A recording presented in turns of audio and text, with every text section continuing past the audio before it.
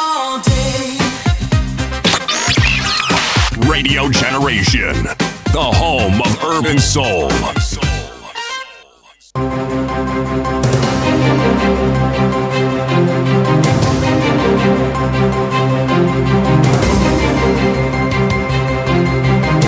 This is the Radio Generation News. Good morning, I'm Winnie Maganga. Principal Secretary for Medical Services Oma Oluga has urged health leaders and development partners to move from talk to action in the fight against maternal deaths.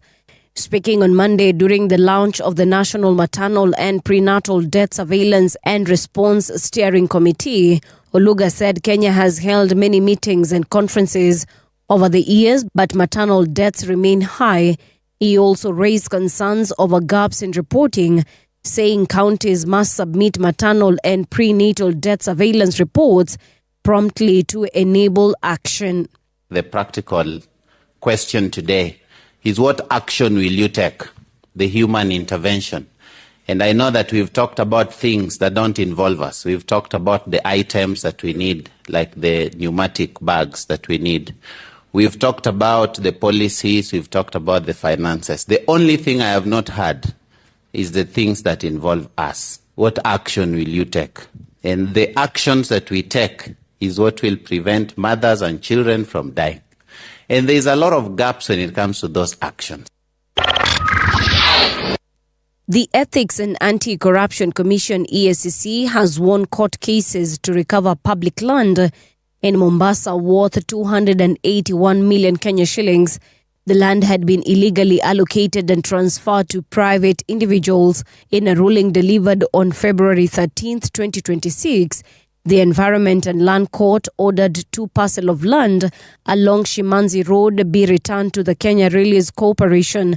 The court found that the land had been set aside for Kenya Railways and future road expansion, but was unlawfully allocated in 1994 and later transferred to third parties. The Director of Public Prosecutions, Renson Igonga, has criticized IPOA and the DCI for failing to submit investigation reports into the alleged shooting of 2 people in Kitengela and another in Huruma. Igonga also referenced incidents in which tear gas was reportedly lobbed into a church in Othaya and used during public rallies in Kitengela and Kakamega, saying his office should not be blamed for delays in action. He emphasized that the Office of the Director of Public Prosecutions relies on concrete evidence from investigations in order to make prosecutorial decisions. So unless the investigations are done, the DPP can't do much. That's why you hear at times an incident has happened and someone is saying the DPP, instead of saying the investigative agents, which are different depending on the kind of activities.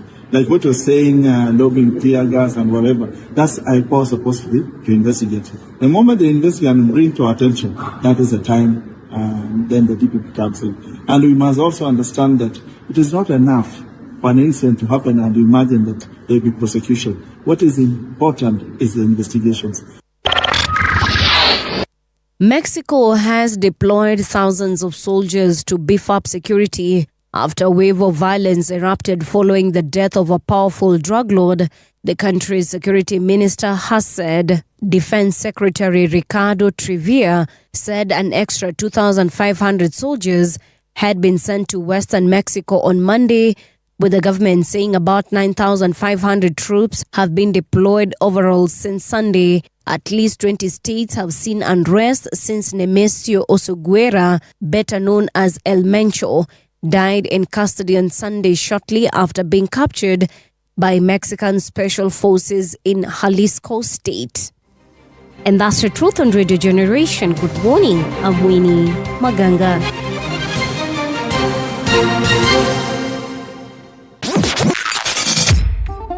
Today's Sahur Quick Cooking Tips is brought to you by Tak Makaron. Good morning, I'm Rania Abdi. Don't just eat to fuel up, eat to fuel up. For a strong, steady day of fasting, combine these 3 things. protein, healthy fats, and slow-release carbs. For example, you can do oatmeal with different kind of seeds, that's flax seeds, chia seeds, and different kind of nuts. And then sweeten it up with a little bit of honey. And remember to always hydrate. Today's Sahur Quick Cooking Tips was brought to you by Tak Macaron.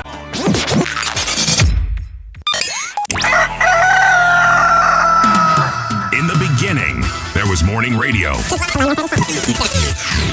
But now there is Radio Generations, the people's breakfast, curious and bold, getting facts from the shadows. That's what it is. Now, as the city wakes and secrets stir, a bright new voice shines. The people's breakfast, your morning, your voice, your journey. Good morning. Good morning, my neighbor. Welcome to the home of hard truths and bold insights, Radio Generation. A very good morning to you. How are you doing? This is Radio Generation, the People's Breakfast, and I'm with City Muga here. We're having a. Is it called a tete? Mwalimu wa Kiingereza tunaitanga nini katika Kiingereza? For a moment there mimi nilikuwa nafikiri unaongea Kikwenu. Kuna hii kitu nasikianga watu wakisema tete. Ile ni mazungumzo ya moja kwa moja au sio? Yes, hapa na pale tunagusia hii, tunagusia nyingine na hiyo. Hiyo sasa. Uko vipi lakini? Nashukuru niko mzima. You're well kabisa? I'm very well, thank you. Yes. Leo nimekuona ukishikilia banana. Ndizi yani ukalimeza lote. Bwana we. Bwana ilikuwa vipi hilo ndizi? It's for a reason. Yes. I am what you call athletic. Okay. Sasa baridi ikininginia kama hivi sasa mwili inatatazika. Naam. So the qualities, the properties of a banana, yes, becoming very handy. Okay, good stuff. Kuna vitu hapo ndani ambayo inasaidia mifupa na viungo na vitu kama hizo. Alafu unaitandika na kahawa moto. Ndio mwili sasa damu inachemka vizuri tena sana. Bwana. Mimi this is how I left the house. This is how I usually leave the house, whether it's raining, whether it's sunny, whether it's what, I am always feeling hot. Look at it this way. Yes. It is a good time to feel hot. A time will come. Yeah. When you will find that you need to put on something. Sitizi prophecies zako? No. It's not now. You have another 20 years to go. Before I start adjusting my... Right now you're good. Okay. Yeah, and you're going to be good for some time. Yes. So I enjoy this goodness. So just enjoy it. Okay. Yes. All right, I will. You were just telling me about this Jalisco New Generation cartel in Mexico that has murdered people, caused mayhem, havoc because their leader El Mencho was captured and killed. You know what I find strange? Two of the biggest countries in Latin America, yes, Argentina and Brazil, don't seem to have the problem that some of these other smaller countries have. Explain. I don't know. It's what I find puzzling. Okay? And what it is that turned people from whatever it is they were doing to start growing a crop whose produce is considered illegal and dangerous in their neighbor just across. Yes. In the other place called the USA. Right. Latin America is not the only country that produces drugs. True. Southeast Asia also does. Oh, yes. Okay? Yes. But there, the laws are really, really harsh. They are actually, yes. They kill you. They don't wait around. They don't play around. No. They do not muck about. Okay? Yet, the country that has the might to buy it seems to be America. And for many people, if you look at those countries, I'm just looking at what I see.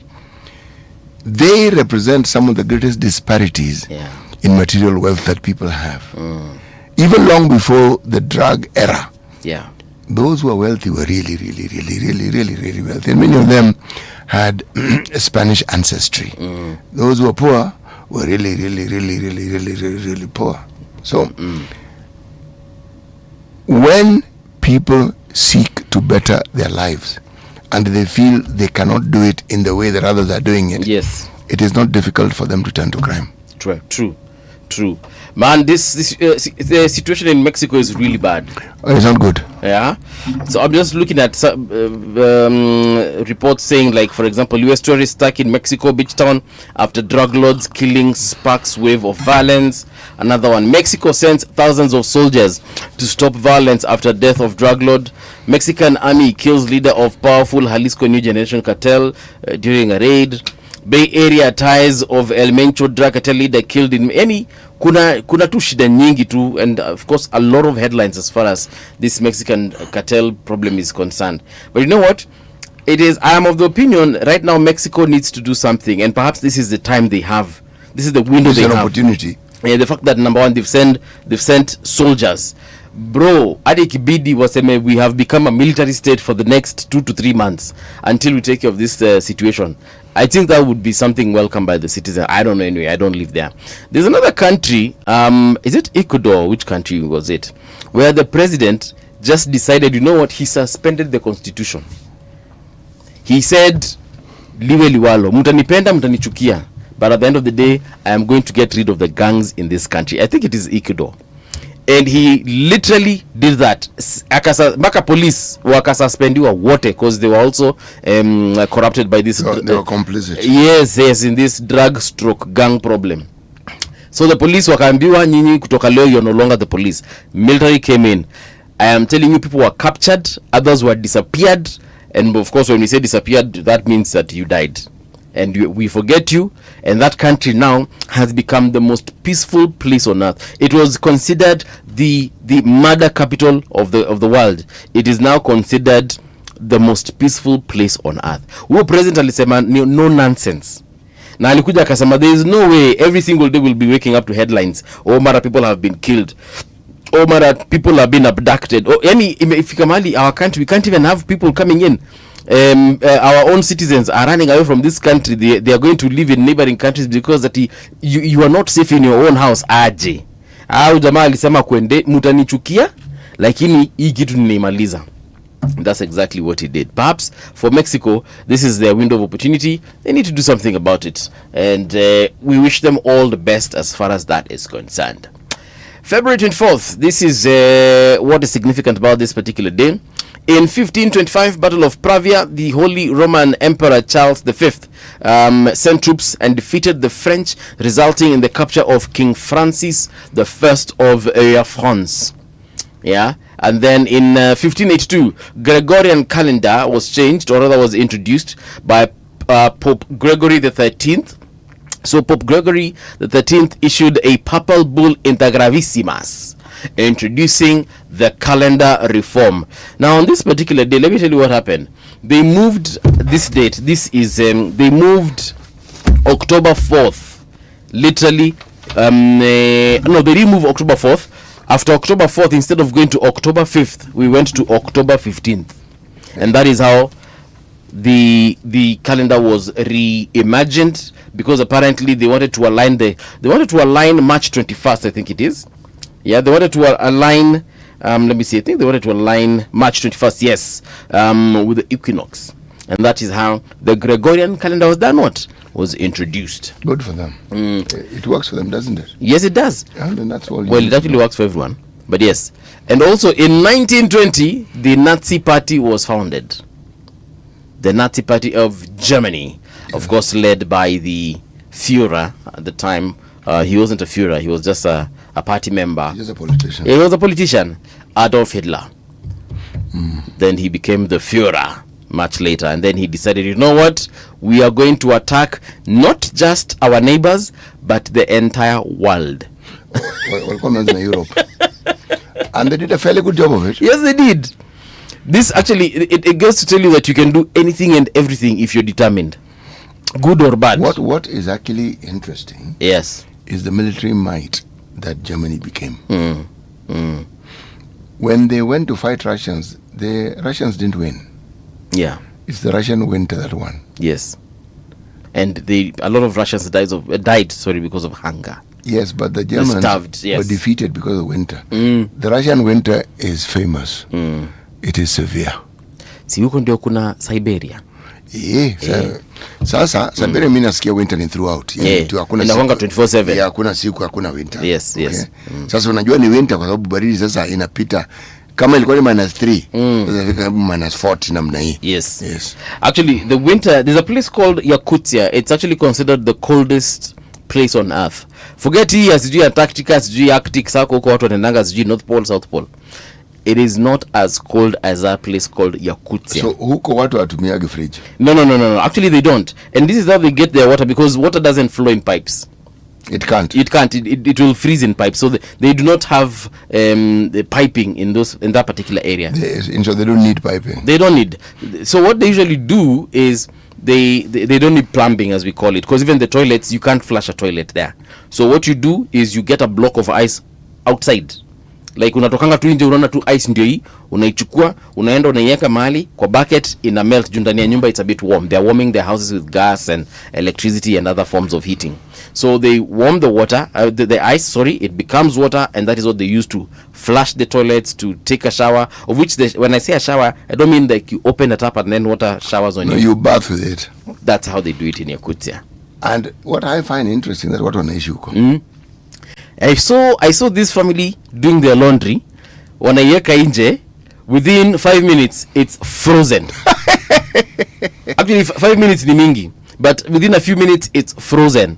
Na hiyo nguo ikisha freeze, wanaichukua, wanaichapa, then the ice falls off, and that's how they dry their clothes. You put it outside, within a few minutes it's frozen, inakuwa kama popsicle, then you take it, unaitandika, ice inaanguka, and that's how you dry your clothes. So for them, drying clothes there is instant. It's a very interesting place to live in. Siberia. Kutaka kwenda huko, na kuna Wakenya wako huko. Imagine how you people decide to go to such a place as Siberia is beyond me. Because why? Like, why do you want to suffer? Why do you want to suffer? Let's check out our medali for today. Today city unatupeleka. Oh no, bado tuko kule Zambia. Bado tuko Zambia. Kule kwa Rhodesia kule. Kule. Na president wao. Very interesting, anaitwa Hakainde. Yes. Wanasema aje wale watu wa Kenya Hakainde? Huo ndio huo jamaa. Wanadai aje? Wanasema hivi. Kneeling, you eat with elders. Keep standing, you will have nothing. Come again? Kneeling, you will eat with elders. Right. Standing, you have nothing. So they're basically telling us. Keep standing. Wewe endelea tukusimama bwana. So they're basically telling us to humble ourselves. Bwana we, jua kuishi na watu. Humility. Jua kuishi na watu. Like tulia. Baba, hii mambo kujipiga kifua. Kifua ni yako tunajua. Naam. Kinsi lazima uipige. Tasimama pale na wazee akina Siti Mugo anakuambia tuangalie yule jamaa. Lakini ukitulia anakuambia karibu mwanangu. Kuna karibisha upesi sana. Haraka. Yeah, that reminds me of my grandparents. Wanakuanga wametulia sana, wananga story mingi. As you get older, maneno yanaisha. You prefer to sit and watch. Yeah.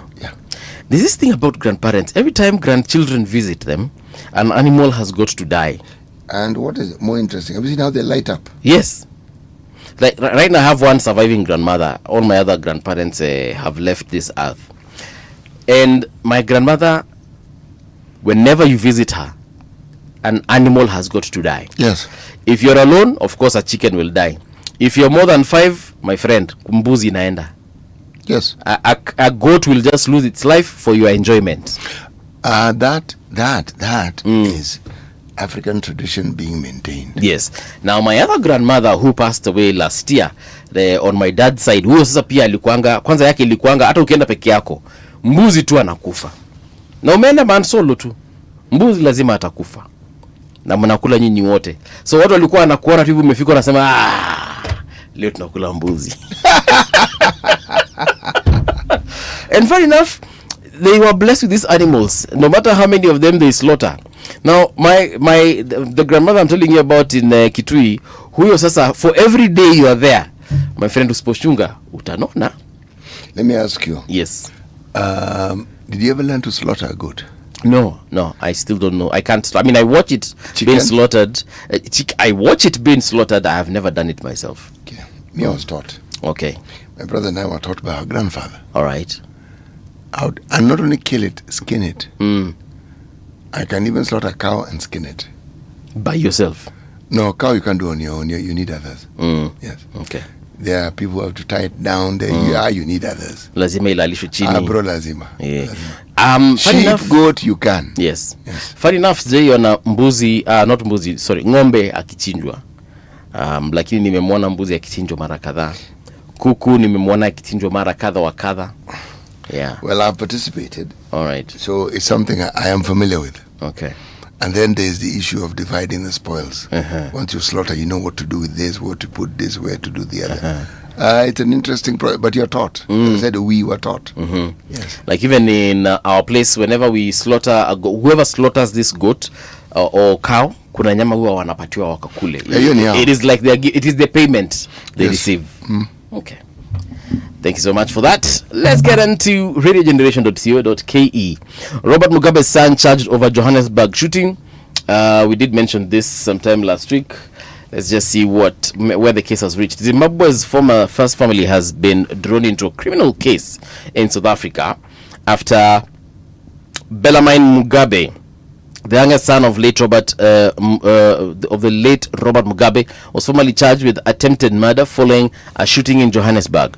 Now, the 28-year-old appeared briefly before a South African court after his arrest last week. The charges stem from an incident in Hyde Park, an upmarket suburb of Johannesburg, where a 23-year-old man was shot and left seriously wounded. Mugabe was taken into custody together with his bodyguard Tobias Tamirepi Matonodze, who's 33. Neither of the two has publicly commented on the accusations. Wise. Actually, it is very wise. If I were them, I would negotiate this out of court if possible with, of course, the victim in this case, who is that gentleman who was shot in the park. Hapa tu ni kuongea bana tuelewane, and that gentleman is going to get out of this affair if he is alive. He's alive. He's going to get out of this. They haven't said it was fatal. Yes, but he has serious injuries, of course. We do not know where these injuries are. I hope si kama ile ya DJ Evolve mwenye ali end up being, seriously crippled for the rest of his life. But now this one, hapa sasa bro, ukisurvive Buddha umse anakulipa. Na kuna pesa. Of course akona pesa. Na hata kama hana pesa, of course akona pesa. But hata kama hana pesa, the Republic of Zimbabwe itabidi wamechanga pesa wanilipe. Believe me, that former first family have a lot of money. Of course. The father was a president for how many decades? God knows how long. Yeah. 5. So hapo hivyo, the family is rich, the relatives are rich. Wezi ni ambiani mashamba zenye wako nazo. Hiyo Buddha na kuambiani umenishoot. Na wewe ni mtoto wa former president. Bro, you will pay me through your nose. Yani nita make sure, the moment your bullet iliingia tu vitu para semanga I'm rich. I don't even feel the pain. I'm like I'm rich. Have you seen these guys who are knocked by vehicles in town? Have you seen these guys who throw themselves in front of vehicles? Yes. You're knocked by a boda, my friend, you will die a cripple. But you're knocked by a Mercedes. Hata hiyo chungu usikiangi. Unaangalia tu mwenye gari nilipe. Let's check out what is all about politics. Kalonzo demands public inquest into Raila's death after Orengo remarks. Okay. Wameamua kuchafua maji hayo, sio? Wamesema kama mbaya. Wiper Patriotic Front leader Kalonzo Musyoka has renewed calls for a public probe into the death of former Prime Minister Raila Odinga, saying recent remarks by James Orengo have cast doubt on whether the veteran politician died of natural causes or was killed. Addressing a rally in Kisii on Monday, Kalonzo told supporters that he could not ignore statements made by Orengo in Kakamega suggesting there was a possibility that Raila's death was not natural. But, tulielezewa hii story vizuri sana, if I remember well. Tukaambiwa Raila was in India receiving kabla hajaenda India alikuwa hapa hospitali yetu, akaenda Dubai, ndio akaenda India. Na wakati huo, especially nyakati zake za mwisho, alikuanga na mwanawe binti wake ambaye ni Winnie Odinga. Winnie Odinga alielezea her side of the story from what I understand. Raila pia, Ruth alikuwepo pia. Wakasema alieleza upande wake. This is what happened, guys. Yes, and their stories were similar. Yes. This is what happened, and of course videos emerged of Raila walking somewhere, we don't know where. It could have been anywhere for that matter. Then another video emerged of someone who looked like it was Raila being disembarked from an ambulance, receiving some kind of first aid resuscitation procedure. Again, it kind of aligned with what we had. Sasa hii story ingine wanasema there's a possibility, or perhaps we need to rule out foul play from all this. It makes me wonder also why some people in the Odinga family are quiet, especially someone like Winnie, who was there, or who at least we understand was there. Say no, wait. Being silent at this moment again is wise. Orengo is known to make incendiary statements. It's not yet ameanza leo. What I would like to find out, and I'm going to, yes, of the statements that Orengo is known to make, which of them have actually panned out and have turned out to be true? Which one? Okay. He claims by his own statement that he had said Jaramogi was killed. So who killed him? Nam. How was he killed? Yes. Tomboy was killed, we know. Yeah. I'd also like him to raise legit questions. The reason I am saying this is because by the time this was happening, this is what I know. Hasemi. If you're going to Hasemi. If you're going to poke holes, Hasemi is Obaba. If you're going to poke holes, at least let us know where the holes are. Hasemi. If you look at the utterances that have been made over time. Yes. Jem Karaoke was killed. We know. There are those who say Agweng Skodek was killed. There are those who say Ronald Ngala was killed. Okay. Why is it that when President Moi died, why did they not say that somebody killed him? When Kibaki died, why didn't they say somebody killed him? Okay. I mean, I get your questions. I'm asking this. But how relevant was President Moi to the politics of Kenya at the time of his death? How relevant was Kibaki to the politics of Kenya at the time of his death? You have gotten to the heart of the matter. This is what I'm trying to say. If you are going to allege that there was foul play in Raila's death, then as a lawyer, you need to give us more information. It can't be just a statement. And it was preceded by the statement of he had said earlier that Jaramogi was killed. Okay, you said, what were the indicators that he was killed? I mean, if you seem to know more than the rest of us do, so why don't you tell us? And then, of course, wana connect na kitu President Ruto alisema kitambo. I think he said this when he was a deputy president or something. When he said, uyu Raila ni achieni yeye. For me, I take that as a political but regarding engagement, the same thing. Yes. Actually, he did, yes. Yes. Look, inflaming people and suggesting foul play when you're not providing evidence to support what you're saying, that's irresponsible. Okay. It's plainly irresponsible. If you're going to make such claims, then substantiate them, please, so that those who hear have a clear idea as to what it is that you are talking about. Yeah. But to simply make a statement and leave it at that, no, that is the height of irresponsibility. Because you're inflaming a nation. You are saying things that will it'll set things ablaze, for heaven's sake. Yeah. Yes. It will. High Court declines to halt Kenya pipeline privatization in Omtata case. Now, a bid to freeze the government's plan to privatize the Kenya Pipeline Company has hit a roadblock after the High Court declined to grant temporary orders sought by Busia Senator Kiom Tata. In a decision issued on Tuesday, Justice Lawrence Mugambi ruled that it would not be proper to issue far-reaching conservatory orders when the matter had only been scheduled for mention. He said the court must first deal with key preliminary questions issued by the parties. According to the judge, the petition brings up contested legal issues, including whether it is barred by res judicata, and whether the court has authority to handle some of the claims presented. Why is it that they just... too simple. What is now a res judicata? Bro, you're being educated. Yes. So if you find a search, would you res judicata nini? All right. So, anyway, according to the judge, the petition brings up contested legal issues, including whether it is barred by res judicata and whether the court has authority to handle some of the claims presented. So, res judicata, could it be jurisdiction? Bro. Yes. I know as much as you do. Yes. So, according to... your search, the internet, res judicata, meaning a matter judged, is a legal doctrine or claimed preclusion that prevents parties from re-litigating a case or issue already decided by a competent court. Okay, so whether it is barred by res judicata, maybe, meaning has it already been adjudicated by a different court that actually has got jurisdiction in that particular matter. All right.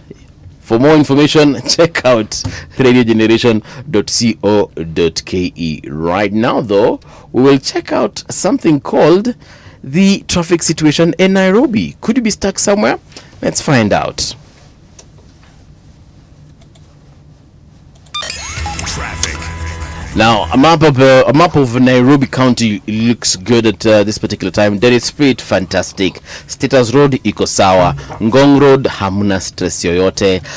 If you're driving towards Haile Selassie, I can assure you that the road is looking good. If you're coming all the way from Ngong, heading towards the Junction Mall, of course, you'll find a little bit of traffic there. Southern Bypass, no complaints at all. Langata Road, looking clean at this particular hour. Kule Bogani, mko fiti sana. People coming from Mukoma Road as well, you guys are looking good.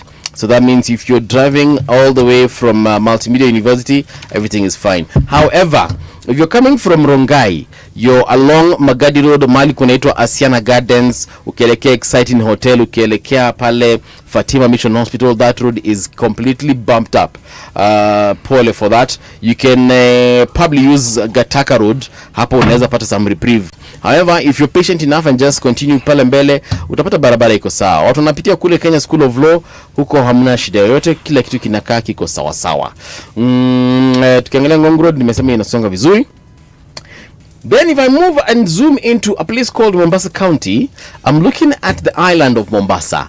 Right now it's looking A-OK. Actually, it looks cleaner than yesterday. Yesterday at around 6:35, this place was bumped up. But right now, it looks absolutely clean. Sheikh Abdullah Road, iko sawa. New Nyali Bridge kule, no complaints. Makupa, naona mko sawa. Pia hiyo Makupa Bridge ambayo inakupeleka kule Jambo Village iko fiti kabisa tena sana. Now, if you're coming from Likoni, hoping to join the ferry, well, a little bumped up there, but that's because majority of you are waiting for that particular ferry to take you across. But everything else is A-OK. If you see something on the roads you think I should know about, holla at a brother. Traffic on Radio Generation. All right. Let's check out some gazette here, and we shall we shall start with the Standard newspaper. Front page, it says shameless CSs.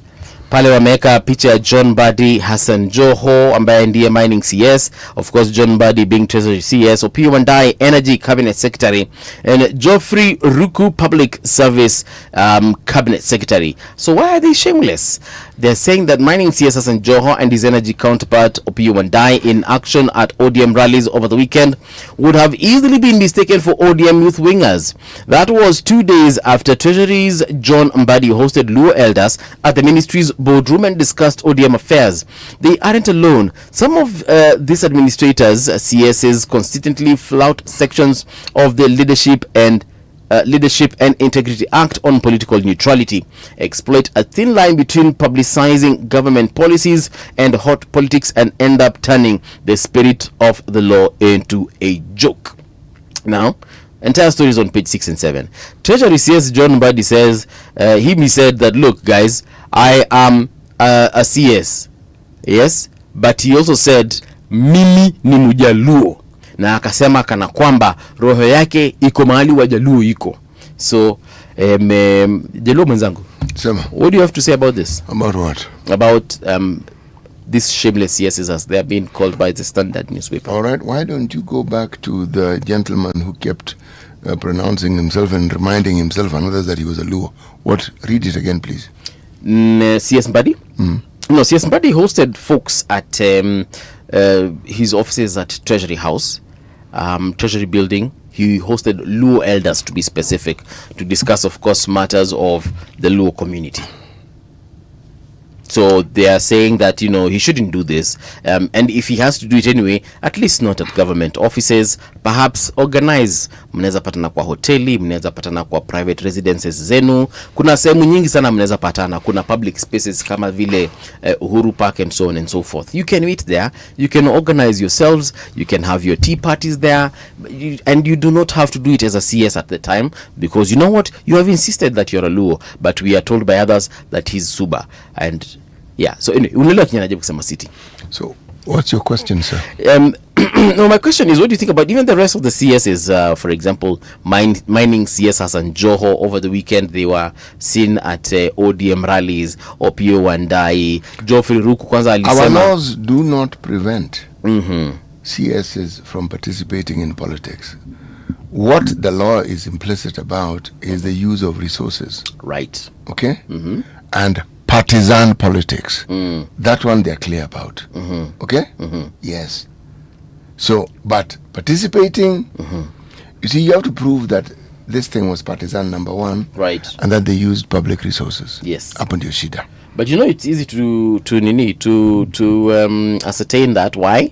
Because number one, when these folks are doing those activities, they are using they're using the government vehicles that have been assigned to their offices.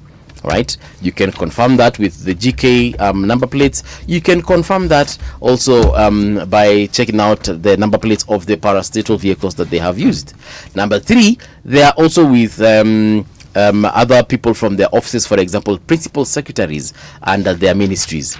So these guys are clearly using government resources. See, it's not difficult to prove. Huh? Yes. But what we're discussing here is not the use of government machinery, government property, government office. We are discussing impunity and how widespread it is and how it has been normalized by the political class. Right. That's what we're discussing here. Okay? Yes, it is. And those who argue that Mbadi shouldn't have held that meeting in his office are right. It's a public office. It's not a Luo office. It's a public office. We all know he's a Luo. Okay? He should have called elders from every community then. No, he can call whoever he wants. That's his prerogative. Yes. But the optics are not good. Because he's making that position of his Luo position. It's a national position. And then also CS Ruku, I can't remember where he was, but this is what he said. He said that, ODM, I think he was at it could have been an ODM rally or any other, I don't know. But anyway, he was saying that, look, you guys support Professor Kindiki right now as the deputy president and also as a running mate in 2027. And then come 2032, you shall deputize, ODM shall deputize Kindiki when he's running for president. So when I heard those words, I was like, I just nilichoka tu kwa sababu nilikuwa nafikiria as a CS in the public service, you have other bigger fish to fry. You must take note of the utterances of our high-ranking politicians. Right. It tells you exactly how they think and how they understand politics. Let me repeat. Yes. Again, this morning, for the first time today. Right. These people do not include in their conversation what they want to do for the citizens. Never. Never. This conversation is about them.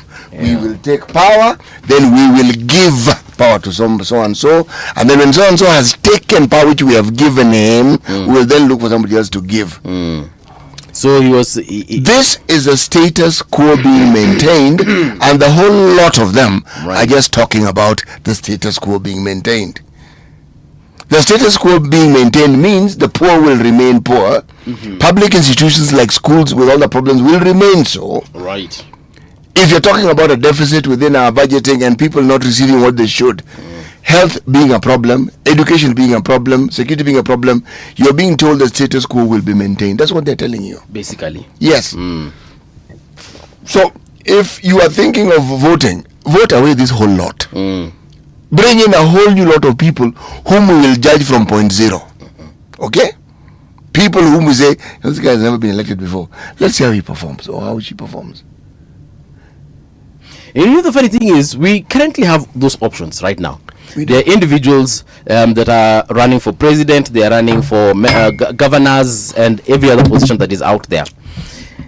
And you know what? If we were to think as one unit, we can actually achieve that. Shida ni, of course, tunajua hatuwezi fikiria as a unit. Actually, we can. Kivipi lakini city? Kivipi? I only look at the year 2002. For me, I do not need 10 examples. I need one. But in the year 2002 city, we voted out someone.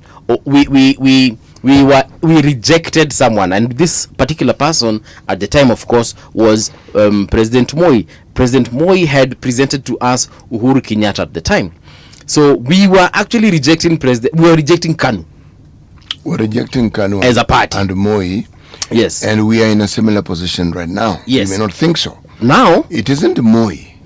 It is Moi's, many of them. We're rejecting all this. So what you're saying is right, yes, that we should reject all these Mois, because even Akina Kalonzo or group, the whole lot. When we're talking about Akina Martha Karua, what in your group, bro? Unaget waende. You know why?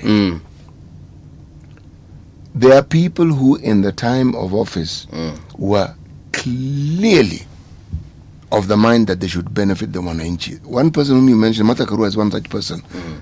Her track record as a minister was sterling.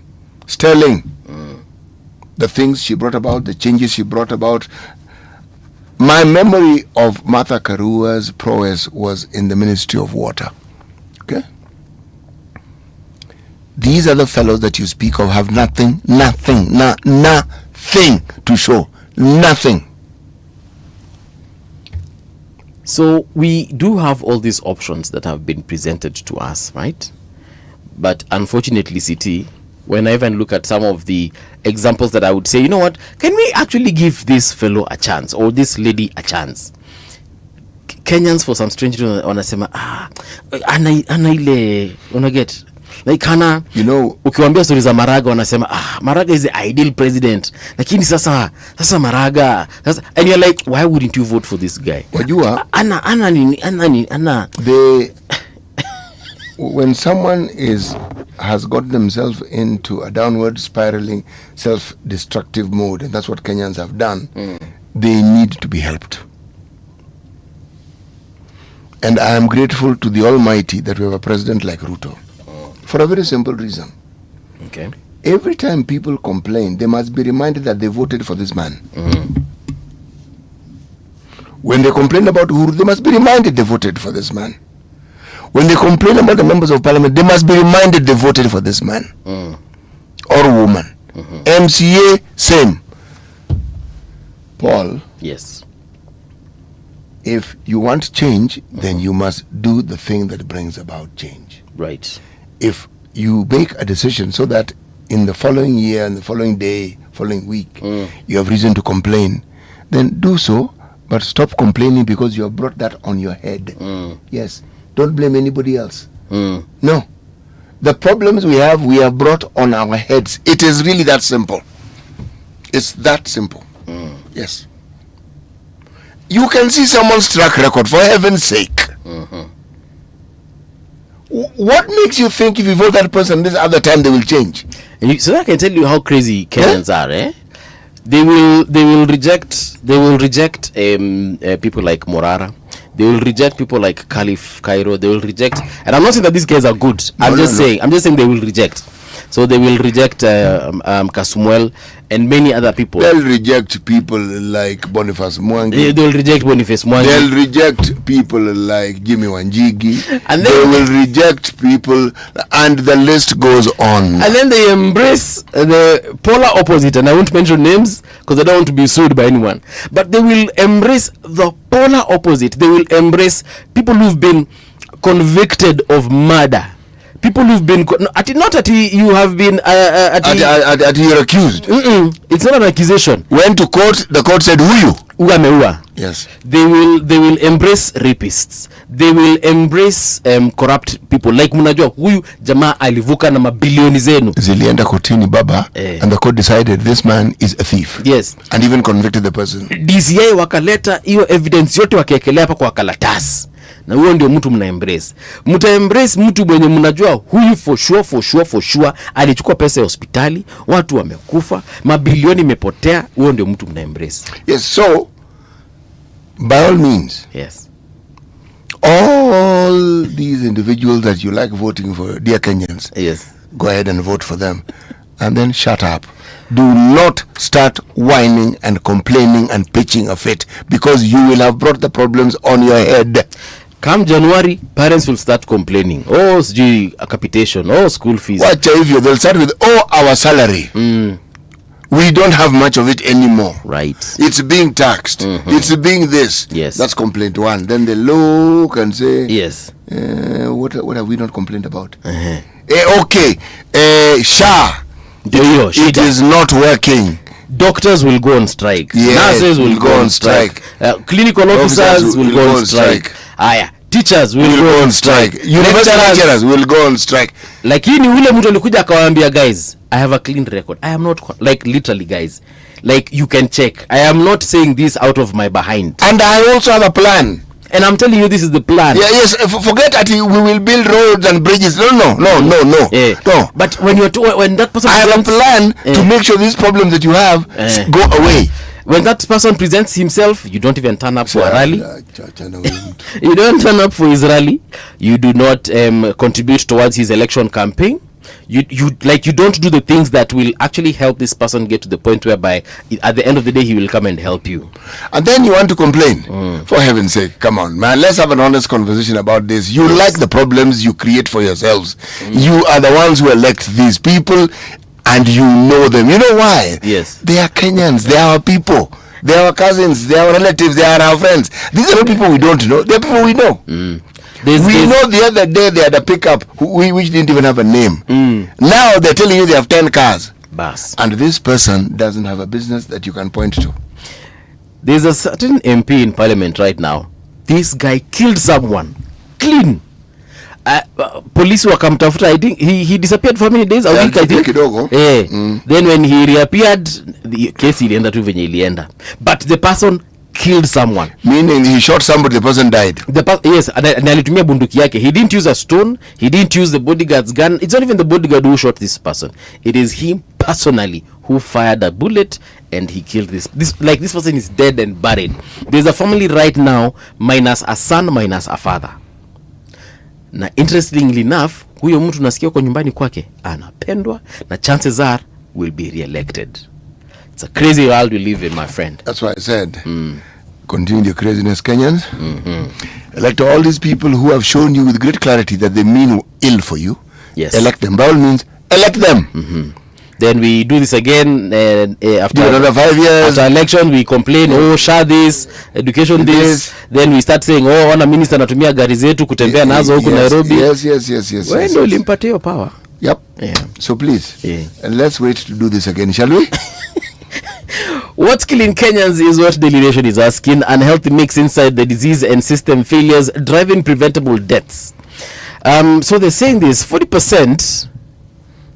This is non-communicable diseases. 40% of NCDs, including heart disease, diabetes, cancer, and mental health conditions, now account for nearly 40% of all deaths in Kenya.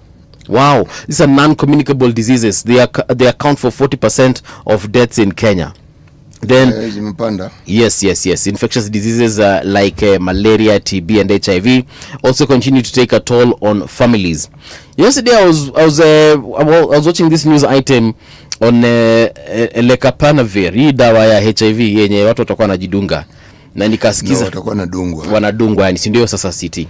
So nikasikiza the health practitioner who was given an update on, how this medicine will be administered, who it is administered to, and so on and so forth. So one thing she said is that people will receive 2 injections.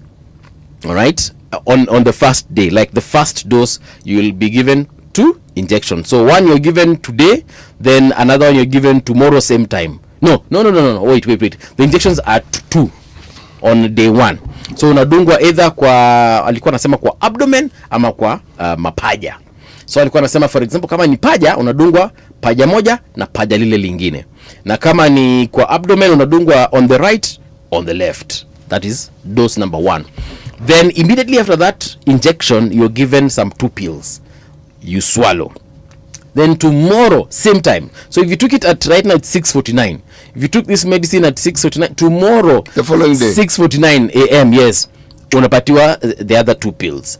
Then now I think you wait for the other 6 months before you receive the second dose. So what captured my attention in this conversation that she was giving, she was saying that people who are on Viagra, they will need to take a lower dose of Viagra so that they can do what? So they can receive this particular medicine. So I was like, hold on. So folks. Correction in Guape? I was like, folks, because you're saying this medicine can react with Viagra somehow.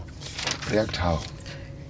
Now you see, now that one would have to get in deep into the pharmacology and the pharmacognosy of these particular drugs, yeah. And then you have to watch to achieve the biotechnicians and the biochemists. Tuongee juu shindano. Sasa juu shindano. Nikajiuliza kuna mtu anataka hatuwezi chukua tu like tukue tu tuache kwa promiscuous. Tuseme tu tutastick na partner moja na tuache hii mambo ya cause but Viagra doesn't necessarily point to promiscuity. No. I'm not even talking about Viagra here. I'm now back to the HIV medicine. Viagra tunajua inasaidianga heart pia iko na like it has other benefits. It's not just for erectile dysfunction. My yeah. And besides, you know, you could be in what is it called? Monogamous marriage relationship, and you still need this medicine. Yes, because erectile dysfunction is actually treatable. Yeah, because the weather is cold. It's a problem, yes, and you need the medicine. But getting back to HIV here, hii dawa ya HIV, nilikuwa nafikiria mimi kama a healthy person ninaenda kudunga hiyo dawa ya nini? Si ni kwetu na mwenzangu tuende tupimwe kwanza, tujulikane tuko negative sote. Yes, life iendelee. I think this medicine should be exclusive for folks, for partners who are maybe discordant. Wewe uko positive na mwenzako ako negative. With these things, you are referring to the prophylactic aspect of it. Yes. Which is the preventative aspect, where right is a pre-exposure. Okay? Sawa. Kuna post-exposure pia. Ndio hiyo sasa. Waelewa baba? Ndio hiyo bro. And then kuna wale watu ambao tayari wako HIV na wako positive na wako on ARVs. Wao pia wajua hizi dawa, by the way, from the time it was experimented with a drug called Truvada, hizi madawa ambao zinatumia kama tiba, pia zinaweza kutumia kama kinga. Ndio hiyo sasa. So it's the same thing that you're now referring to. Ni kama dawa za malaria. Yes. Zinaweza kinga na pia zinaweza tibu. Ndio hiyo sasa. Sasa having understood that, again, I think this is where now the Swahili language becomes useful. Uamuzi ni wako. Yeah.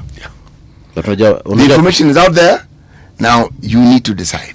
I just don't know how they will determine which patients deserve this medicine and those who don't. There are people. For example, if I go there and tell them, guys, I want this, will I get it? No. Yeah. The medicine, first line ni watu ambao tayari wako kwenye hali ya tiba na wanapewa matibabu za ukimwi. Naam.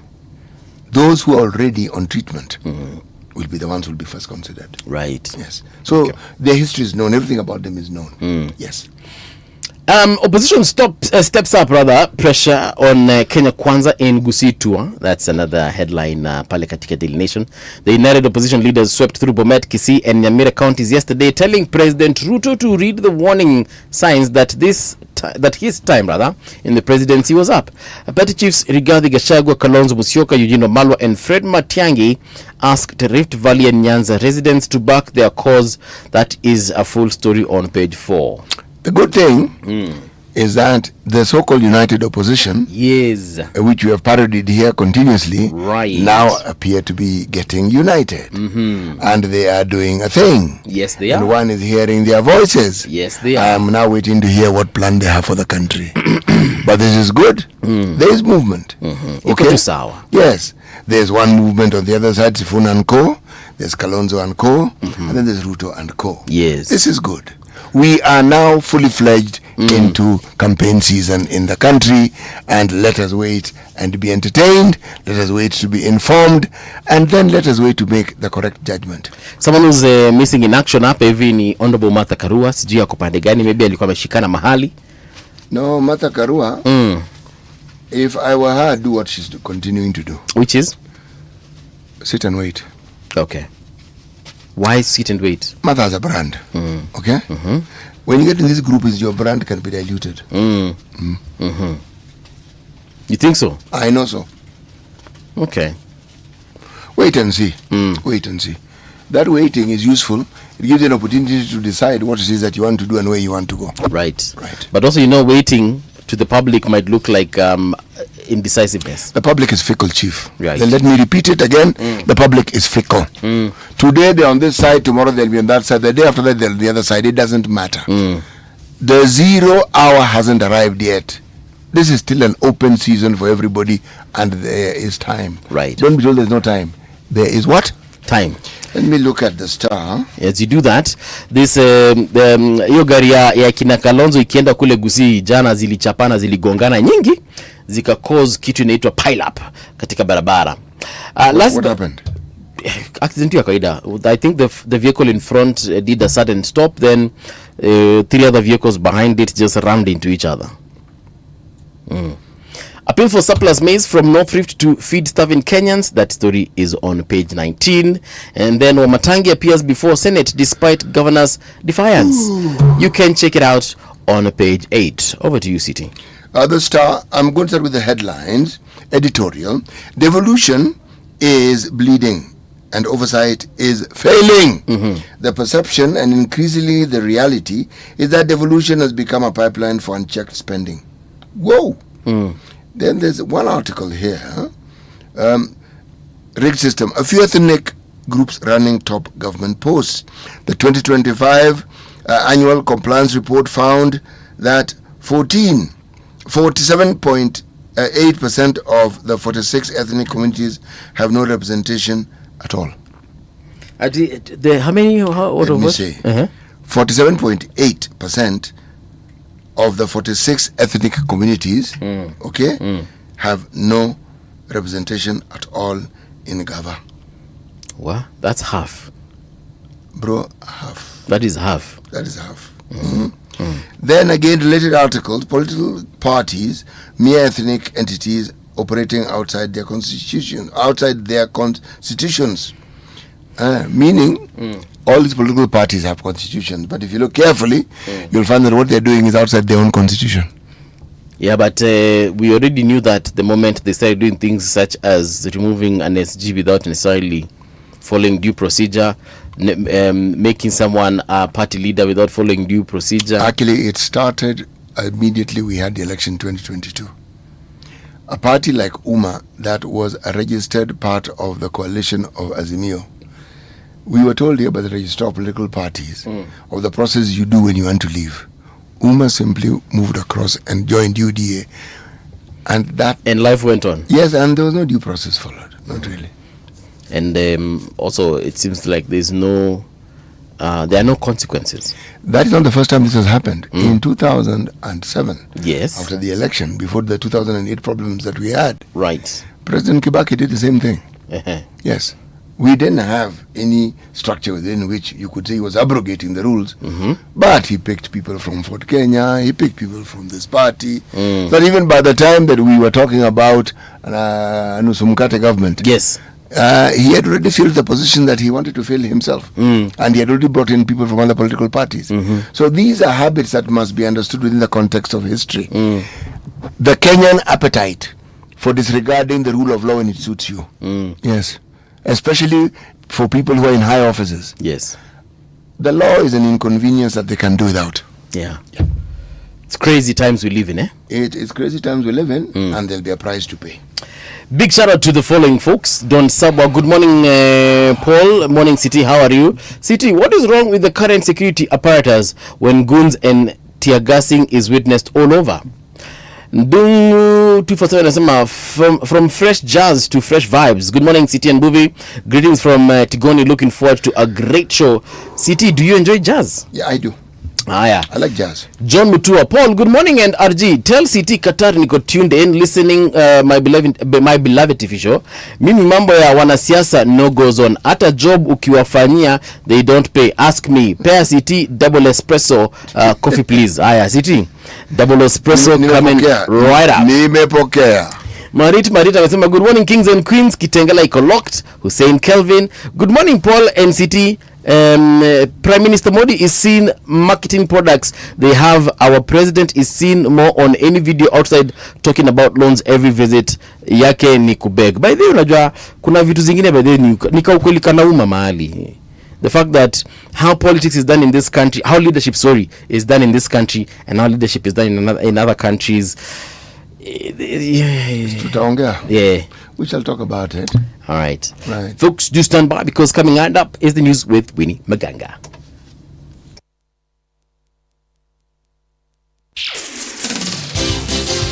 It's 7 o'clock.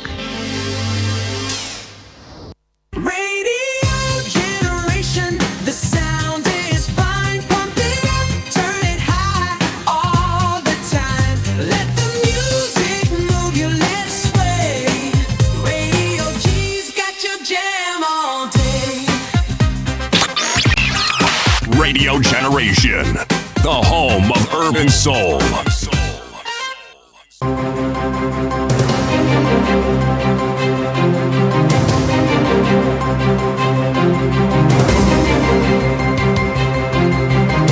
This is the Radio Generation News. Good morning, I'm Winnie Maganga. The Kenya National Highways Authority has announced the indefinite closure of the Migori footbridge along the Isebania-Sare Road following structural damage caused by rising water levels on River Migori. The authority said heavy rains have swollen the river, washing away gabion protection on the upstream side of the bridge and leaving the pedestrian crossing dangerously compromised. In a statement on Monday, Kenya warned that the footbridge is currently cut off and hanging dangerously, posing a safety risk to users. Two families are demanding justice after their relatives were killed during Linda Mwananchi political rallies in Kitengela, Kajiado County and Mbale in Vihiga County. In Kitengela, the family of Vincent Ayomo, who was shot dead, is calling on police to explain what happened and take responsibility. In Kisumu, the family of George Olande is also seeking answers and accountability over his killing. Tangu bwanangu akufe haijakuwa rahisi juu yeye ndiye alikuwa tegemeo na kwa saa hii iko hivyo. Kwa hii pengo ya Vincent bado itakuwa tumebaki na hiyo machungu ya serikali kuwaua tu na kesi ifuatiliwi. Ishatendeka, tumekubali, but what we just want is justice for our son. Lawmakers Edwin Sifuna and Babu Owino visited Ayomo's family to offer their condolences and show support. Huyu kijana alipigwa risasi kwa sababu ripoti ambazo tulikuwa tunasikia ni kwamba Vincent hata hakuwa kwa hiyo mkutano, yeye alikuwa ametoka job. So muda tukonfirmia hiyo maneno kwa sababu inchi inafaa ijue ya kwamba Vincent hata kama wanasema kulikuwa na shida na mkutano wetu, hakupigwa risasi wakati wa mkutano. Alipigwa risasi baada ya mkutano imeisha. Unaona? Na sisi nia yetu ni kuzungumza na wananchi. Hatuna shida na mtu yeyote. Grief and anger gripped Moi Primary and Junior School after the sudden death of a student under unclear circumstances. Parents held a protest at the school, demanding to know what caused the boy's death. They moved his body from the hospital to the school compound as they called for answers. The family of grade 8 pupil identified as Moses Joseph said he had left home that morning in good health, making the news of his death even more shocking. Kila wakati naendaga kumfungulia gate. Nikamwambia juu mvua inanyesha na wewe ndio umevaa manguo ya joto, umevaa mpaka jamba iko na kofia, ende ujifungulie gate. Akaenda akafungua gate, akarudisha kifungu. Akatafuta kaambrela chini ya kiti akapata. Nikamfungulia kwa kaambrela, nikameharibika, akajikinga nayo. Akaniambia mam, bye. Saa 2:45 ndio sasa tunapigiwa simu ati kuja shule. A major snowstorm hit the U.S. East Coast on Monday, with the record-breaking snow causing disruptions for millions and thousands of flight cancellations. Parts of Rhode Island and Massachusetts have seen nearly 37 inches of snowfall and more than 19 inches in New York City's Central Park, the National Weather Service said. There have been near impossible travel conditions in New York. A state agency warned more than 600,000 homes and businesses on the East Coast endured power outages, with New Jersey and Massachusetts the worst hit. And that's the truth on Radio Generation. Good morning, I'm Winnie Maganga. The views and opinions expressed on this program are those of the guests and do not necessarily reflect the views of Radio Generation. Radio Generation assumes no responsibility or liability for the interviewee's views. This is Radio Generation. In the beginning, there was morning radio. But now there is Radio Generation's The People's Breakfast, curious and bold, getting facts from the shadows. That's what it is. Now, as the city wakes and secrets stir, a bright new voice shines. The People's Breakfast, your morning, your voice, your journey. Good morning. Good morning, my neighbor. Welcome to the home of hard truths and bold insights, Radio Generation. A very good morning to you and welcome back to This is Radio Generation, the People's Breakfast on 88.8 FM in Nairobi, 90.7 in Mombasa, and of course in 9.5 in Garissa. Nilikuwa nimefika hapi kwa salamu. There's Hussein Kelvin, how are you doing? Marit, nimekusalimia pia. Douglas Kibogong, you're saying that you tuned in Tugen. Ama city, oh no wait, tumesema hi friends, city ni Tugen. Those days, one arm of the goat goes to the neighbor, kidneys are for grandma. How they used to divide a slaughtered goat once they do it. So the man has apportioned the community to me, ndio? Mimi ni hao. Ndio sasa. Ni sawa kabisa. Zena amesema morning fam, have a blessed day. Then of course my take 2.2, how are you doing? Big Daddy Cool, good morning. The Real SC, habari yako. Morris Andati, habari. We have Benny Alwide, I hope I'm saying that correctly. Benny Konda anasema today is a youth who shot a DJ back. Yeah. I mean, it's crazy times we live in. Then there's Victor Lesesian, you're saying morning from Nyanyuki. Mushungu Kale wamesema ni refu sana, wacha nitasoma baadaye. Then the real as well, how are you doing? Let's do this, let's get into our conversation for this particular hour, and then of course I shall sample some of your conversations as we go on. We do have Engineer Isaac Ndereva. He is an electricity bill expert, but most importantly he is the executive director of Elcos. Engineer, yes. Good morning. Tumeona huu mwaka kweli? Yes. Tuliongea juu ya power huu mwaka, si ndio? I think we have talked about it. Yes. Early January. Yes. Early January. But you've been well? I've been doing well. Yes. Kusukumana tu with the advocacy of the consumers. Right. Yeah. Nimesikia mkiongea na producer mkisema tunaibiwa. We have always been shilingi moja mbili imekuwa ikienda, which converts into billions. Right. And we've been mentioning it. There is a time we had mentioned that in 5 years, around 70 billion had been taken or collected through Kenya Power, right? In the name of fuel energy charge.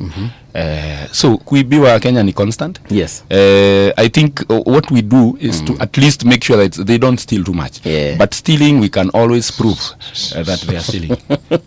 Our job is to control. Yes. But eliminating kabisa, right, it's going to be a bit difficult. I also heard you mention something to do with tariff. Yes. There's a new tariff, or what is happening? No, what happens? In March of 2023, yes, EPRA came and set the tariff control period for 3 years, right, which is supposed to be in Aisha 2026 in March. In March. All right. So next month, basically. Next month, it's only that Kenya Power has not made an application to EPRA for the tariff review. Yes. But they should be doing so.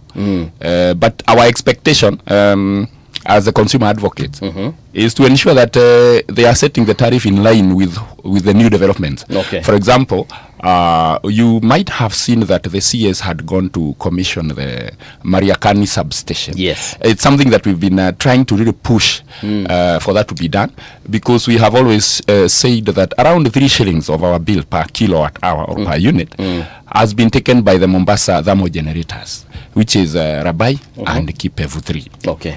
That's simply because there was no way of trying to transmit power from this side, which could be including Lake Turkana wind turbine, and geothermal power. By thermal generators, you're meaning you mean these are generators, diesel generators. Okay. Ile unatoa stima na mafuta. But sometimes people confuse geothermal and thermal. Okay. That's why sometimes I call them diesel, so that we can make that distinction. Yes. Okay. So geothermal near steam or carrier, and then there is wind. Okay. Those are among the major contributors to our grid. Of course, tuko na hii ingine we have the HEP, hydroelectric power, from Kiambere and Kindaruma, the Seven Forks. Right. We also have several others like Sondu in the South Nyanza region. But those generators are supposed to give us power to go to Mombasa region, the coast region, because we had 4 diesel generators in Mombasa, which we have shut down 2, which is Kipevu 1 and Kipevu 2. Okay. So we only have 2 remaining, which is Rabai and Kipevu 3 by Kengen. Our main push, even when we've been going to the Parliament and the Senate, Senate of the National Assembly, is to push Kenya Power to at least get this power from the renewable sources to the coast region. But they have been complaining that there is no transmission line. So we pushed, and they constructed the line between Isinya and Mariakani. Yeah. So now we have a line. It was existing with around 220,000 volts or 220 kV. That's kilovolt. So it was existing. Now they converted it into the machines on both ends were upgraded so that they can now give 400 kV. 400, there is an advantage of doing transmission with high voltage. While watu walifanya physics, they know that once you transmit power with a lower voltage, there are more losses. Yes. So that has been a challenge. So that's why we are not transmitting too much from this side to the coast. Now they upgraded the Isinya, and then they did a new substation called Mariakani. Yes. Now that Mariakani is supposed to go and transmit.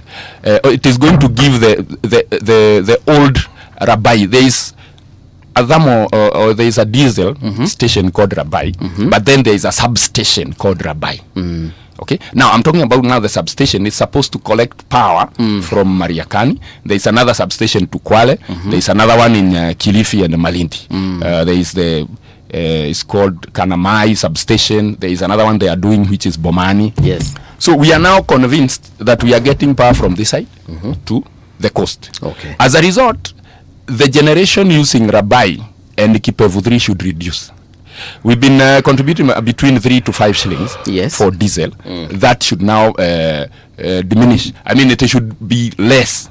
When you say 3 shillings, you mean 3 shillings for every time I buy token? Every time you buy a token, which is around 25 to 30 shillings, 3 shillings.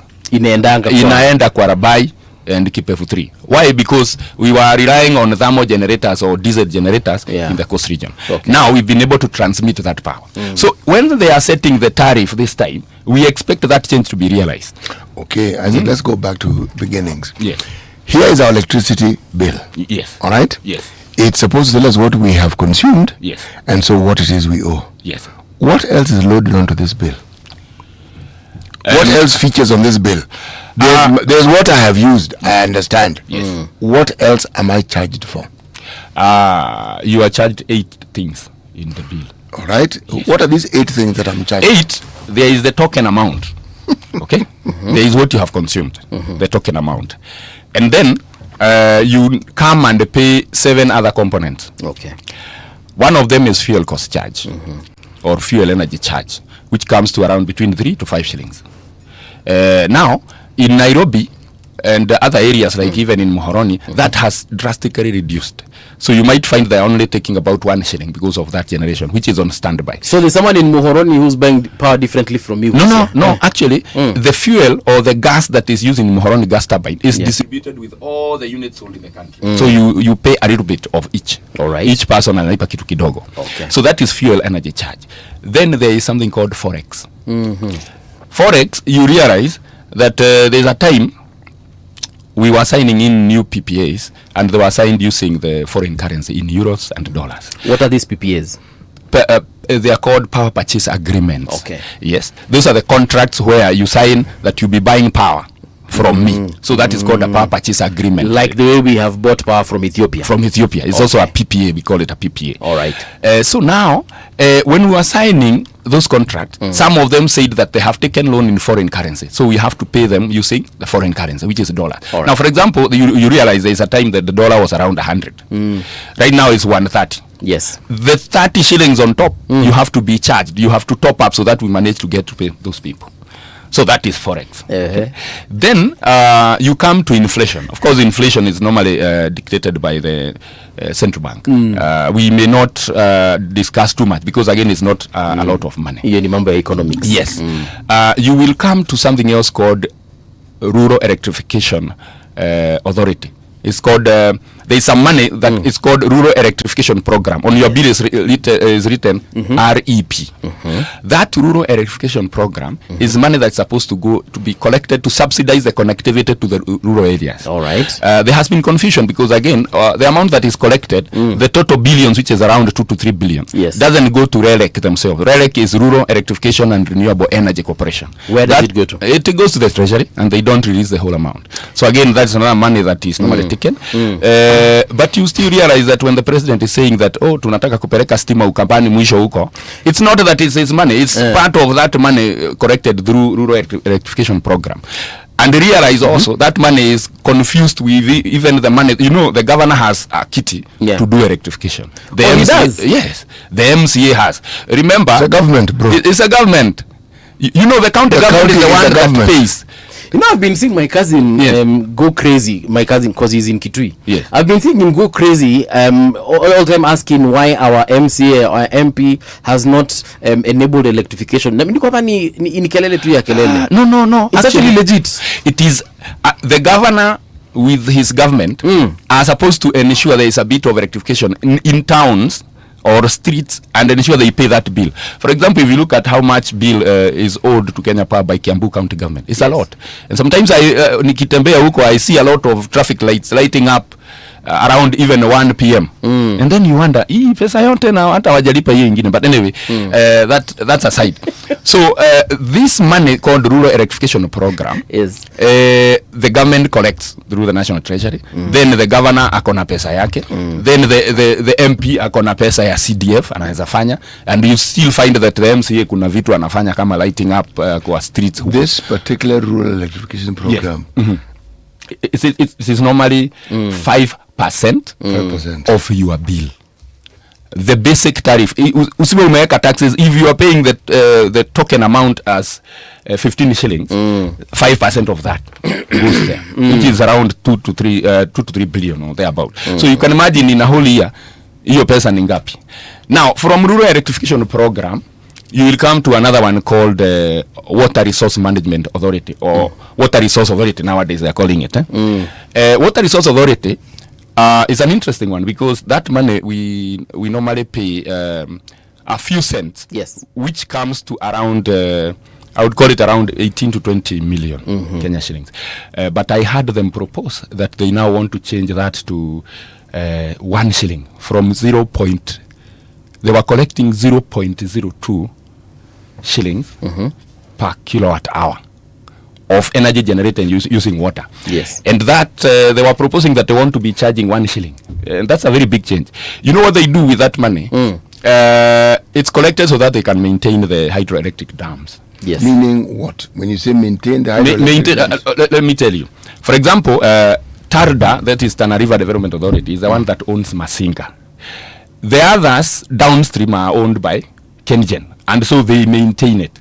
So when Warma is collected, what does maintaining involve? Now that would mean that maintaining the banks, the banks, dredging the rivers, yes, dredging the rivers of all silt, that, all that. But then they don't do that because again they can't enter there because that is not their property, is not within their jurisdiction. They can't have an MOU to work. They wouldn't even want an MOU because that would mean that you want them to spend money that they had collected. So they will not welcome that MOU. So they will collect. So what they do, they claim that they maintain the catchment. The catchment in Amanisha from the Aberdares and Mount Kenya. Hiyo ndio catchment. Hiyo ndio catchment. So the water runs through ndio ifike kwa dam ile inaitwa Masinga. Masinga is the collecting dam, the main one that collects. and then inapatia zingine downstream. So what they say is that they collect, they maintain the catchment. Now maintaining catchment, ikitoka forest inakuja inaguza, it comes and touches a farmer's land with rice. What can they do to that farm? It is not there. So again, they don't use money there. Okay, so downstream inaenda, and then it reaches to where the Masinga is. Again, Masinga is maintained by Tana River Development Authority. So they don't touch there. Then in the forest, let's assume the forest. Right. What would they do in the forest? The only thing I tell them is that they should buy fertilizer, wamwagilie miti, so that the miti can maintain the water. Of which hiyo bado ni Kenya Forestry Service. That is again. So you see, you have to ask, what does Warma do with this money? Okay, so that is Water Resource Management Authority. There is another one called, we are still on the bill. We said 8 components. There is something called EPRA. Yes. EPRA charge, which is 8 cents per kilowatt hour. And you know, by the way, EPRA has a lot of money. Because it also collects some coins from every liter of fuel, diesel, petrol, even gas. Right. Okay. So that is a drop in the ocean. So our electricity bill also has EPRA. It has EPRA. So we're paying EPRA. We are paying EPRA. It is EPRA every 15th or is it 14th day of the month. They usually make these adjustments that also affect your electricity bill. Yes. Oh, I understand the adjustments. I even understand the adjustment we pay them the bill because I also understand that some of our power production has to do with fuel. Yote nashika, siyashika hiyo. But why we're paying them is what I don't get. Now we are paying. First of all, you're not supposed to get. I have not even gotten, but I will try to explain why we should not get. First of all, EPRA is supposed to be protecting consumers, both consumers and the producers of power. Unaona, yeye ndiye anakuja kuangalia, is the headmaster here. But this headmaster is only paid by the consumers. And they changed from 3 cents. Before 2023, we used to pay them 3 cents per kilowatt hour. And then they changed somehow to 8 cents per kilowatt hour. You know, that changed from 20 million to 80 million. And they have had a lot of money. I remember there's a time they wanted to buy a building. And about 3 billion was returned to the National Treasury. I don't know what they disagreed on what. So they have a lot of money also. But where they usually get their money 100%. You have to pay every month. Inatolewa kwa bill, inakatiwa kwa kikingi. Like sio kuna pesa umesema, for example, ni pesa gani umesema ifikiangi nini? Rural Electrification Program. Ya REREC umesema ifikangi yote. Hiyo ikichukuliwa na National Treasury. Ngoja. Yes. Lakini ya EPRA wanapatanga pesa yao 100%. Again, pia inachukuliwa na National Treasury. Okay, so they have to be drawing their money from that. I highly doubt whether it goes direct to their account. Because once it's collected by Kenya Power, it has to go through CS Bandi. And then yakuja wapatie. So from EPRA, and we have talked about Warma and rural electrification. Now we come to VAT. 16%? 16%. And this 16% is very contentious because there is a time we started going to the media in 2021. Yes. And we really pushed. That time it was President Uhuru Kenyatta who was there. And he really listened because he even commissioned a task force to investigate about those issues. Yes. Now, reduce estima bay. We told them inflation was subjected to taxation of 16%. How do you tax inflation? From there, they were even taxing forex. Hii pesa 30 shillings unawasaidia to add to be able to purchase the dollar. Why should you again take 16% of that? And we are assisting you to purchase that.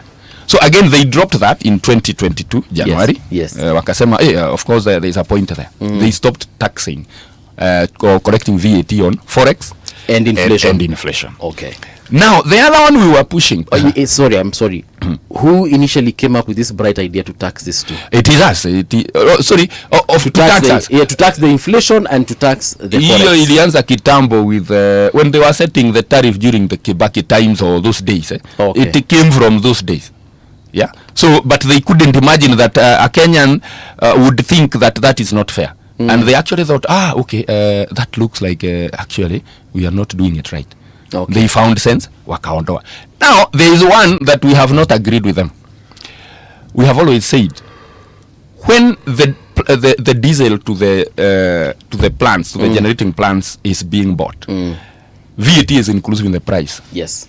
But then again, the fuel cost charge in our bills is again subjected again to the 16% VAT. You see, that is double taxation. That is double taxation. We've told the National Assembly, we've told the Senate in terms of the energy committees.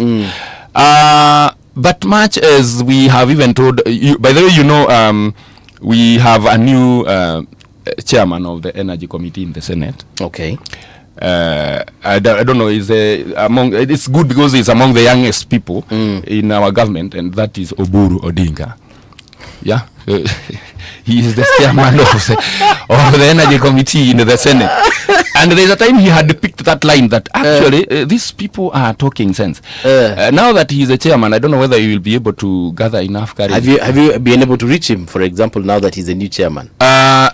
No, we haven't. Okay. But when he was just a member, that time it is it's called, these people from the Central Region start with Wama something. Wamatinga. Okay. Wamatinga was the chairman of the committee, and he really welcomed our ideas, and we even thought that it would go very far, but nothing has been effected. We went to the National Assembly when we had Kawaya, Vincent Musyoka. Yes, he was my grandmother's MP, but yes. Okay. He was a very progressive young man, and I think the National Assembly makes a lot of decisions, but again, sometimes they just stall. Right now we have David Kekaria from Nakuru Town East. A very progressive person, because he has even been asking, what do you want us to change in these issues?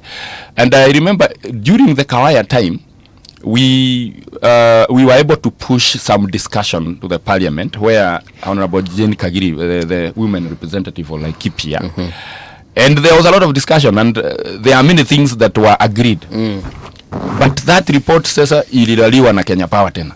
There is even somewhere we were mentioned that we should be training the public together with Kenya Power. Yes. And of course, who was supposed to provide the resources? It is Kenya Power, because they should have that budget. No. Imeenda tu hivyo. Hakuna kitu. Now, you said that currently a unit costs 25 shillings. Approximately, because we have 15 tariffs. We have 15 tariffs. Very confusing kind of arithmetic. So, but roughly, we are talking about 25. Roughly about 25. There are those who are paying 30. There are those who are paying 21. Okay. Yes, based on your consumption. In an ideal situation, yes, how much should a domestic consumer such as myself be paying for a unit? Ideal. The word ideal is, that is when now we remove all these taxes and tukitoa for example hiyo 16% VAT na hizo zingine umemention. There are 3 groups. Na ile ya water resources tukitoa hiyo tunafaa kuwa tukilipa how much? Tunafaa kuwa nalipa. There are people who will be paying 12 shillings and others will be paying around 20 shillings. Because it depends on your consumption bracket. Yes. What? 12 bob? Yeah. But you see all that, let me tell you, the taxes, if you take taxes and the base tariff, what you're supposed to pay, is like 50%. Yes. So we are at 7. After VAT, what do we have? Did you take the base tariff? No. The base tariff, which is now what Mungala is asking. Yes. What is the amount that we should pay? So I started by telling you what the government should be taking. And when I say the government, it's because most of the collected amounts do not find a way into the actual use, like that rural electrification. Warma, I have told you, Warma, Water Resource Authority. All these monies end up in the treasury. Okay. And they are not... He said specifically with the CS Mbadi. Yes. Yes, and he's the one who's supposed now to divide. And I'm telling you, money in Kenya, but Kenya Power is only collecting money on behalf of all those things. For example, tell me why EPRA should be paid directly by the consumer when actually it is the sitting government that decides who is supposed to be the director general and who is the leader. I mean, that is a position we need to vote. I need to understand. So, what exactly do we pay them for? I will tell you what we pay them for. One, they are protecting you. For example, they will protect you in this manner. Yes. We came and decided with the task force. I was very much involved in the task force. And with Kina Ringera and several other people. Okay. Justice Ringera or another one? Yes. Okay. Yes. It was a team that was comprising of many people. And we were asked about our input. So we said, Kenya Power is the off-taker of power, is the one that buys power from the producers. Yes. And then they are at the National Control Center to decide who dispatches power. Like, for example, if I am here, I'm the one to say, I need power to go to these industries. You have not been talking to me nicely, so but city is doing well. Right. So can you give me power? Leave Mbuvi alone. That is what the off-taker was making even to date. So we decided, can we have a neutral person, an independent person, to be calling out the generators? Because most of the time you realize that those thermal generators, the people who are generating using diesel, can be told, produce power, biashara sio mzuri, produce power this month, this amount, to campaign, because actually during the campaign period, those thermal generators pick up a lot because they are trying to generate money for the campaigns. But let me ask. So they are owned by politicians. They are owned by, let's say, they are owned by individuals, Kenyans. Yes. I think I am too trusting. So now what happens? If I may just ask, the agreements that were signed with these power producers. Yes. Is it true that some of them are paid whether they produce power or not? Yes, of course. The way the power purchase agreement has been signed is that it is take or pay. Whether you buy my power or you don't, pay. Okay? Like, for example, if you are supposed to be paying 4 shillings per kilowatt hour, I will tell you my capacity is like 80 megawatt. Okay? So I will take 80 megawatt and I will tell you pay. Okay, I will try to convert a little bit. 80 megawatt, say you produce about 70 megawatt of that capacity. 70 megawatt, you multiply by hours so that you have megawatt hours. Those are now the tokens, the units must contain hours. So megawatt hours. So I'll tell you produce or not produce. But remember, this multiplication of, if it is 100 million kilowatt hours, 100 million, remember, because we normally produce around 1.2 billion. So one plant can give 100 million. If we signed a PPA, you must pay me that 100 million times the cost that we agreed, whether I have produced or I have not. Okay? Basically, because you told me to set up a plant, because you may run into some crisis or you have no power in the country. So I'm here on standby. So hata kama ni watchman, do you pay the watchman when he has actually beaten a thief? No. You pay him to be on standby, whether there is a thief or not. That is how these power producers operate. But let me ask the question. Yes. I understand what you're saying. Yes. Now, when an agreement of this nature is signed, yes, who are the experts in this field that they consulted? Thank you very much. Now, one of the people that need to be consulted is the Attorney General to protect the Kenyans. But you know, most of those contracts, the Attorney General never got to see. And it's even more worrying when I heard that the seal, the national seal, was taken from the Attorney General and it was taken to State House. But it was returned. It was returned. So now you can imagine, of course it was returned after it had finished what they needed to do. A day with the national seal is you're right. It's a long time. Right. But is this not a recent event? This is a recent one. No, but those days, yes. Those days, much as the seal was with the Attorney General, the documents were not passed through the Attorney General. So most of those contracts did not protect Kenyans. And yet the national seal was on them. No, it was still with the Attorney General. But then, it was not passed through the Attorney General's office to endorse. And as a result, even the exit plan, when we were trying to look at how we can look at the PPA's agreements and offload some of them from Kenyans, there were no exit clauses of, in case we want you to stop producing power and exit our grid. There was no exit strategy. And we realized that the Attorney General would have asked, what if you want to end our contract? That clause should have been there. There has to be an exit clause. Yes. Yes, in any agreement there has to be a separation clause, meaning where we agree that we can part ways. But many of these agreements, these power purchase agreements, they were signed in whose era? Moi, Kibaki, Uhuru? Kibaki's era. Kibaki's era, yeah, because the earliest that came during those days was Kipevu 2, and it was signed around the year 2000, around 2000. But then when we got, I think Raila Odinga, the late, was a minister of energy at one point. He was. Yeah. So then, but the worst scenario came when we had Kiraitu Murungi. Yes. Just before the exit of Kibaki era. And then we brought in the era of Davis Chirchir. So between 2013 and 2014, he again signed in some few of them. When you say the worst was during the Kiraitu Murungi era, what do you mean? That we signed more of these agreements? No, we signed more crooked ones. Yes, that's the time we signed more crooked ones. And remember, even when we got Davis Chirchir to come and join government, and he was the minister of energy, he signed in Gulf Power, Vika Power, and Triumph Power, who are very idle. They are idle because they only produce about 3%. And remember, but the agreement is the same as the others. Yes. You it's pay take or pay. Take or pay. Take or pay. The only time we get to pay more is when they have actually produced and we have to pay fuel. Now fuel we have to pay separately. And remember that fuel is normally, of course, supplied by the oil marketing companies, which is owned by City, and we have no idea how he owns it. So those are the people who benefit from this arrangement. Yeah. So even Akina Kiraitu Murungi and the rest, they knew a way of how to get something to run them through their life, because they will always be getting something. So now what I was saying that sasa nimeelewa mbona umeelewa kidogo. Ukiwa gava huwezi sota. Unasota vipi kwani wewe una nini? You are just told do campaigns kidogo usaidie whoever is going to be. I hear like Maraga is like to be president. Saidia ye kidogo, then I realize the only person who was standing with me even when other people didn't believe me is City. Right. So City, we have a certain generation plant in Eldas or Dadab.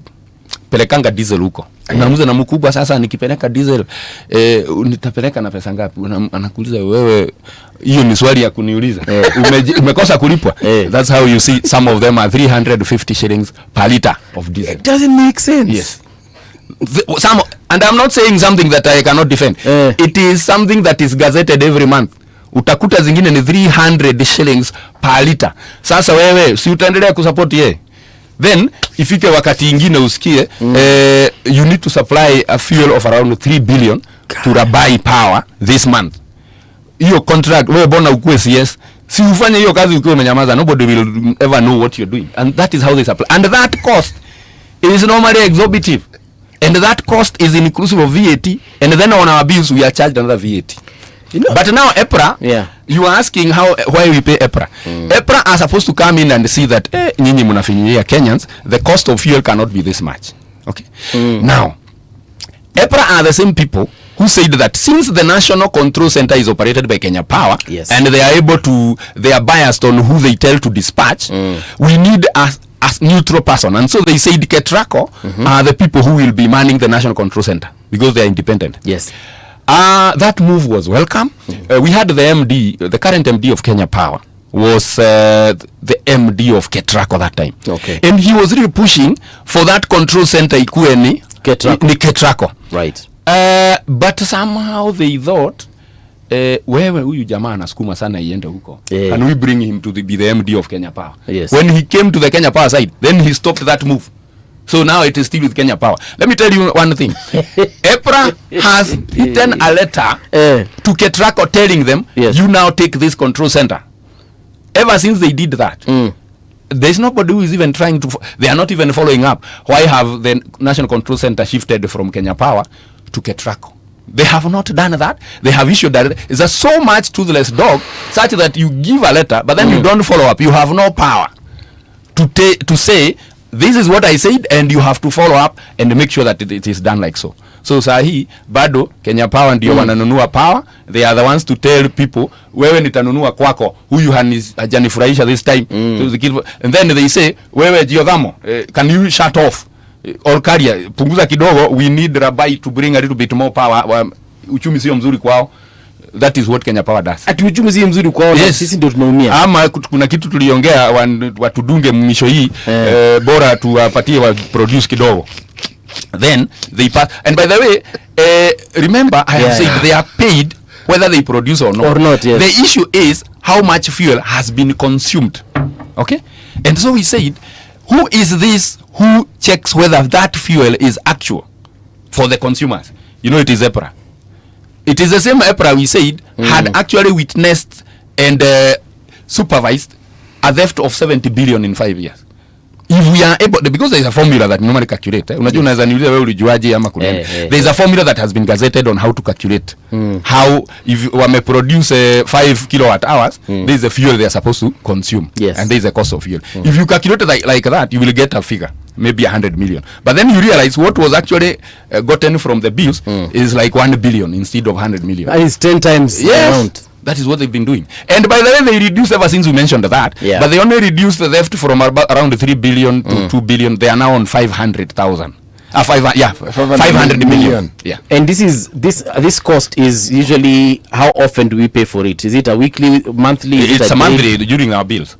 But I remember it's cumulative. When someone tells you it's monthly, it's cumulative. It's cumulative. But at the end of the day, I just need to understand, in a month, this is the amount of. In a month, I would say it's around 3-4 billion for fuel, and then you subdivide all the units that are sold. That's how you end up with 4 shillings, 3 shillings, like that. Hata kama ni sumu ni hivi, sumu ni 50 cents. Kuna mtu anakula bilioni nayo. Can you multiply 50 cents multiply by 1.2 billion? That is 600 million. That is 50 cents on you. You realize how easy it is to steal. So when they are talking of stealing 3 billion, hiyo ni kuongeza tu shilingi 2 kwa bili yako. And they keep on varying every month. And you cannot verify unless you use the formula. And then you realize they have stolen too many millions. And this did not begin with this government or the one before it or the one before it. It didn't begin with them, but if you look at the trend, because we have records in our offices, you will see that immediately after the swearing in September of 2022, the 6 months that followed, those people collected an excess of 20 billion. Excess of 20 billion. So that 2 shillings kept being brought in. There is a time we have even paid 8.2 shillings on fuel cost charge. 8.2 shillings. 8.2, do you know how much? Can you multiply 8.2 so times? 2 shillings gives you 20 billion. Yes. So 4 shillings would give you 40 billion. 8 shillings would give you 80 billion. If that's what you're working at. Yeah. Isn't it? So that's why I'm saying EPRA are charged with the responsibility to ensure that that is not. You see where I'm going with this? Yani kuna mtu amekaa tu hivi yani anakulanga 80 billion pa. No, but you know what I'm saying, haikuanza sasa. Is because what seems to have happened over time, they fine-tuned this way of ensuring, because EPRA wasn't there all along. Yes, it came in around. EPRA came in to be the watchdog and the safeguard. But EPRA seems complicit in these things. By the way, you know, EPRA was given the mandate to be an authority. It was a commission. But in 2019, the New Energy Act, it was made an authority. An authority that cannot dictate. I mean, it cannot, and yet it's an authority. It is an authority. It cannot tell people that you people are supposed to hand over this operation of National Control Center to Ketraco, and we have issued you with a letter. If they have not managed to do that, how are they protecting the consumers? If the consumers are already complaining that this operation that is being done by Kenya Power, we think it is not healthy to us.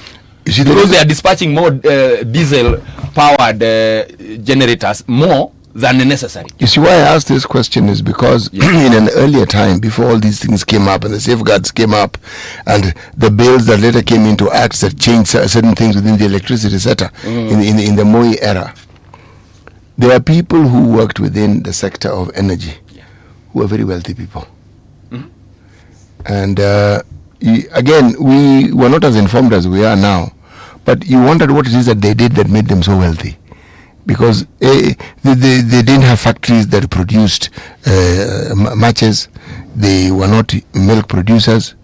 The industries or commercial activities that you can associate with wealth, you could not exactly, but you knew they worked for the energy sector. Yes.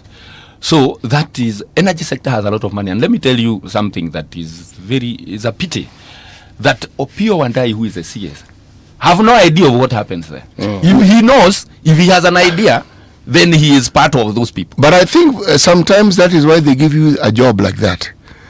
If we say he's clueless, then arguably if he was clueful, then he'd be a problem. Yes. So you put somebody there who doesn't ask too many questions, because he doesn't really want to comprehend too many things, and even then he doesn't really care very much about it. Let me even mention something that I don't know.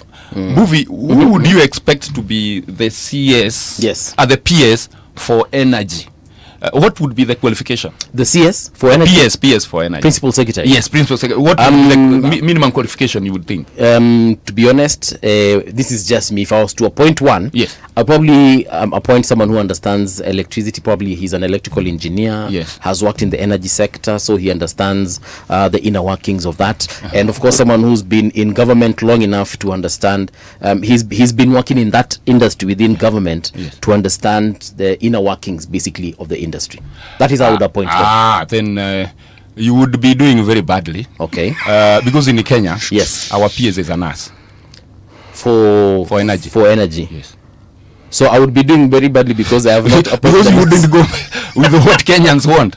So Alex Wachira is a nurse. Okay. He's a PS for energy. All right. Then the CS is Opio Wandai. Look at his qualification. Then you tell me who runs the energy sector. It has to be the people in Kenya Power and Ketraco. Who are those? And Kengen. Who are those people?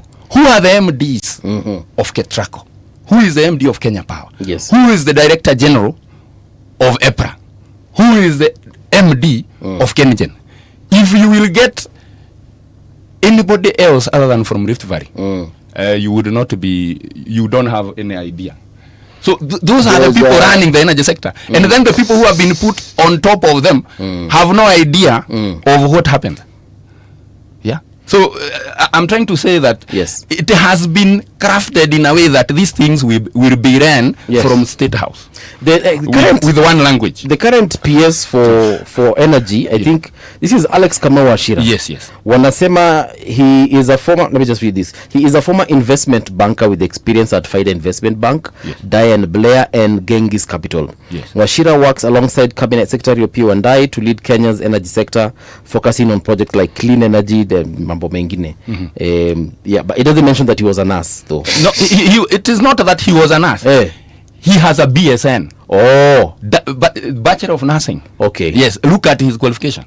So then I am asking, at what point would you tell that person these kilowatt hours are actually less than what is being reported? You know, it becomes difficult because you will have to be very basic in communicating. But look at the people under him. They are engineers. All of them are engineers who know what to do to confuse them, to confuse him. And then Opio and I doubt whether, of course, he is at the policy making level. All right. I wouldn't actually look for a qualification as too much. But we have even seen during the Kibaki era, when it was Wangari Maathai, the late, who was in charge of environment, you could see that she is not struggling to come up with something. Because you are telling your juniors what to do. Because you know, and you have confidence. Yeah. But these others of what Kenya is operating nowadays, you have to say, we are thinking of adding a few tokens, a few shillings on the token during the review. Then you are asked, what do you want now? I want you to tell me whether it's okay. Yes. Then they will say, let us ask Sudi. And Sudi is the one to give direction, for example. Right. So, and the same thing, you even saw during, there's a time, the CS for education was supposed to give a circular so that people either open school or delay. Yes. And the president was out of the country. Do you know that decision took too long until people are being told the last minute? Simply because every decision has to come from State House. Okay. But if you give jobs to people who can reason for themselves and give you a reason as to why they made the decision that they made, it's because of their own training and experience. There's something, just a point of correction. Nani, the current MD for Kenya Power, he was actually a general manager at Ketraco. Yes.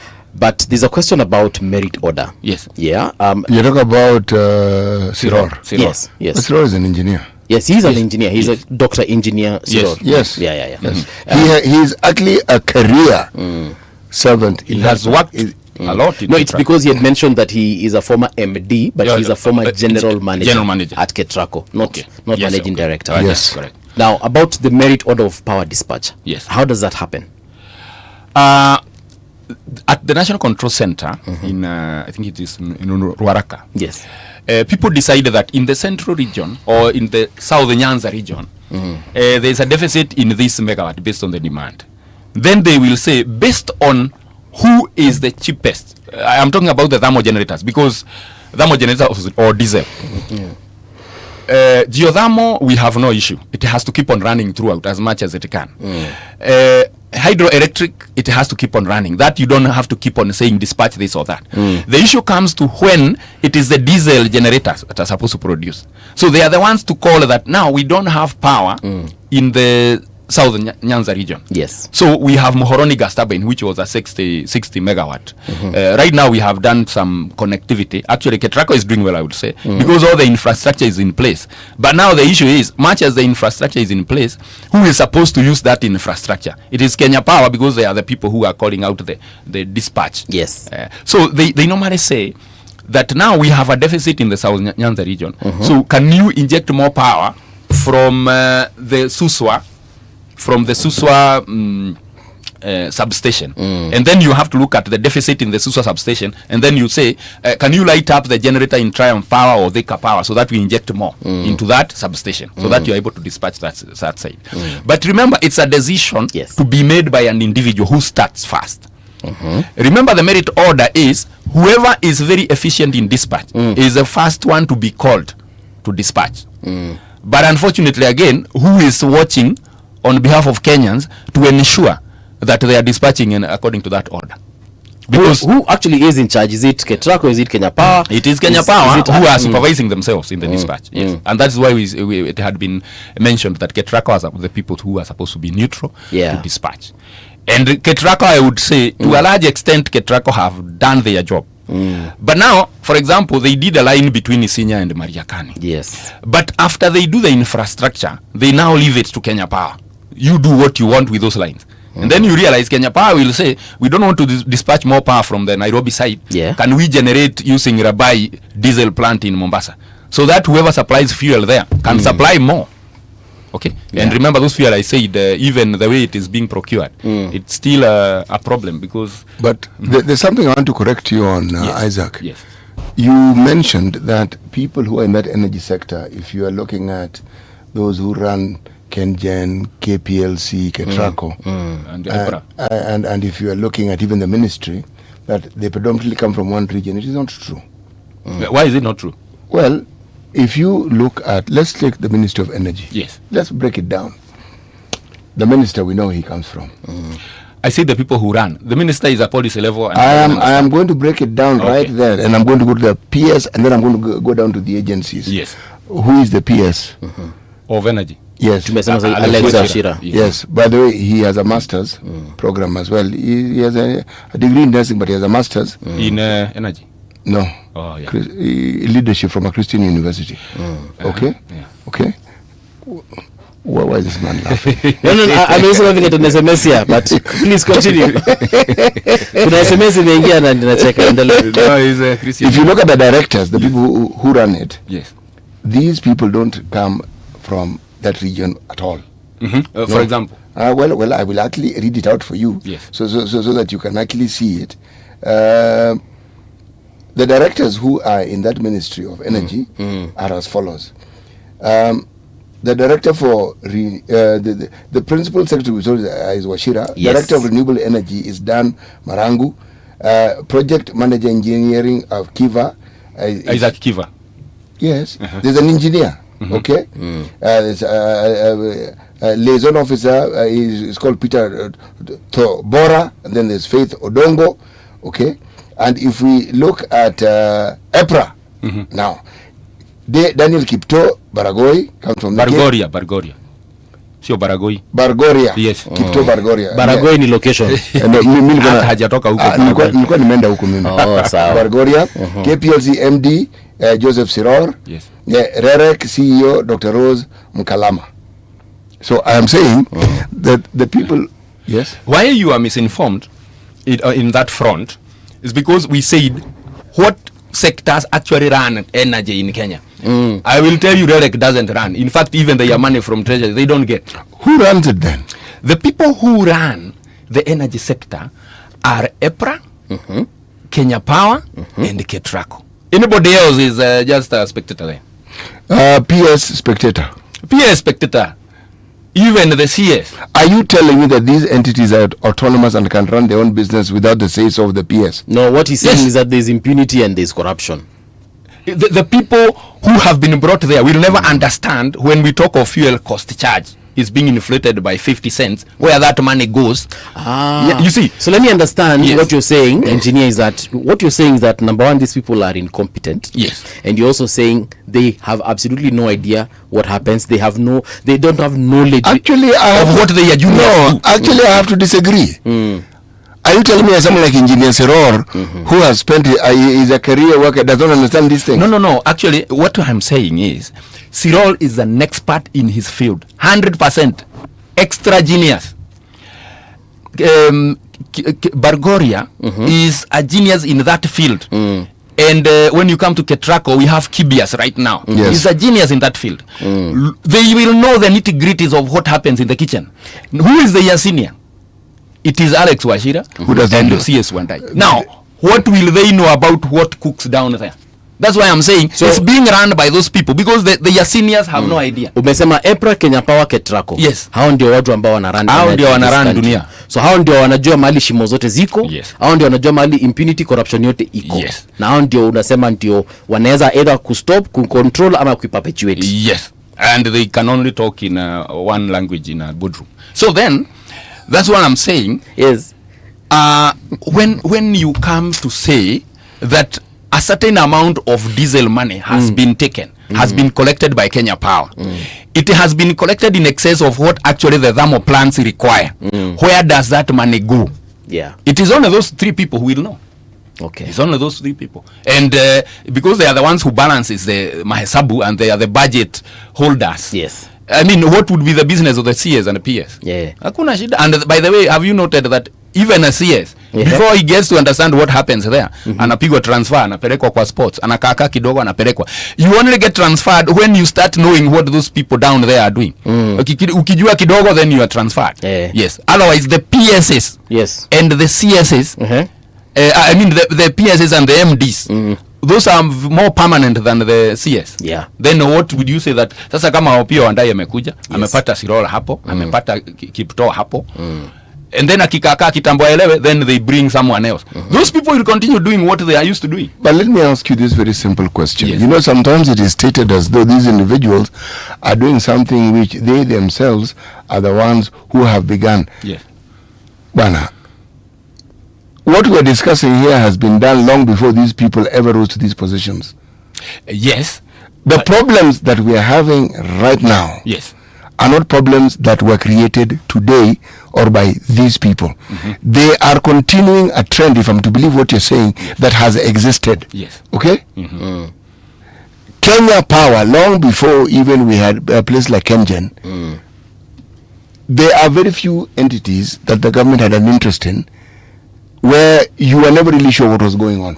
You were never really sure about your power, but then you couldn't question them because you didn't have the knowledge. In fact, before I met Isaac, someone said, there are many things that I honestly didn't know. So instead of explaining, I said, oh. And then I went again, oh. What I'm trying to say is this. To place the blame on people who by virtue of their name appear to speak the same language, and that they are concocting ideas and going about this business because they speak the same language, that is misleading, Isaac. You know why? In the Moi era, who was the MD of Kenya Power? Maybe Gishuru. For the longest time. Did he come from... No, because hiyo ujanja haikuwa na Moi. Moi didn't understand that there could be money in these things. And so as we wind up... That is what you assume. No, actually, my biggest worry is people who have claimed that we have seen the problem with the energy sector. We are coming to improve. Then when they get there, they realize, we can't improve this one. Let's continue. Is that why KPLC has had boards changing left, right, and center? Yes, because a new one comes in, another one goes out, and a new one comes in, and then the ownership of who actually owns it, who owns what. It's all about the money. You keep on changing people, but there are those constant people who have always been there. Niko na swali hapa, and we have literally 1.5 minutes. Yes, you'll be able to answer it in that time. Yes. Ethiopia produces nearly 100% of its grid electricity via the state-owned Ethiopia Electric Power, which owns and operates almost all plants, mostly cheap hydro at about 96% of output. Private independent producers have been allowed since 2017 for new projects like solar, geothermal, but their actual contribution to the national grid is currently minimal. Most are still in planning or delayed. Household prices are subsidized. Why can't Kenya adopt the same model? Because the people who have taken government have more interest in generating their own power to sell to Kenyans than actually making it better. Yes. Yes. Thank you so much for that. It's been there are things you said, Zimenistua. I will take some time to recover from because I have just if what you're saying is true, and I hope we shall get the chance to have a conversation with Ketraco, Kenya Power, and definitely EBRA. Because if what you're saying is true, my friend, we are, and that is just one sector.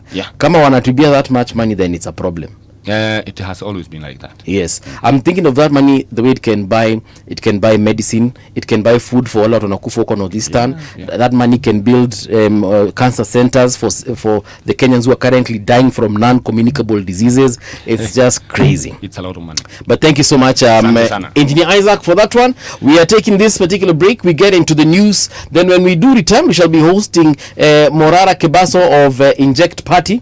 I hope he's in the area so that we can get this conversation moving and rolling rather as far as your future is concerned. Meanwhile, marinate on that story we have just told you of energy, na mtuambie your thoughts on it. A couple of your questions on social media, shall be checking them out, but right now though, here's the news.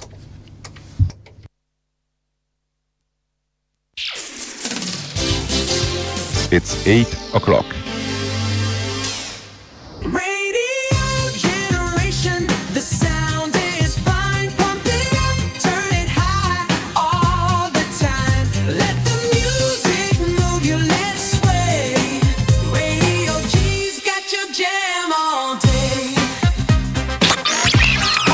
Radio Generation, the home of urban soul.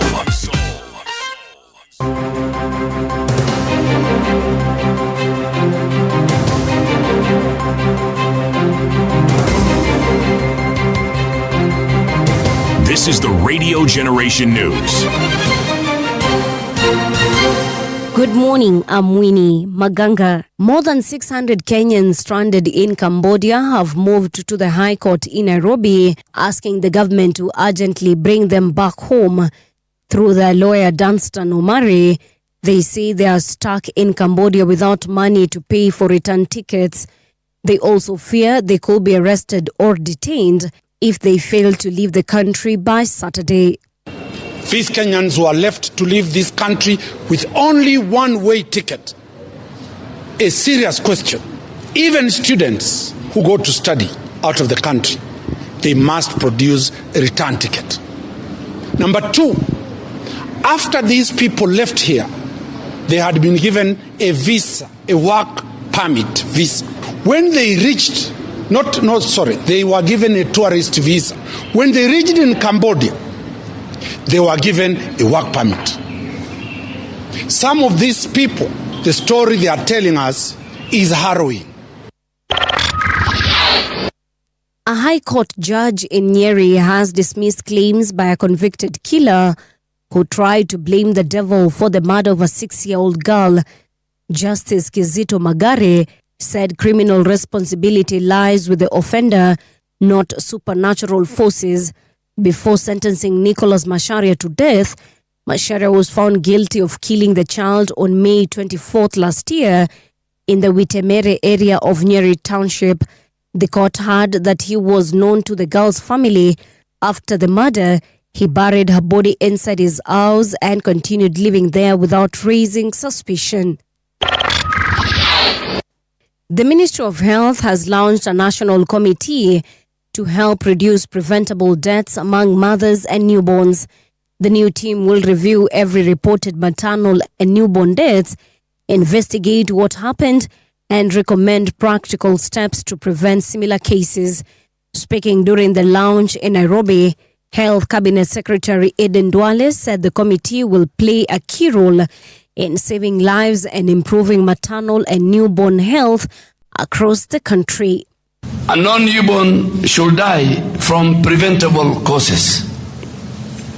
This commitment is being operationalized through the Every Woman, Every Newborn, Everywhere Acceleration Plan, which will soon be launched nationally by the President himself. The first 6 months of this plan, the Maternal and the Newborn Health Rapid Result Initiative, represents an intensive, time-bound a national effort to drive the measurable improvement in maternal and newborn health. The Law Society of Kenya has announced its new leadership team, placing Senior Counsel Charles Kanjama at the helm as the president for the 2026-2028 term. This follows elections described by the society as open, fair and well managed. In a statement posted on X on February 23rd, 2026, the lawyers' body recognized the successful election of its president, council members and advocates disciplinary tribunal, marking a new chapter for the organization. The International Criminal Court has started the pre-trial hearings against former Philippine President Rodrigo Duterte. Duterte is facing 3 counts of crimes against humanity linked to the deadly anti-drug crackdown carried out during his time in office. The 80-year-old did not appear in court in The Hague on Monday after choosing not to attend this session. Prosecutors have begun presenting evidence accusing him of being involved in dozens of killings under his so-called war on drugs. And that's the truth on Radio Generation. Good morning, I'm Winnie Maganga.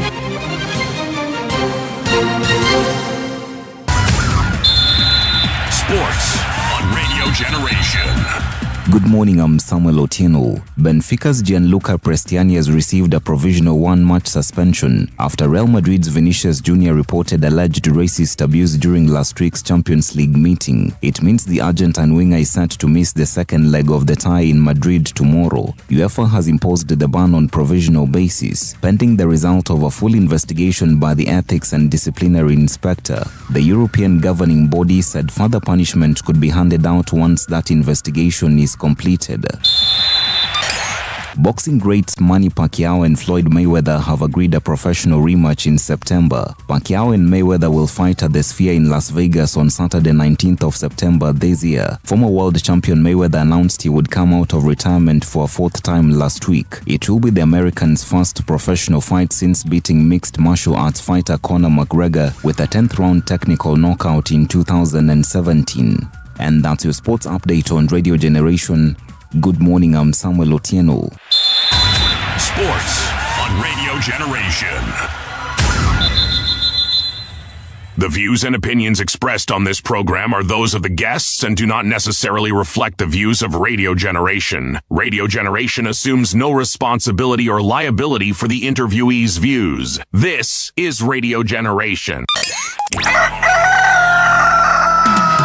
In the beginning, there was morning radio.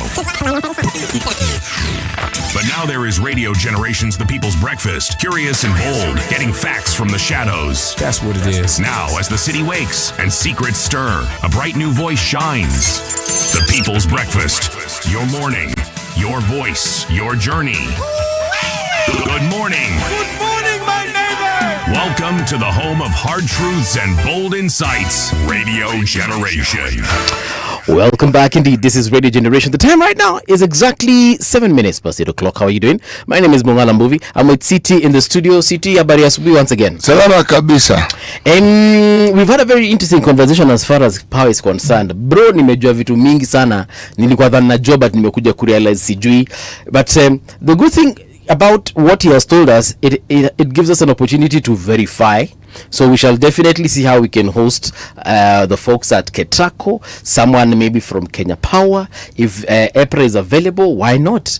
Ndio tuweze kusaidiana, tuweze to get to the bottom of some of these issues. Now, we have told you that this hour we are hosting Inject Party leader Morara Kebaso. He's on his way, hopefully. Amesema kuna mali amekamatwa kwa traffic. Hopefully he gets here ASAP. Kuna niuliza what is Morara Kebaso's background? I like what he's doing with his business. Tell him to research Home Depot, Menards, Lowe's and Fleet Farm in the USA. Sawa akikuja tutapata nafasi ya kumwambia hayo. Now, in case you're wondering what the real estate is talking about, Leona Morara is running a carpentry business, if I'm not wrong. He's making furniture. That's what he says he does, yes. Yeah. And he has had that business for a long time. And he's a lawyer as well, sindio? Yes. Okay, sawa. Now, nilikuwa nimepromise nitasoma some of your messages here. Kuna kitu nilikuwa nimeona na nikasema itakuwa Poa sana tukipata nafasi ya kuirespondia. Yes, it is from George Buyu. George Buyu amesema hivi: hello, good morning Paul and City. Could you speak on this developing issue on government to evacuate 600 Kenyans stranded in Cambodia? It seems that there are numerous issues on these jobs abroad. Now, George Buyu, thank you for your question. I don't know if you listened to the show that the interview we had with the PS for diaspora affairs, that is PS Njogu.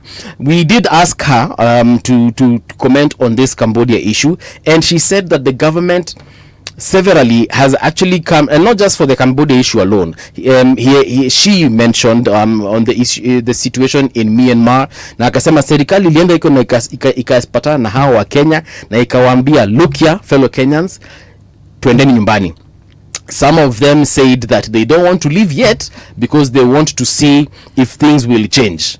Government imekupatia nafasi, imepata a window of opportunity to actually rescue you from what is considered a bad situation. But you decide, according to the PS, this is what she said, that some of these people, some of these victims actually said they do not want to leave just yet because they had this kind of hope that things will change for them. And she said, hawezi kulazimisha, they will not come and kidnap you from that bad situation. You have got to come willingly.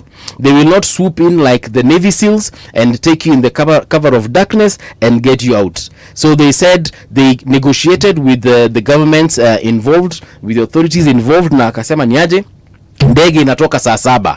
Wengine wakasema hiyo ndege inaweza endanga as they figure it as they figure things out. So because of that, she did say that some Kenyans could be still in a precarious position because of their own volition. There are individuals who, even as we speak, are recruiting citizens to leave the country. Yes. There are some recruiting people to go to Russia. Their parents are involved, and ostensibly they are being told they are going to study. Kwani, where do other Kenyans live in this country? Because there is news telling you that many of the people who are going to those countries don't end up studying. They are recruited to join the army. They're not going there to do any work. Hakuna kazi ya udriver huko. No, they're not looking to look after old folks. No, there's nothing of that sort. They want soldiers. They want soldiers. And yet, parents are willingly letting their children go abroad to these places. Actually, there's a story, yes, you're very right. Yesterday I was watching the news, and there's this mother who was crying to the government, asking that at least hata viatu za mtoto wake ziletwe, because the son is in Russia and alilipuliwa na bomu, so there's nothing to bring home. Like literally, this person, from the explanation they were talking, they were explaining, this person is minced meat, okay? And I know it sounds very harsh, but that is how they explained it. Now, mama alikuwa anasema at least hata nileteni hata jacket yake ama kiatu tu, vitambulisho zake, just get me something that I can hold on to remember my son. Now she was obviously asked by the reporter, how did your son go to Russia? Na akasema the son was a GSU officer, and on the day they were leaving, several GSU officers walirecruitiwa by this agency that recruited them, and they said they even went to the Kenya to the GSU office, and they said, look, mimi nataka offer this amount of time, I want to go and explore something elsewhere. And of course something elsewhere ni Russia. And he was saying, the mother now, she was saying that on the day they took the son to the airport, there were very many other, from how she explained it, it must have been more than like 50 of them. Very many GSU officers at the airport who are also being flown to where? To Russia for that particular job. Na walikuwa wanajua wanaenda vita. Hawakuambiwa wanaenda kukua madereva, hawakuambiwa wanaenda kukua nurses, hawakuambiwa ati wanaenda kukua watu wa mkono, hawakuambiwa ati wanaenda kupika chakula. Waliambiwa specifically, you are going, because of your expertise in being police officers and handling weapons, we actually need you to go and fight in this war in Russia. So it's not like they were duped, they knew.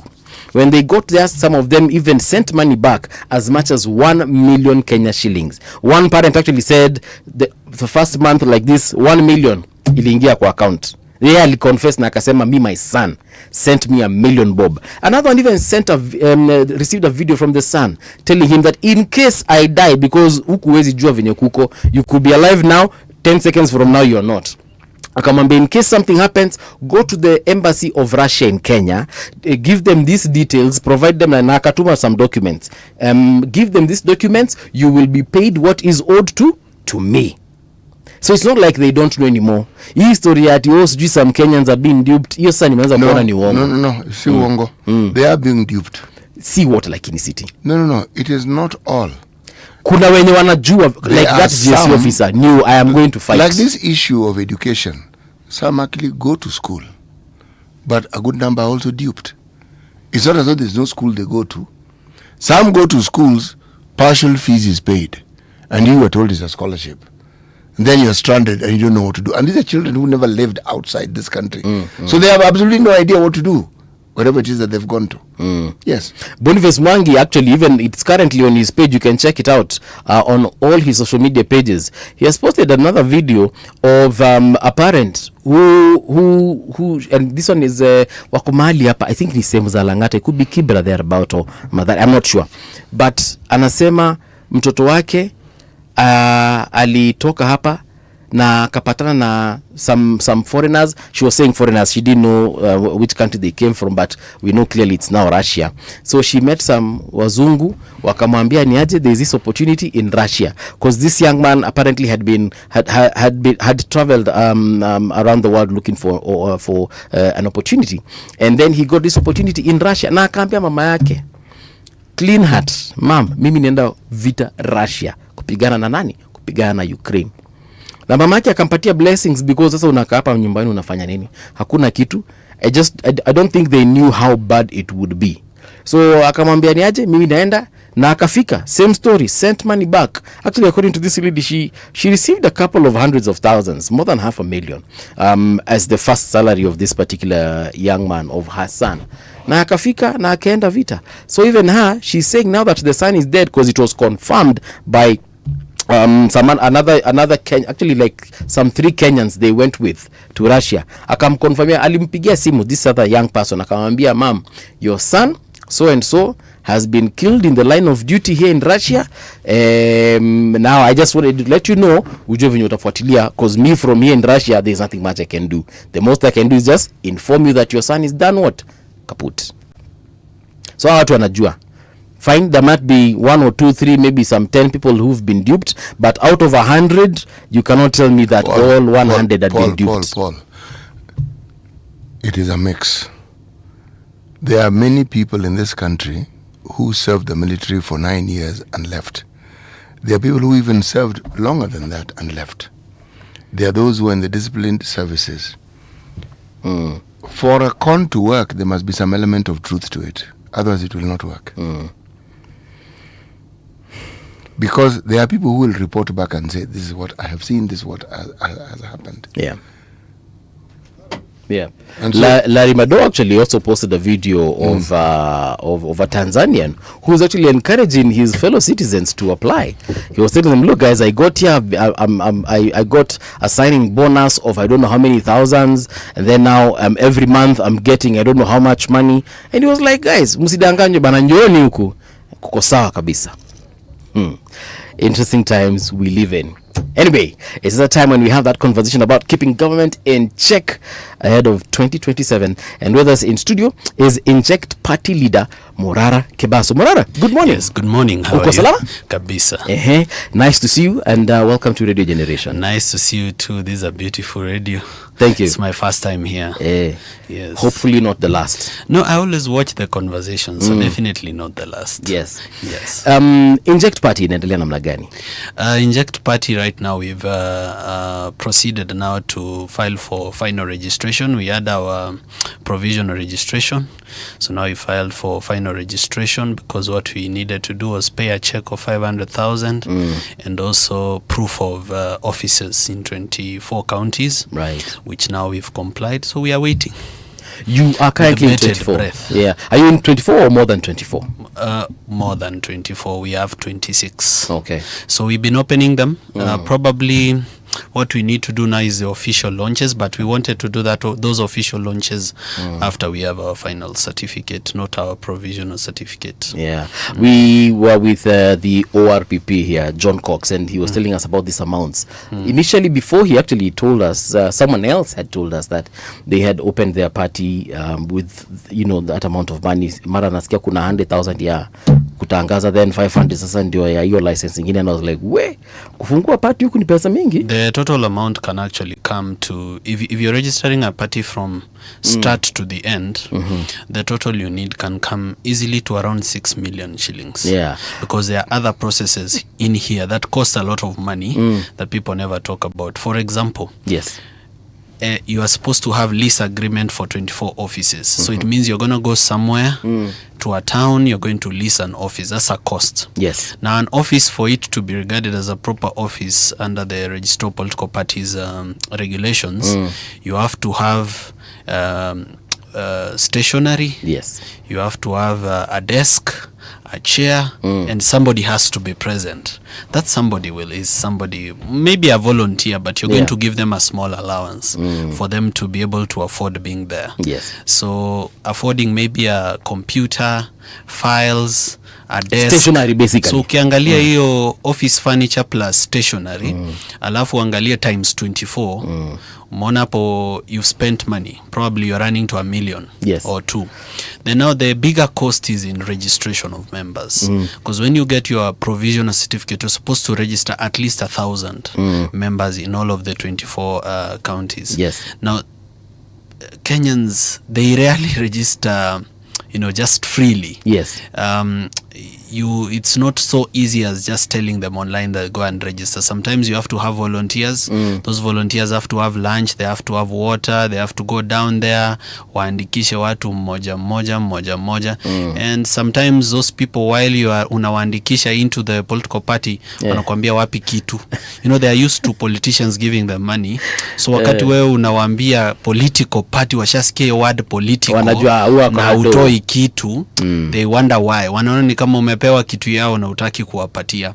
So sometimes to smoothen things, unapata umewacha 100 bob hapa, umewacha 50 bob huku, umeziwacha 200 huku. So the costs are there. And for these volunteers to be on the ground also, you're buying them lunch or facilitating them in terms of transport. Maybe they've gone to counties where they don't live, so you have to get accommodation for them. It's a serious cost. But now buying a political party is an even bigger cost. Because political parties in Kenya, unfortunately, they are sold. It's not supposed to be like that, but political parties are sold, and the cost ranges from around 12 million to 20 million to 30 million, depending on how compliant the political party is. So it's a very high bar of entry for people who want to organize themselves into a political party and maybe effect change. Actually, I would dare say that it is one of the biggest obstacle in the Kenyan political system. And it's an obstacle that has been used to keep people in the traditional parties. So unapata you are being blocked from registering a political party. Therefore, the option you have is to go and join the political party of your local kingpin from your tribe. Even if you don't agree with them. Kama wewe ni Mkikuyu uende ukaingia uko DCP, kama wewe ni Mkamba uende ukaingia Wiper, kama wewe ni you are from Elgeyo Marakwet uingie UDA. It's a way of boxing people into boxes where they can be managed. So that William Ruto doesn't need to look for all of you, just needs to look for your party leader. The rest will come. Ni kama vile unaenda supermarket, you buy one get 2 free. So akishachukua party leader wako, once they've negotiated, nyinyi wote nyinyi mnafuata tu. So it's a very very big challenge. And I see it even becoming a challenge even for my brothers Sifuna and Babu Owino and the team that is trying to go around the country. It is going to be one of the challenges that they are going to face. I don't know how they've prepared themselves for this challenge, because I've had that challenge. George Natembeya has had that challenge. He also tried to register a political party. I spoke to him and I know for sure that his political party was blocked from being registered at the time when Ndereva was in the political party's ORPP. So I'm wondering, okay, fine, you're fighting for the control of ODM, but you see ODM ni kama nyama ambayo iko kwa mdomo ya fisi. Unless unataka kuumwa mkono, it will be difficult to get it out of the feces mouth. So what is left is either you join a different political party or you form a political party. If you join a different political party, then no problem. So Ruto just needs to talk to your party leader, and you told the line will come along. Well, I explained a little bit. Let me understand. When you say kwa mdomo ya fisi, what do you mean? When I say ODM iko kwa mdomo ya fisi, it's been captured. And I think the plan started immediately after the demise of Honorable Raila Odinga. When people were emotional and they were crying, there were people who were not emotional and were not crying. There were people who were scheming at that time. Because when people are most vulnerable and when they are crying, especially we who come from Western and Nyanza, you know, we do our matangas for almost a week, 2 weeks, bado tuko kwa mourning. So during that moment of mourning, ni kama mkue kwa matanga, then your elder brother goes and transfers the land or the title deed kwa jina yake haraka haraka. Wakati bado nyinyi mnalia, when you are emotional, you know, you're not paying attention. So when we were not paying attention, the leadership of ODM, there were quick changes. Yes. And there's those quick changes, it was done very fast and then it was gazetted. The same way governor anakuanga impeached, then by midnight unaona gazette notice. Unashindwa who is in the government office right now? Because hii midnight anatoa gazette notice. So they did this very quickly and they were not doing it for nothing. I think an agreement had already been made. So I don't even think they are negotiating with William Ruto. They had already agreed that they are joining William Ruto ahead of 2027. So he captured the leadership of the party very early. It is going to be impossible to get that party out of the hands of the people who have it, unless you wreck it. Unajua ni kama ile mayai ambayo mtu ameshikilia kwa mkono. Unless muivunje, there is no way you're getting it out of that hand. So then I think the wisest thing would be strategize from now, because it's still early, but not too early. Time is moving. Have a party or join a political party. And my thinking or my prayer is that they form a political party, and so that why not invite them to your party so that you can, if they want, that is, of course. That is, would you invite them? And I wouldn't mind. I'm even willing to vacate the party leader position. Yes. For them, if they're interested, at no cost at all. Because no strings attached. No strings attached. What I want is change. You know, my biggest sadness is that Kenyans have been unable to break away from tribal political parties. Now, some people underrate how serious that thing is, but it is serious, because those tribal political parties are the ones that are used by the tribal political kingpin to keep the tribe in line. So essentially, when corruption happens, he has a whole community in his defense. So unapata somebody has stolen 10 billion meant for medical services, education, or meant for subsidies for food, or relief food, or a road, but nothing can happen to them because there's a whole community ready to back them up, to defend them, to fight for them, sometimes even die for them. So in the interest of peace and security, sometimes you find decisions are made which shouldn't be made to leave this mutu kidogo, because in the interest of national cohesion or state security. So I think the day we break away from tribal political parties, tutakuwa tumesaidika. We will be set free, because from that day hakuna mtu atakuwa anatetea ati huyu ni mwizi wa community yetu, wachana na yeye. And you will see that problem. Even the people who talk about corruption, they talk about corruption of people from other communities. Rarely do they talk about corruption about people from their own community, because it's dangerous. People can go and burn your house. Wanasema wewe ndio ulikuwa unasema ati Mheshimiwa Uhuru Kenyatta ati alifanya ati between 2013 alifanya wapi? Wanakuja wanachoma nyumba yako. And this is what I've been trying to do through civic education, kujaribu kufungua watu macho. Lakini unajua pia sio rahisi kufunza watu ambao wako njaa. It's like kids who've come to a school and they are hungry. Unajua hiyo hesabu iwezi kuingia kwa akili, kwa sababu watu poverty and hunger has been used to keep people dumb. Kwa sababu wakati watu wako poor na wako njaa, they are grateful for little. So if you steal from them 1 billion, lakini wako njaa na ni maskini, na ukuje wapatie shilingi 50, they can worship you. they can say you are Jesus reincarnated when Yesu umekuja kuwaokoa. And that is what as a young generation we should be doing. Unaona hii knowledge tuko nayo, because we are a very huge population of young people who by the benefit of Mheshimiwa Mwai Kibaki got free education, tukasoma, sasa tunaelewa mambo kidogo kuliko watu wengine. We need to do civic education to other generations ili watusaidie kwa hiyo journey. Because if these people are not civically educated, they will go to the ballot because you are insisting, oh, you must register as a voter, register as a voter. You are telling somebody to register as a voter and they don't know what they are going to vote for. Yeah. It's just like the people of Bungoma. They are very disappointed with the Lusaka. Now they want to vote for Didmas Barras. Something is terribly wrong.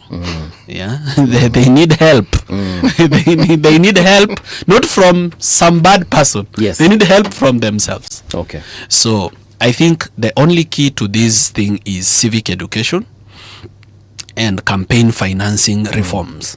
I've been seeing something on my YouTube. You were at a podcast somewhere, and I think you said you were happy that Sifuna was fired. I don't know if they captured you well. Unfortunately, I have not checked that podcast. I will. But what did they mean by that? Did they capture your thoughts, number one? And if they did, what did you mean?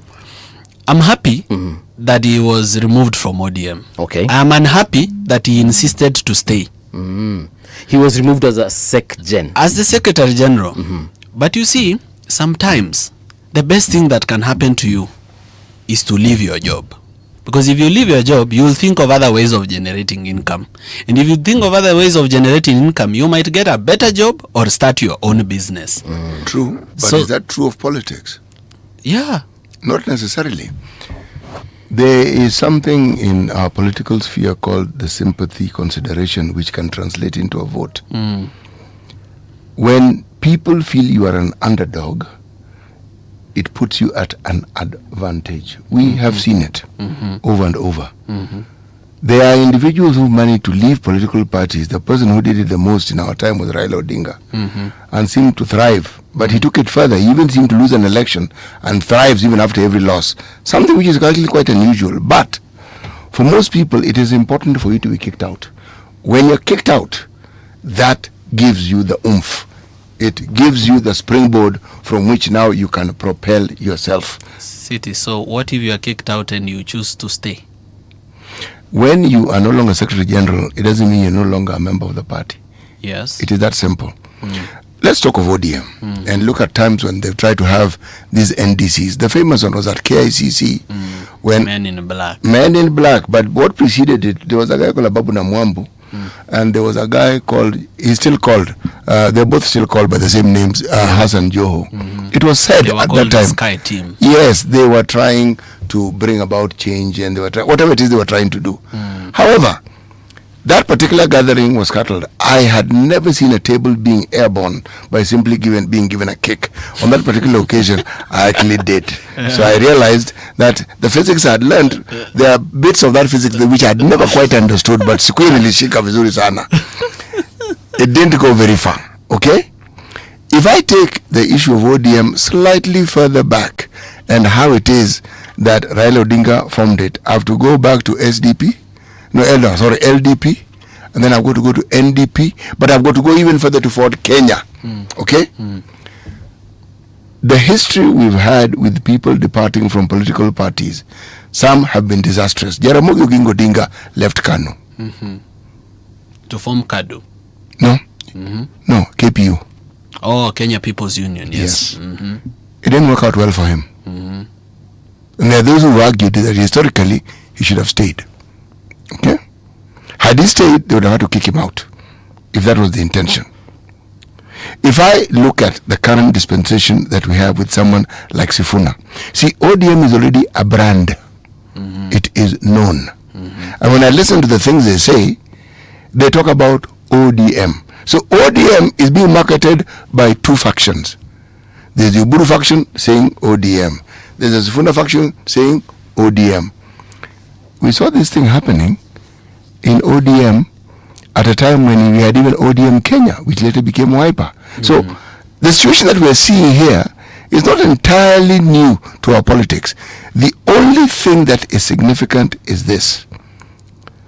These are young people who are making a point within the party. Within the sphere of Luo Nyanza, when this happened was when Raila left to form ODP, to form NDP. It was said at that particular point in time, his father was alive. Senior politicians like Achieng' Oneko, people like Dennis Akumu, these were people who are known to be serious politicians. The Raila we know and knew before he passed away, he was just some youthful fellow who was trying his bit in politics. And it was assumed that when he left Ford Kenya, that would be the beginning of the end of his politics. The complete opposite happened. He whitewashed those older politicians, and that marked the end of their politics completely. They did not recover from it. Okay? Let's bring it to the present. The group of Babu Sifuna is extremely popular. They are even presenting right now as the real challenge that the incumbent has. Okay? But that is now. That is now. There's something called staying power within a party. There's something called staying power within popularity, and how it morphs from being popularity to somebody who is electable to somebody who actually has a following that can elect him should he choose a position. So would you say they're in a position right now where if they were to move away and sort a position of election, that they have a population who would elect them? No, that's one of the challenges we are dealing with. The Kenyan voter is still a voter that is aligned along tribal lines. So utapata a member of DCP pia yeye anasema sisi ndio Sifuna. Yes. But angeenda kwa debe yeye anapiga pale kwa DCP. Unaona? Yes. Because it's popular and it's trending. And it's not the first time we are having a hype. We had a Gen Z hype which didn't morph into a political party. But that hype was all about, are you talking about the partless leaderless time? Yes. That I don't think the intention was to be a party though. Which was wrong not to have that intention. Okay. Because they were dealing with political problems. Political problems needed political solutions. Political solutions come from political power. Political power comes from a political party. Okay. So they were wrong to be partyless and leaderless, but they've learned. The question is whether they will have another chance to do something like that, because they caught the state unawares. They can't catch the state unawares again. Then we had the Maraga Umtata hype. It also died down. Then we came and had the Tawe movement hype, which was for George Natembeya. He was about to capture a very significant section of Western Kenya and become the most significant player. But the biggest problem became having a political party, because once you gain a following, you need to have a home for them, because these people are divorcing from their previous relationship with their parties. If they are divorcing from that relationship, they can't go and stay in the cold. You have to provide them with a new home. If people are leaving Jubilee, then lazima uwaingize DCP, or if they are leaving UDA, lazima uwaingize hapo kwa hiyo nyumba mpya ya DCP. So he didn't have a new home for them. So some of them went back to their home, some are hanging in the balance, but without a political party, George Natembeya is left without a home for the supporters that want to support him, that want to give him members of county assembly, that want to give him members of parliament, so that then he becomes a consequential decider in the politics of Kenya. So a political party is very important. And here I thought he's very comfortable, in DAPK. No. The challenge is not very comfortable. That's not his party. It's not his party. Party belongs to Honorable Eugene Wamalwa, and the financial of the party happens to be somebody who made George Natembeya who he is today. Okay. So he also can't, disobey, but he has to move out tactically. Okay. I agree with the thinking that you need to build on sympathy, so that then you become electable. Gachagua did it very well by moving out, by being impeached, waiting to be impeached, then leaving and forming DCP. But to this day, if you read the Gazette notice for DCP, he is not the party leader of DCP. No, he's not. So party leader DCP is something, a creation of the media and his own branding. But he can't hold a public office, because political parties are public entities. They are even audited by the Auditor General. They receive funding from the taxes of Kenyans. Therefore, to hold a position in a party, you have to be qualified to hold public office. Okay. But he is still very powerful because DCP will have many members of parliament, and therefore he can use it to negotiate his way out. Because once he has that kind of influence, it's the kind of influence that even a president needs to pass bills in parliament. So we might be looking at the next handshake probably in 2028.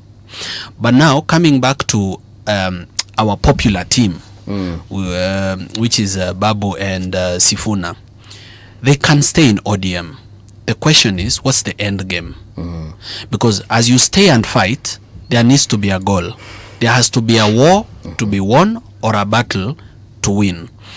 Either you take over the party or at some point you leave the party. So what if they keep up the fight but they never expel you from the party, because they know you want to be expelled so that you build up on your sympathy, and then they just keep you. It means utaenda hivyo, then people lose hype. As you've seen, Kenyans wanakuwa na hype, something has a big hype, a big wave, then they plateau, then it plateaus, then inaisha nguvu, then hivyo.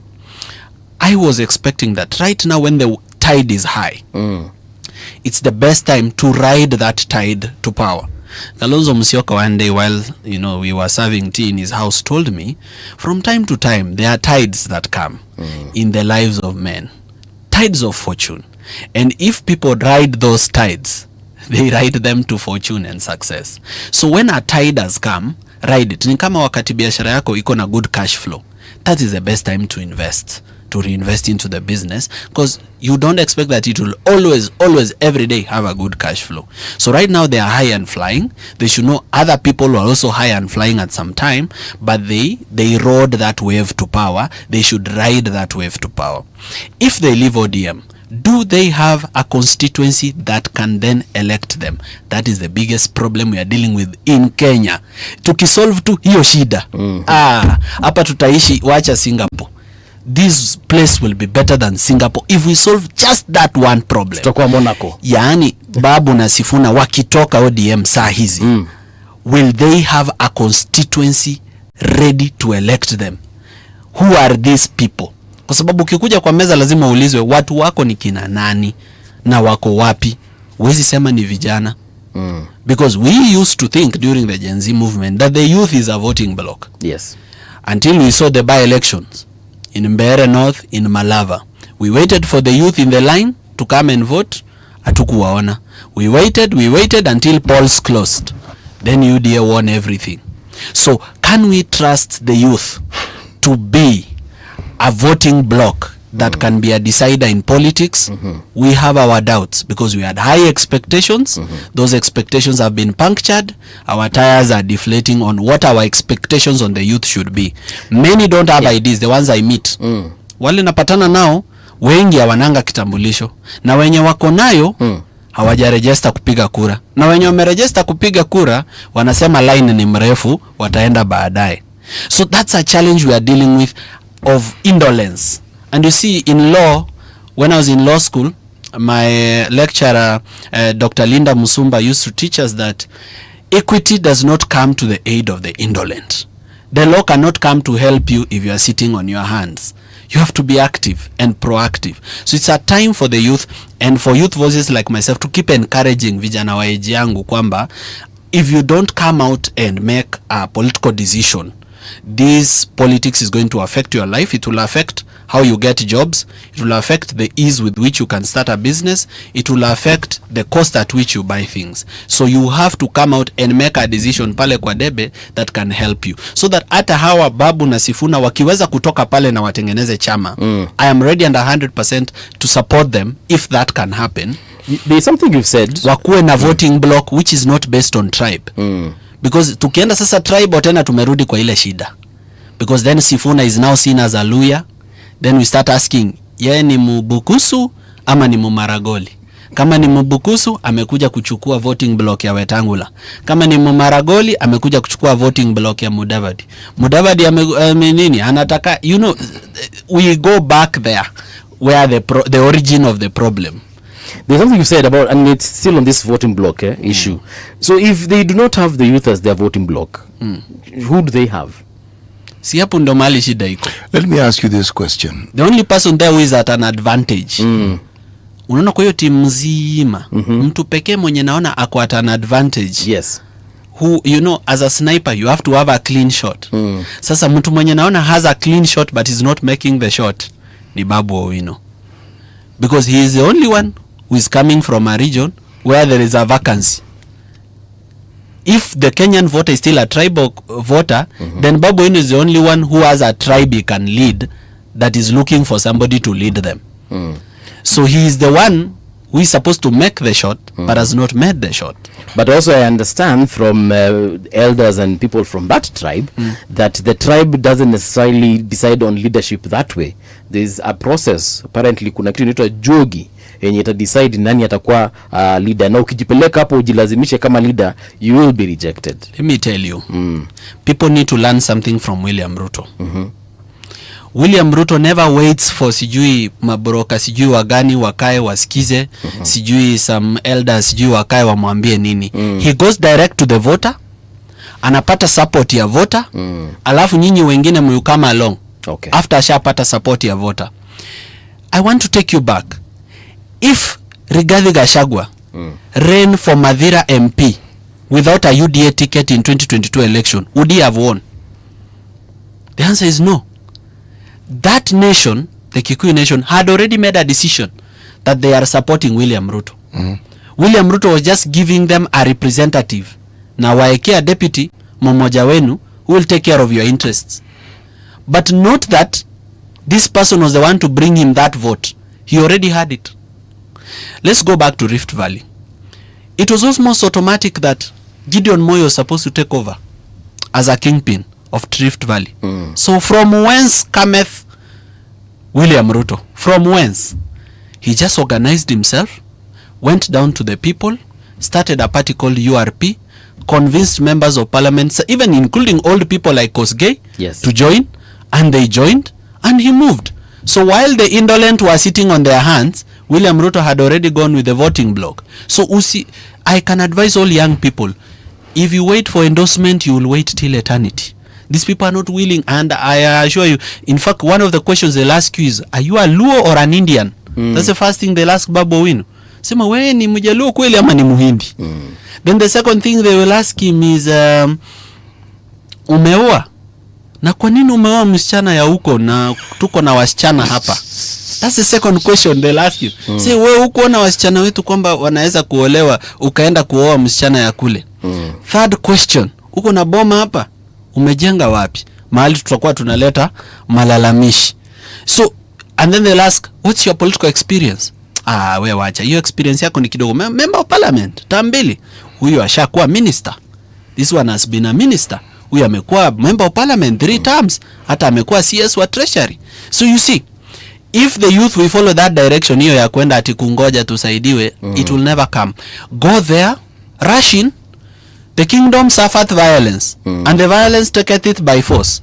Ingia pale, beba kitu, wacha watu washtuke ulienda nayo, apologize baadaye. Yes. Kesi baadaye. Ni kama ungoje kupewa ruhusa uoe huyo msichana. Ongelesha yeye, akikubali, enda na yeye. Kana yeye wiki 2, wiki 3, 1 month, 2 months. Mimba. Fanya vile inafaa. Alafu sasa enda kuapologize. Enda ukasema unajua sasa kidogo niko na makosa, nimekuwa nikikaa na msichana yenu na tayari hata ninaona kawaida, lakini najua iko fine, mimi nitalipa. Unatuma watu waende waseme on your behalf. Lakini ukianza ati hiyo process ati sasa wewe unataka kuanza from ground level ati uende kwanza uombe ruhusa upewe, utaambiwa it's just like a government office. Utaambiwa jaza form number 18. Ukimaliza kujaza form number 18, peleka form number 22. Toka number 22, ebu rudi number 18 kwanza uende ukaandikiwe hiyo kitu vizuri. Majina yako ni Kebaso David Morara ama ni David Morara Kebaso? Hapa ni Kebaso David Morara. Basi enda ubadilishe hiyo majina, uweke sequence vile inakaa kwa ID. So utafanyishwa hiyo mchezo. So he has a straight shot. the more he delays to make that shot, somebody else will make that shot. And when that somebody else will make that shot, he'll play catch up for the rest of his life. So those people who are saying Sisi ndio Sifuna na Sifuna ndio Sisi, then that is not a significant constituency we can do. No, it is. It is a significant constituency. Remember, what is it that forms these waves that we speak of? And when Kenyans vote, what is it that is the ethos of our voting? Are we voting for someone or are we voting against someone? Why do we vote? Right now, where is the mind of the majority of Kenyans? These younger Kenyans that we speak of, do they represent an ideal that is only theirs, or do they represent something that the rest of the Kenyans feel? I think they represent something that the rest of the Kenyans feel. It is not their own idea. No. It's something that they are the ones who've been, they are the active agents in this particular space, but it is not them alone who think this way. Yes. Now, are people fed up enough to actually want change through waters that are not very uncharted? Because the track record of Babu and Sifuna in terms of their politics, we know. The question is this what we need? People who haven't been badly tainted by this legacy politics of ours are people willing to take that step. You see, people think it is strange. When we got independence, the vast majority of people who are in politics were not Jomo Kenyatta, Jaramogi Oginga Odinga. They were much younger people. We've had young people running this country before. So the idea that old people must run it is a fallacy. Old people must be involved, they must be involved. You need to have an all-generational approach, because there are things that other people have seen that they are useful, they will be useful in guiding you through. But as to whether a youthful person can lead and even be president, why not? That is still a challenge, I will tell you. It's still a challenge because of tribalism. Let me ask you, what isn't a challenge in our politics? Tribalism is the biggest challenge. There are many challenges, but tribalism is the biggest challenge. What you've said is beautiful, but the problem to what you're saying is tribalism. It isn't tribalism. Tribalism isn't a problem. The problem is the tribalization of our politics by political leaders. This tribalism that we speak of and the narratives that are led or we hear in our politics, there are people who create them, there are people who further them. They are historical events that can support these things. But if Kenya was truly tribal as we claim, we would not live the way we live. I have a question. Ask. What is the biggest issue that Kenyans have with William Ruto? No. What is the biggest problem that each part of this country has with William Ruto? You have to segment it. It can't be William Ruto, the whole country. I'm looking for the problem which is national, which every Kenyan thinks that is a problem. I don't think it exists, because I think it does. Tell me what you think it is. One particular thing is corruption. The whole country, any county you go to, all Kenyans of all tribes agree that there's a corruption problem in this government. However, as we continue with your answer, this is not the only government that has been corrupt. Uhuru, Kibaki. That is where I'm headed. Okay. The second problem they have with this government is injustice, beginning with extrajudicial killings. These are things that are emotional to people when they see children getting shot in the streets. These extrajudicial killings and injustices are part of are a national problem that if you go to any part of the country, watasema kuna watu wameuliwa, kuna ufisadi. Now the question I have is, those people who are saying the government of President William Ruto has a corruption problem, some of them, they've had leaders from their region occupying that office that William Ruto occupies. Have they admitted that when our person kutoka hapa nyumbani occupied that office, it was also as corrupt as now? That admission is missing. So there's dishonesty on the part of the voter. Dishonesty on the part of the voter that what he blames Ruto for, he doesn't blame somebody from his community for it. So you find that Someone like President Uhuru Kenyatta is extremely popular right now in Mount Kenya. And nothing bad can be said about him.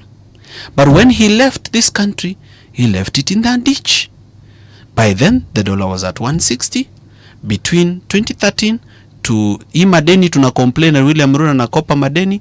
From 2013 to 2022, they borrowed more than 9 trillion. Okiya Omtata has gone to court for the recovery of 6 trillion odious debt, which never came, was never used for development in this country. So with all this money lost, why is it that that person from there in Mount Kenya does not see any problem with Uhuru, but sees every problem with William Ruto? It brings you back to the problem of tribalism. The inadmission of guilt. People are not willing to admit that kuna mtu yetu amekosa. So you see, corruption or lack of corruption is based on national values. As a country, do we have national values? Is honesty and integrity part of our national values? Is it something that at community level we value? Sisi kama watu wa nyumbani, do we value honesty and integrity? If we value it, how do we discipline people who are dishonest or lack integrity from home? Because if you can't discipline them from home, how come we are complaining about them when they hit headlines on national government? We are talking about ODM. But what is the track record of ODM? People believe ODM has been fighting for the rights of common mwananchi. Well, let's go to the counties where ODM had absolute control. Where the governor was ODM, the senator was ODM, the women rep was ODM, the all MCAs were ODM. Meaning ODM, whatever it wanted done is what happened.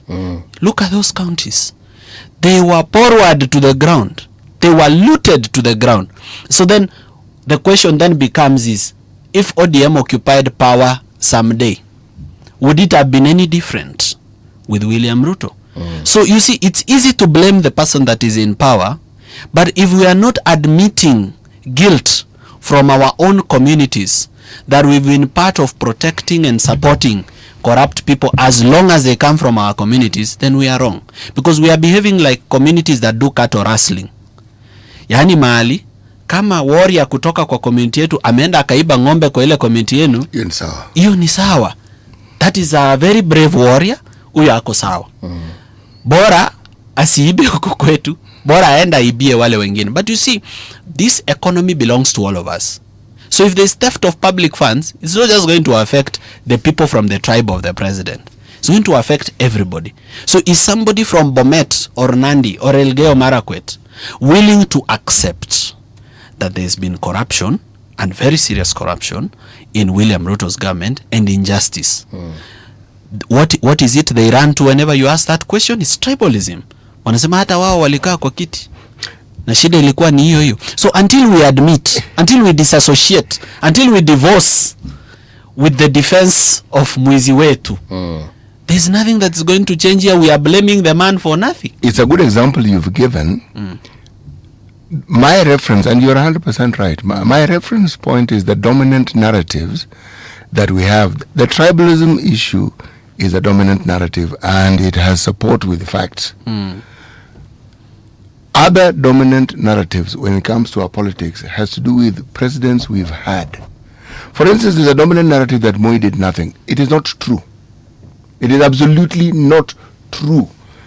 We come to Kibaki did everything. It is not true. That is also not true. He didn't do everything. No, he did not. Nobody can. Governments are a continuum. Somebody kama relay, mtu anafanya anawacha mwingine na continue. Moi built schools. But you see, Moi was there for 24 years. But he really built schools. The Kibaki government was not known for building schools. The era where we opened up higher learning and institutions were built, it was in the Moi era. Nobody talks about structural adjustments that were brought in the Moi era simply because of the Cold War that had ended and the constraints his government was under that time. Nobody talks about it. Very many people died in the Moi era because they were fighting for multipartyism. People who were killed. Unfortunately, the era where most people were killed in this country was the Moi era. I mean, it was the Kibaki era. Start with Mungiki. About 1,000 or 2,000, how many? Yes, and thousands. We haven't even gotten to the clashes that we had in 2008. Just the Mungiki and young people dying. All of it. that era, more Kenyans died than in any other era you can speak of. Probably the colonial era would beat it in terms of numbers. The Uhuru era also saw very many people dying. And when I say dying, it's not as though somebody got old and died or had malaria and died. No, people who were killed by people who are supposed to protect them. Bwana Kebaso is absolutely right in the selective amnesia we have when it comes to relating to facts. We don't have honest conversations about these things. Mwai Kibaki was an excellent president. He did very many good things, but there was a platform for it. The Thika Superhighway is praised as one of the most wonderful legacies he had, and I agree. That thing should have reached Marsabit. It should not have stopped at Kenol or at whatever. It should have gone beyond. But since Uganda is our biggest trading area in the region, where do you think a superhighway would have served better? Going in that direction or going in this other direction? It's going in this other direction. Precisely. So, again, there are people who benefited from it, and there are those who argue they didn't benefit from it. What am I trying to say? I am trying to say that how we understand this country is determined by the dominant narratives and who control those narratives. The proverb is said that so long as the hunter controls the narrative, the story of the lion will never be told correctly. For as long as the hunter is the one who owns the newspaper. Bas! The lion story will never be told properly. Okay? It is what we suffer from. And we seem to have accepted in our politics that those who are in leadership are given the leeway and permission to get away with anything. Yes. Now, unless we can get it out of our heads that the law applies to everybody, just that little nexus, and to understand that we are the sovereign, and that these people actually work for us, not the other way around. Tutakuwa na shida. No, tuko na shida tayari, tutaendelea kuwa na shida. It's not as though tutakuwa na shida, tutaendelea kuwa na shida. Tufanye hivi, let's take a short break. When we do return, of course, Morara Kebaso still with us to talk about that and much more. I shall also be reading some of your comments, yeah, because I see some of you have got some words for the guests in studio. Don't go too far. We'll be right back.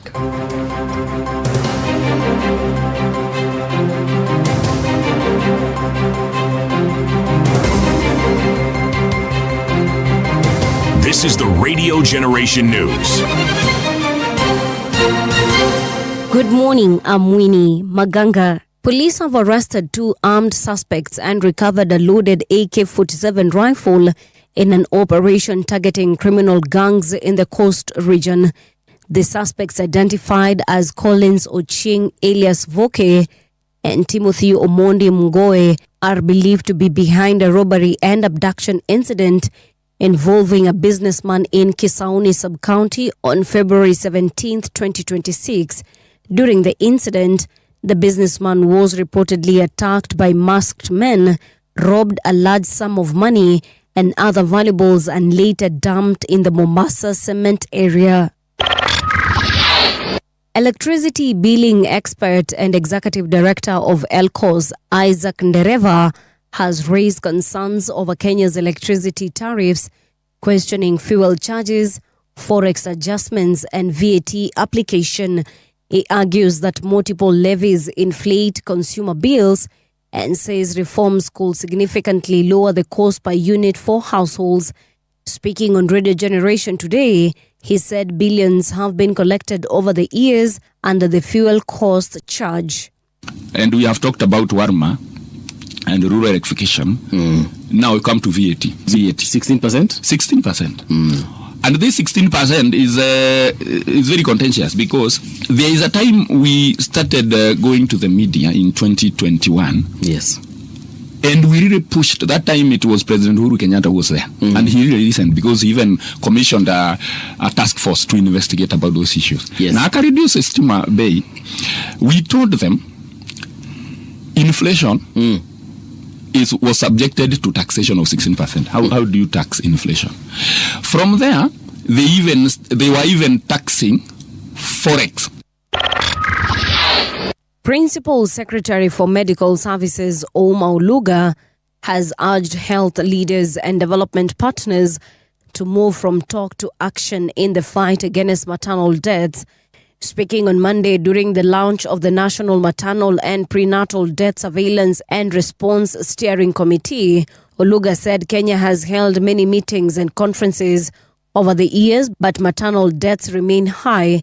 He also raised concerns over gaps in reporting, saying counties must submit maternal and prenatal death surveillance reports promptly to enable action. The practical question today is, what action will you take? The human intervention. And I know that we've talked about things that don't involve us. We've talked about the items that we need, like the pneumatic bags that we need. We've talked about the policies. We've talked about the finances. The only thing I have not heard is the things that involve us. What action will you take? And the actions that we take is what will prevent mothers and children from dying. And there's a lot of gaps when it comes to those actions. The Ethics and Anti-Corruption Commission EACC has won court cases to recover public land in Mombasa worth 281 million Kenya shillings. The land had been illegally allocated and transferred to private individuals. In a ruling delivered on February 13th, 2026, the Environment and Land Court ordered 2 parcels of land along Shimanzi Road be returned to the Kenya Railways Corporation. The court found that the land had been set aside for Kenya Railways and future road expansion, but was unlawfully allocated in 1994 and later transferred to third parties. The U.S. government has ordered a non-essential staff to leave its embassy in the Lebanese capital of Beirut after security review, a senior State Department official has told the BBC. The decision comes as there are heightened tensions in the region, with U.S. President Donald Trump threatening military action against Iran if it does not reach a deal over its nuclear program. Iran has previously vowed to retaliate if attacked by the U.S., with American bases and facilities in the Middle East thought to be possible targets. And that's the truth on Radio Generation. Good morning, I'm Winnie Maganga.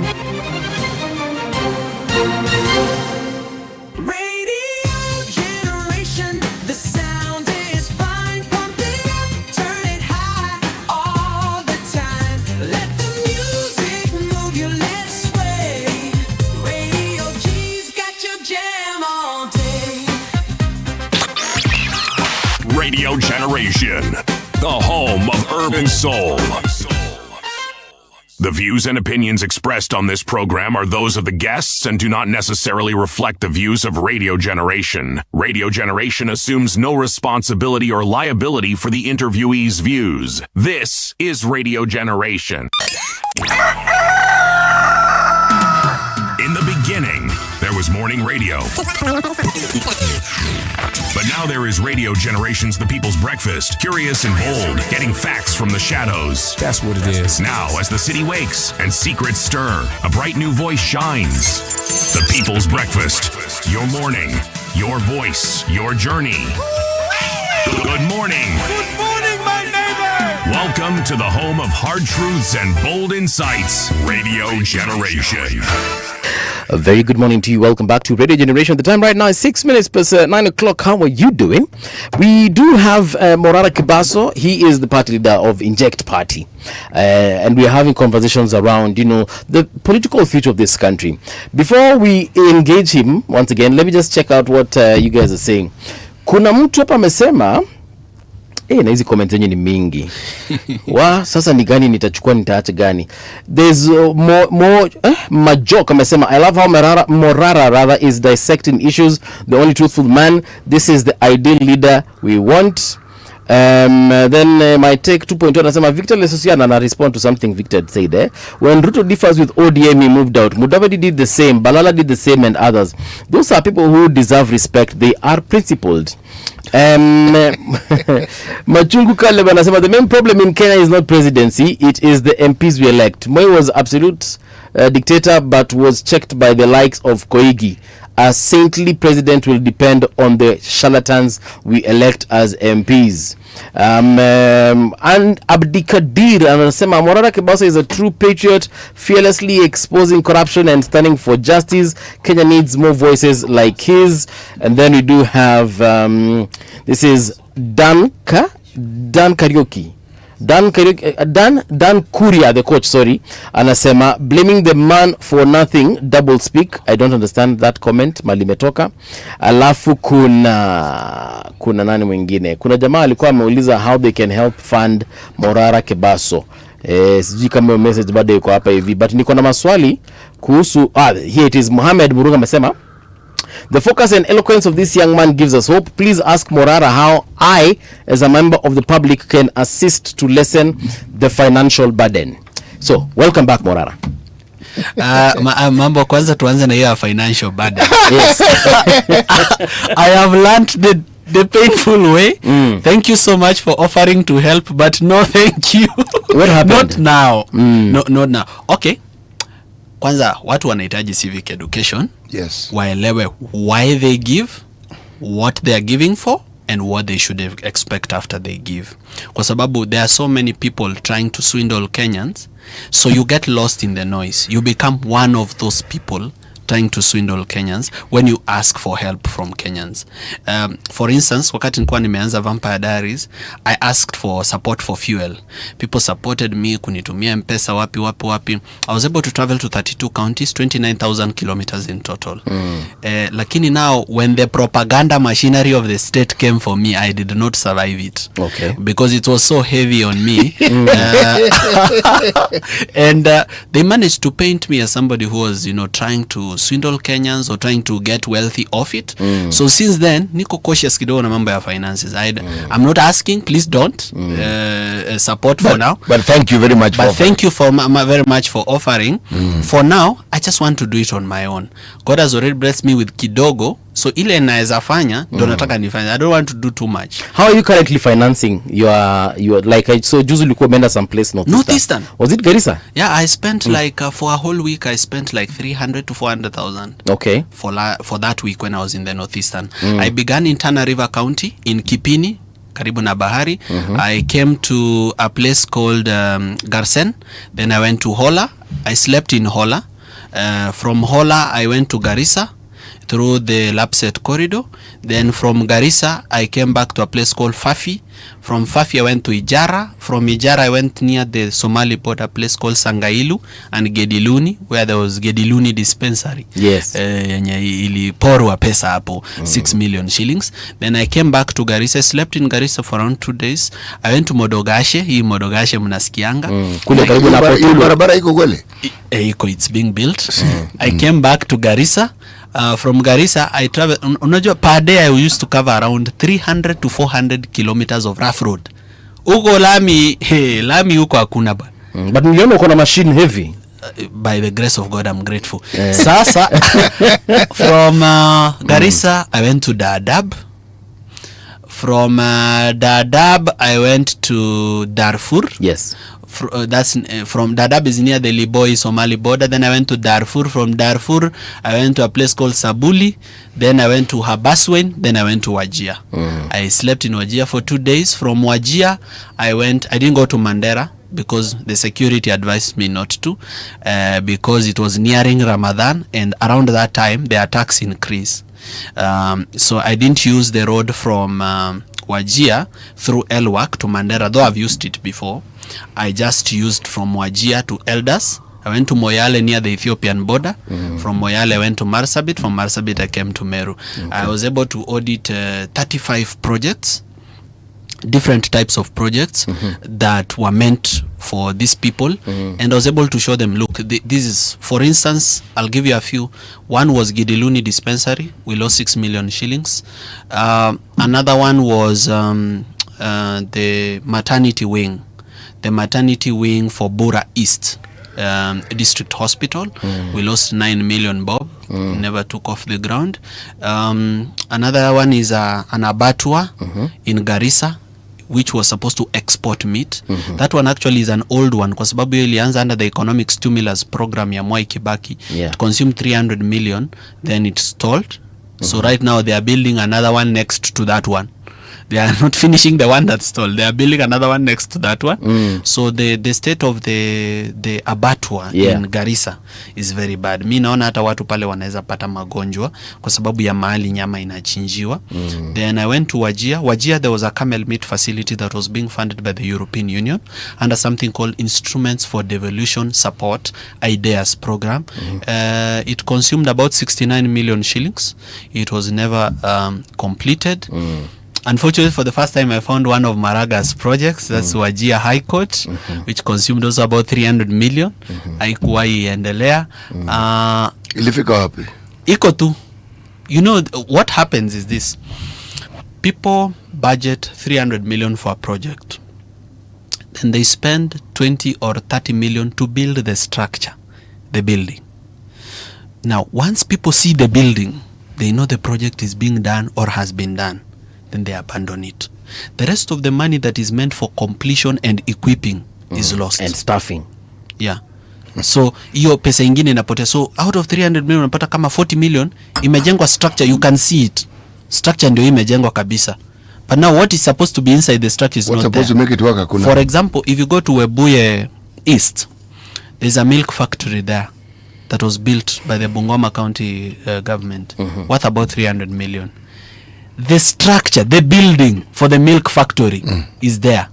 But you see, the milk factory is not the building. It is the processing plant. Yes, it is.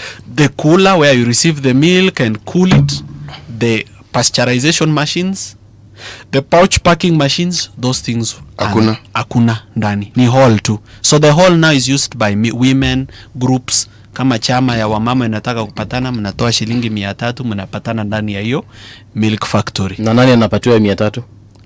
Sasa kuna makatel tu wamejipanga hapo, pia wao wameamua kukulia hiyo. So pale Wajir nikatembelea Camel Meat Factory, Tana River County. This project, by the way, ili niguza roho. Tana River County, the farmer is selling a mango at 2 bob. Mango. It has improved significantly. There was a time it was 50 cents. It was 50 cents? Oh, yes. Do you know why they are selling at 2 bob? Because you either sell it ama ioze. So you must sell it. Upate kitu tu. Upate yo 2 bob. There was a project by the Coastal Development Authority, CDA, which was to develop the Hola fruit processing plant. Now this plant, it was built with 120 million. It was launched by Uhuru Kenyatta. Then it stalled. Then there came a new tender for reviving the stalled project. Ikakula another 100 million. Then President William Ruto went there with Kipchumba Murkomen, Rigathi Gachagua. Those are the people that were there on that day. They launched it again. After reviving the project that had stalled, then it stalled again. Sasa yule mkulima wa Tana River is the second largest producer of mangoes after Makueni.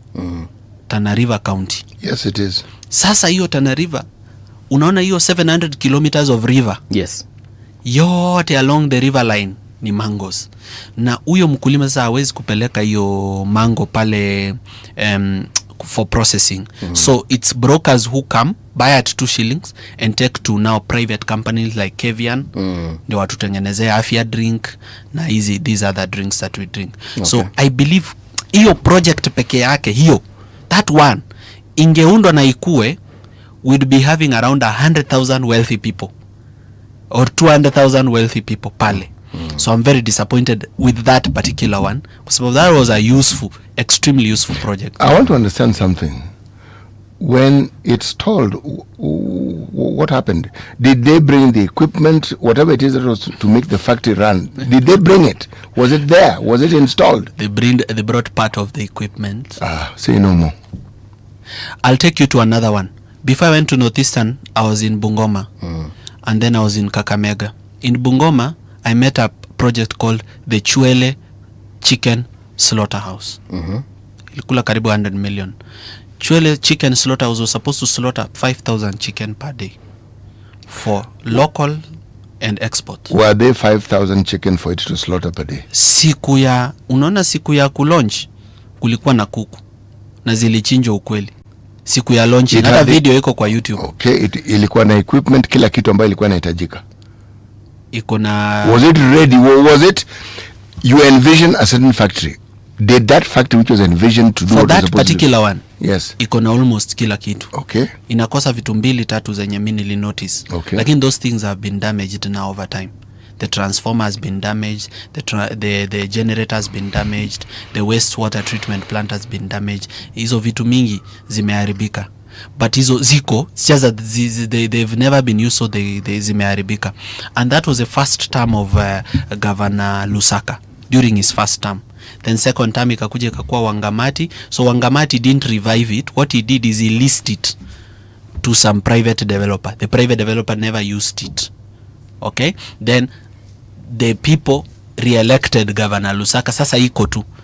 And by the way, there are many people who had started rearing chicken because of that wakijua factory iko, nitakuwa napeleka kuku hapo. Watu wengi walifuga kuku wengi, you know. Unajua kuna wale kuku unafuga kwa boma, mgeni akikuja umchinjie moja. And then kuna wale kuku unafuga wengi because there's a factory that has come here. You can now keep 5,000 chicken. So ndio unasikianga ninaimba, umaskini si bahati mbaya wala si nguvu za uchawi, ni matokeo ya uongozi mbaya ndio unaotutesa. Poverty is not an accident. Ukienda mahali uone people are poor, don't think it's accidental. They've been made poor because factories kama hizo, a farmer will not need to go look for a job. It will be more profitable to be a farmer than to be employed in a city. Okay. And to earn a salary. How do you identify these projects? Do you like check government records? Do people tip you off like, hey Morara, come uangalie kitu iko hapa Kitui, utuambie iko namna gani? It's a mix of many things. One, read. You know, the devil is in the detail. And whenever they want to hide something from an African, they put it in a book. Yep. Just read. If you read, you'll find these things. Begin by reading the audit reports by the Auditor General. Once you read the audit reports by the Auditor General, you get an idea of what you're looking for. Read the budget implementation reports by the Controller of Budget, because the budget implementation reports will tell you how much money has been released to particular projects in particular either government agencies, parastatals or county governments.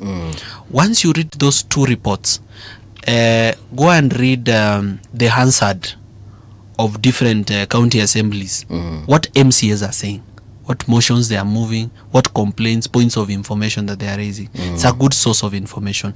Read the Hansard also at the National Assembly and the National Senate. Then now kuna ile sasa yenye wananchi wanani inform. Kuna vitu hata kwa Auditor General report haiko. Maybe the auditor who went to the ground alipewa kakitu hiyo hakuweka. So those ones, it's people who they tell me kuna kitu ninaona hapa ni kubwa, inakaa kanisa, na ninaona iko na kibango inasema Republic of Kenya, Government of Kenya, World Bank project. Na hii kitu nimeiona hapa tangu nikue form 1. Na sasa niko campus second year, hii kitu mimi sijaiona ikifanya kazi. Kuja uone ni nini. So when I go to the area, now I start reading different reports. There are times even I have to go to World Bank reports. There are times I have to go read the African Development Bank disbursement reports. Inanipeleka mbali, naanza kutafuta, of course with the help of artificial intelligence also. I can also ask AI, I'm seeing this thing, I'm in this place, what do you think it might be? So pole pole, na pia nikienda niangalie hiyo hall vile inakaa, vile imejengwa, I can know whether it's a processing plant, a factory, a what. So from there I'm able to make out, then I come to find, this is Shamahuvu Hospital of Kakamega County that has consumed 500 million. Kumbe ndio hii Shamahuvu Hospital. Na kweli ramp ya kuingiza wheelchair ndio hii, emergency ni hapa hivyo. So I'm able to piece it together. So everywhere you go across this country, there are projects that are dead that could be worth almost 10 trillion. Ni mingi sana and very beneficial. Sometimes I even think the government should just stop doing any new projects. They map out all the incomplete projects and complete them. Unaona wakimaliza tu hizo, they won't even need to do anything new. But you see now, the government wants to look like it's launching something new. Right. They need something for the president to come and cut a ribbon so the people of that area can feel kuna kitu inakuja. May I say something? It is the presidents who feel they need to ignite projects to show that they are doing something, and so the government can take credit. Now, this idea of development being brought, it's a narrative that we've had since independence. Mtu analeta maendeleo. Now, we are in the 21st century, and we still haven't understood that it is actually the job of the people whom we elect to ensure that these things are part and parcel of the plan that the government has, and that they actually get done. But the politicians present them as the favor they are doing us and demonstrating that they are doing good by us, and yet usually it falls short of what it is that is needed. Yeah. You are talking about projects that have been abandoned. In this country, if you travel, you will find places where projects were even completed but just neglected, and it's there. I have seen health facilities. I worked in the health sector, so I know. You come to a place, there's a clinic, there's a building, there are even houses for staff. You find a tree growing in the middle of a house. So you wonder, how long has this thing been neglected? But where is the shame? Are our leaders even ashamed of these things? No. I can tell you they are shameless because recently they did something so shameless, I never thought they were capable. There is a TTC in Marsabit. It's called Sololo. It's in Moyale constituency. It's called Sololo Technical Training Institute, the TTI. It was built, abandoned. The wind has already taken the roof. But recently, Honorable Musalia Mudavadi and Honorable Soipan Tuya, together with the governor of Marsabit, were there on that site next to that building, launching a hostel, a modern, world-class hostel for the TTC. For the TTC that is defunct. That is defunct. Sasa nikashindwa ni ati walifika hapo ikafunikwa kitambaa hawakuweza kuiona ama waliona wakailenga wakasema mpiga picha wangu nataka focus hapa hii nyingine achana nayo. So sometimes you see even ground intelligence and what, kabla uende ku launch project mahali fulani you should be briefed. Hii ilikuwa hivi uambie hapana, we are not launching it this month, we launch it in August. I'm giving you the next 8 months complete, make sure it's functional so that I come to launch the other one. You want to tell me for someone in the level of a PCS, yes, the level of a CS like Soipantuya, yeah, hawa watu hawana watu kwa timu yao wanawaambia mheshimiwa hii kitu kienda huko hivyo utapata manzee hii keja. I mean, sorry, this TTC is not functioning, sorry. It is like they don't even do a reconnaissance of sorts. Kama wewe unaweza tuma tu kama ni secretary yako. They know but they ignore.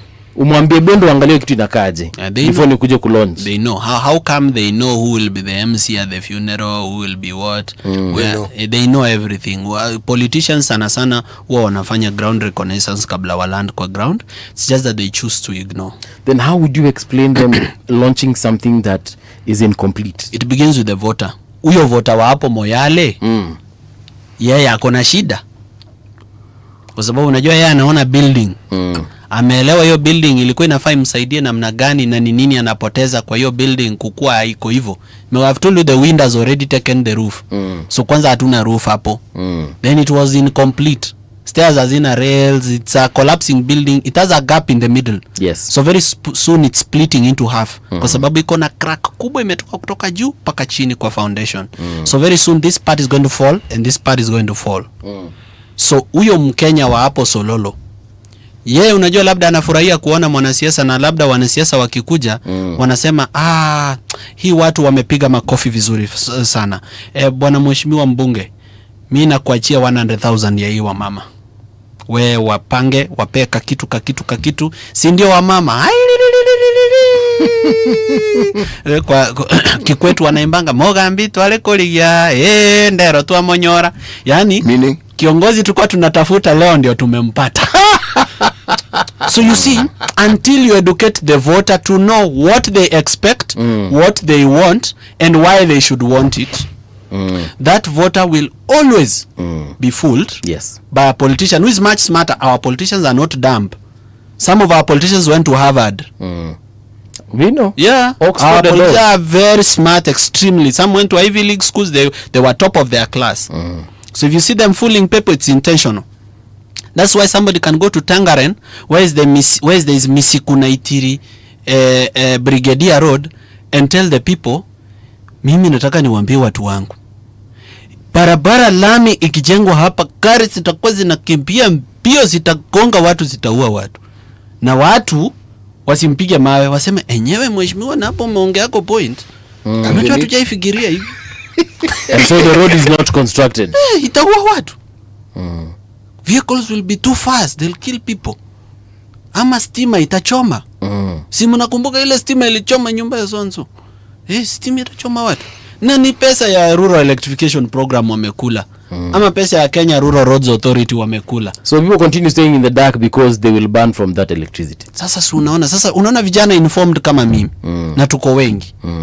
Tusilalie masikio na tusifikiria ati wale wazazi wetu wako kwa village ati wako Twitter. Yes. They are not on Twitter. These things that you do, you go to these counties and then you expose all these problems. To what end? I mean, it's a good thing when you come to my county and you show me this and this and this is not functional. But for you as Morara, to what end? Let me say something positive. There are some projects that I've exposed. And for the reason of exposing them, the communities became so angered by those projects that the government had to do them. An example is Dev Kikinani Road in Machakos. After I exposed it, the residents were up in arms. Hata walienda wakapanda ndizi kwa hiyo barabara, protesting that road. Then the contractor came back on site, miraculously. There's another road called Ilasit, Rombo, Njukini Road, which was worth 5 billion, which had been abandoned. And because I spoke about it, I saw the contractor coming back to site and some of that work being done. I've seen Eric Muga go to some of the dams I had exposed. That's not the CS4 water. And nowadays, I see it on his Facebook page trying to tell us what the progress is. So for sure, it does keep some people accountable. And it does remind some people that they have a job to do. And it is actually true that there are people who are seated in their offices in Nairobi and don't know what's going on the ground. And I have been a blessing to them to just let them know what is going on the ground so that they know that thing that they were told, mheshimiwa usijali, hiyo iko sawa inaendelea, is actually not there. So that then they become curious to want to know, wewe uliniambia hii kitu inaendelea, sinaona huyu kijana ameweka video hapa na inatuharibia jina kwa, na wewe ulisema hii kitu inaendelea. So I know some projects that have been revived courtesy of that effort. So for that najiwekea tick. Now to what end, as me as a person, how I look at it is this way. At some point, I have to have an interest in occupying a position of governance. It's not enough to complain. Sababu utasema hii ni mbaya, hii ni mbaya, hii ni mbaya, then what? Pewa nafasi, pia we ufanye, utuonyeshe an example of what performance looks like. Of what leadership with integrity looks like. Accountability. I am looking for an opportunity of governance, appointed or elected, so that I sit in that position and I show for sure that one, you can be a leader with and be still remain rich without stealing public funds. Secondly, you can perform. It's not impossible to perform. Other people have performed. Performance is a choice you make for your people and the benefit of your people. So the end goal is that at some point, I have an interest in leadership and governance. I just don't have a clean shot. Si I told you a sniper akiwa melala kwa nyasi, lazima uwe unangoja a clean shot. Where you have a shot, you know you will shoot and it will be on target. I don't have a clean shot. And that's why I'm praying for Babu and I'm praying for Sifuna. That hiyo ODM waondoke. Na wasiondoke kuja kuingia tena hizi chama zingine which are part of the problem. Waondoke waunde something new, nipate mahali ya kuingia. Because saa hii vile mambo iko, sasa nikienda Jubilee and all these things I've been saying about what the Jubilee government did, they won't trust me. To welcome me, they will welcome me for the cameras. Lakini kuniamini, hawezi niamini, sema kijana anakaa na sisi, ili atusome enda akatu expose. Nikiingia tuseme kama chama ya DCP, and I've been at the forefront of saying Honorable Rigathi Gachagua should be accountable for the Sagana River Restoration Project where 400 million was paid to his account and it was lost. He has not forgotten. Si ati hajasahau, na akisahau kuna mtu atakuja muonyeshe mdosi usisahau. Ona hii video. Huyu kijana ako na sisi lakini hayuko na sisi. So it's difficult for these systemic politicians or even Kalonzo to trust me in his party. Yet I was next to his fence at Sekuru Airstrip, where 278 million has been lost, beginning with 50 million when he was the Minister for Home Affairs, where the NYS was under the Ministry of Home Affairs, and it was the one that was given the tender to start now doing the airstrip. So how wanasisi ati wamesahau? They know that tuko na huyu kijana lakini his values si kama zetu, na kitu anatafuta kuongozi si kama sisi. So si mtu ati tutampanga tumtume wewe kimbia register kampuni pata deal fulani niletee yangu ya mkono atatusumbua. So because of that lack of trust from the systemic politicians, unapata mimi mtu kama mimi sasa nimekuwa reject huko. Sasa juu niko reject huko, mimi nangoja watu wenye wako hiyo line yangu, people who have similar ideas, similar thoughts, similar urge for change, wenye wanaweza unda kitu mahali mimi pia mimi naweza ingia, or wakuje tutengeneze hiyo inject party pamoja, tuisukume pamoja, because I can't push it alone. Ni mlima mzito, nimeisukuma paka mahali nimeifikisha. What do you want to do in 2027 as far as elected positions are concerned? MCA, governor, senator, tunaangalia Morara akitaka. Labda nikupea tu elimination method. MCA kidogo tatizo, the platform is small in terms of what I want to achieve. Okay. MP, I would be happy we have a political party, so that I'm not just going in as one good MP. Right. We are going in as a team of like 100 MPs. And on the basis of that, a president akikuwa corrupt we can impeach. A CS akikuwa corrupt we can impeach. A budget ikikuja kwa bunge and it's ridiculous, we can do something with it. Otherwise, I'm not interested if we don't have a party, because the only thing I'll be doing is giving good speeches. Yes. Takuwa nasimama on the floor of the house nasema Mr. Speaker, naongea, it becomes a very good sound bite for TikTok and nothing happens, kwa sababu wale wanapiga kura they are aligned to their political parties, and those political parties are in the form of tribe. Similar to senator, parliament is senator or MP. Those two I will be interested. Yes. Governor is tough. Tough because? It's a tough because of the improper foundation that was put in devolution for the kind of counties where I would want to run. It's a career killer. A person of my ilk or of my thinking, nikikuwa governor, watani impeach. Because I'll be so strict, na nisipopea MCAs nafasi ya mahali ya kuiba, they'll impeach me. And you see, if they impeach me, I'll never run. Professor Kivuda was in a certain position, you remember? Good. But he brought that up. But he persevered, and he prevailed. Acha nikwambie kitu moja. Some regions are the way they are because of the voters in those regions. Unaona voters wa Makueni, wakati MCAs walikuwa nasumbua Kivutha Kibwana ati wanataka pesa.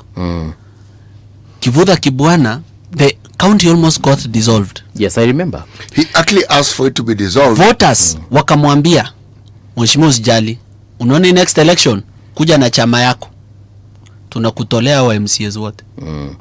They voted out MCAs to the last one. Makueni County voted out all MCAs. Moja libaki. Maybe one. That's a very innocent. Lakini wengine walienda nyumbani wakampatia MCAs that he can work with. And what do we have in Makueni today? Makueni District Hospital, Mother and Child Hospital, Kalamba Fruit Factory, where we drink juice from Kalamba, you know, because of the efforts za wale wapiga kura. Sio za governor peke yake, supported by his voters. Angalia Muranga. The day you interact with the people of Muranga, you will know why their governor is doing well. It's not just about Irungu Kangata. It's also about the people of Muranga.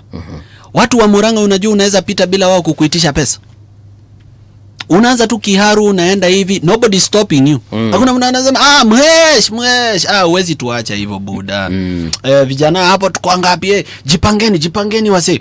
Hapa tuko 25, mhesh wetu tuachie tu chenye naweza tuachia. The people of Murang'a are not like that. Tabia ni tofauti. So even when women groups come to the office ya Ndindi Nyoro kuja kumuongelesha, yes, wanakuja na ideas zingine paka unashindwa, kumbe as the MP you are not smarter than your voters are actually smarter than you. Women groups come and say, unajua tu kutaka kukuja peke yetu, so tumetafutana women groups 20. Hizi women groups kila women group iko na wamama kama 100. Kwa hivyo hapa we are representative of about 2000 people. Membership register yetu ndio hii pamoja na vitambulisho na contacts.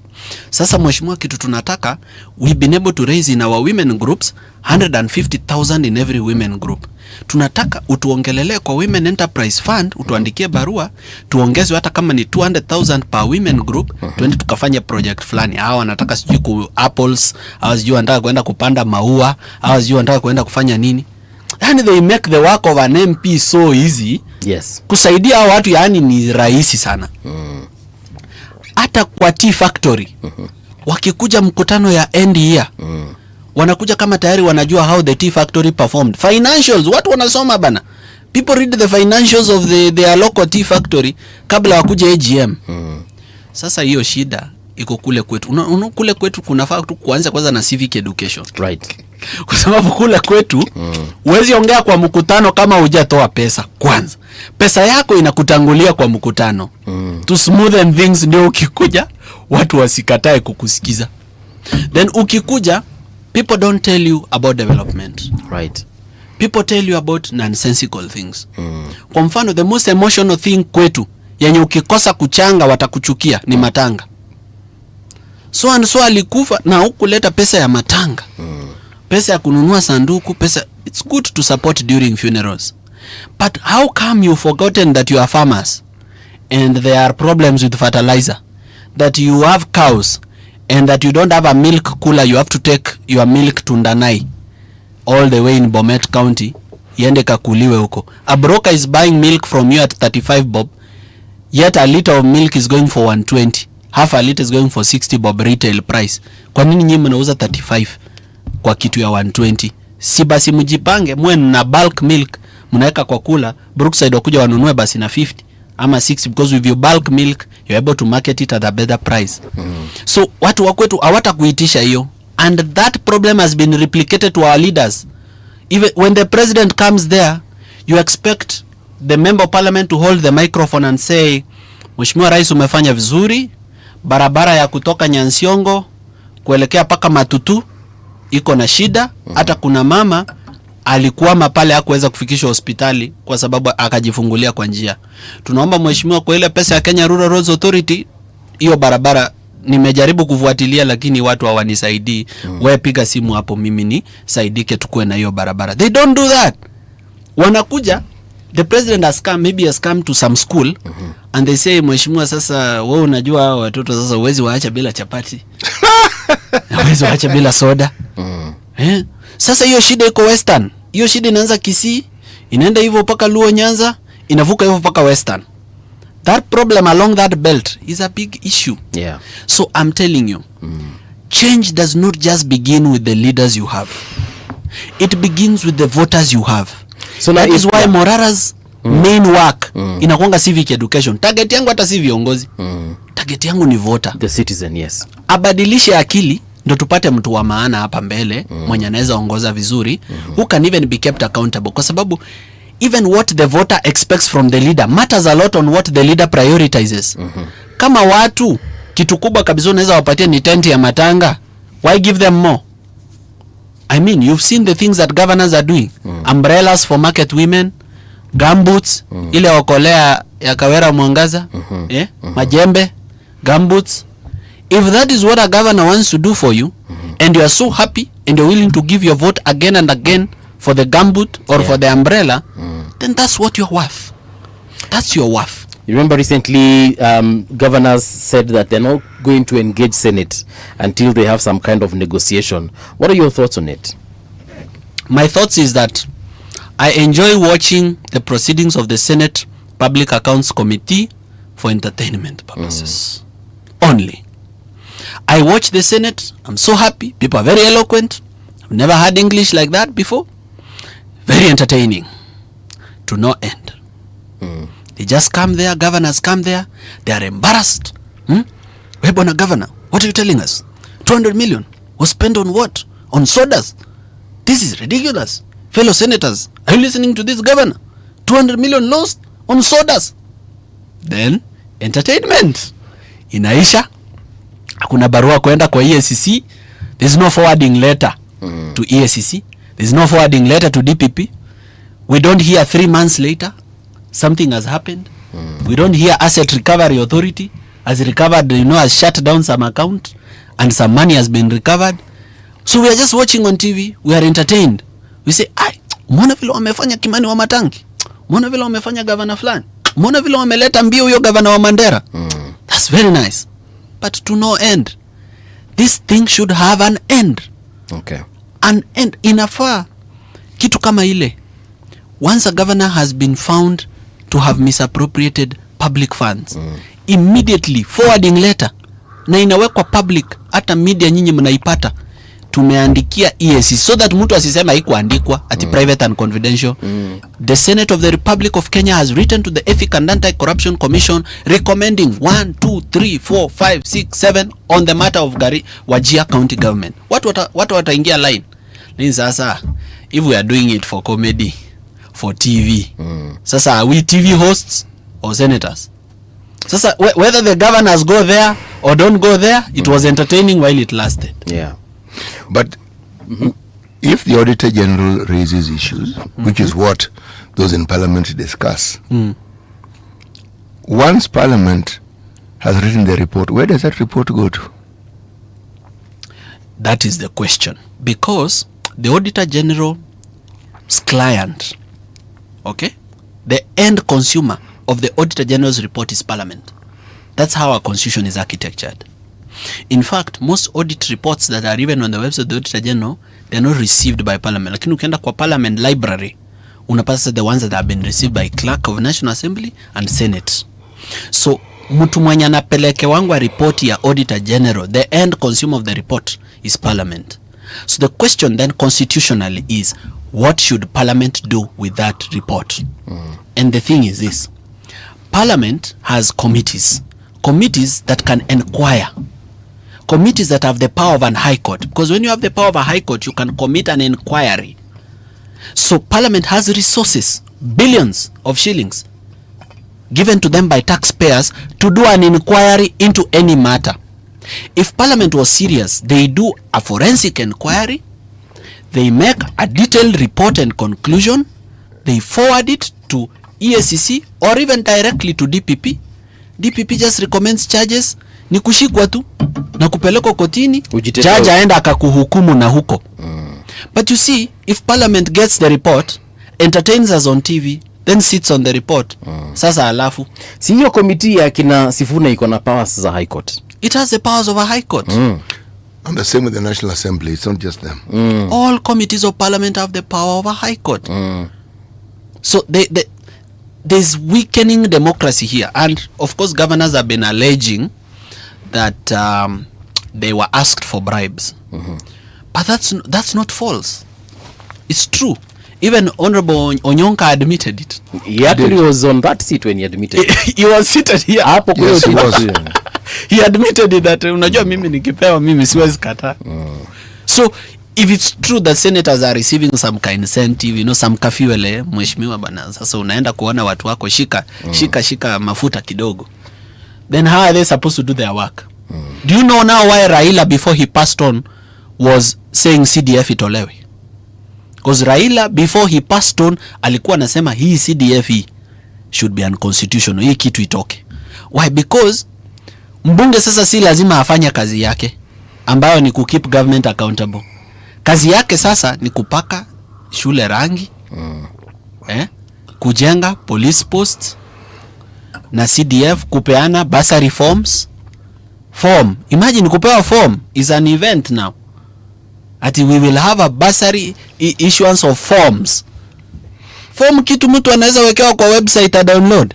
kwa cyber. Actually some MPs even sponsor adverts on radio and TV to announce that tutakuwa tunapeana form. You know, he has to give the form to you ndio uone anafanya kazi. So MPs are trying to prove they work through CDF. Kwamba tunafanyanga kazi through CDF. Now, but if CDF was not there, they would find other work to do. And that other work would be their actual work, which was intended for them under the Constitution. Morara, there is an issue here. This is something we debate here very regularly. And it's the issue of accountability and who should hold who accountable. That you have taken the path you have taken, in my opinion, it is the right path to take. Yes. Because unless and until people understand something fundamental like what being the sovereign means, because when you understand it, then you'll understand how to hold the people you elect to account. But we are loath. We do not hold the people we elect to account. We do not see any reason why we should hold the people we elect to account. We find reasons not to hold them to account. You see, so long as we have the class in this country that is considered the wealthy class as politicians and not businessmen, people who create value, then our problem is truly grand. Why am I saying this? I ask this question every time we have this discussion with Paul and ask, what do you think would happen to policemen who ask for bribes if everybody refused to give a bribe? What do you think would happen? You will stop asking. Yes, exactly. They will stop asking. Because they'll realize, somebody will tell you, watch at 22. He'll go to court, he will put up with the inconvenience. Next time you stop him, again, he will refuse to give a bribe. By the same token, if a corrupt leader who doesn't do anything for his constituency calls a meeting and nobody attends, calls another and nobody attends, don't you think he'll get the message? Yes. You see, somehow, when people talk of budgets and people talk of projects, it's like those in the political class haven't understood something very simple. Most of governors, that this wealth of this country is not at the national level, it's at the county level, the wealth of the country. That's where it's at. If your county is rich, it means your people are rich. If you're inclined towards business in a rich county, you will make money. But when you take the seed money, at the very point at which that money should be given out to do what it does, you take it, then then nothing changes really. When you hear of states like California, and you're told the GDP of that particular state is more than very many countries on this continent of Africa. State. Then you look at the state and you look at what they do. People talk of, the government right now is talking about a sovereign fund. Norway was a fishing village. They had timber and small commercial interests until they found oil. There was an individual who understood what that oil could do, because he also understood what other people who had oil had suffered. It did not take a year, it took decades. His president supported him, the people supported it, and you know what they did? What did they do? Whatever they got from that oil, they would take something like only 5% to support whatever budget they have. The rest went into that fund. Oil. We have more natural resources than Norway. We, as Kenya. We've never done an audit of our natural resources. And if we haven't, those who know it are the ones who know it. The rest of us have no clue. We just hear.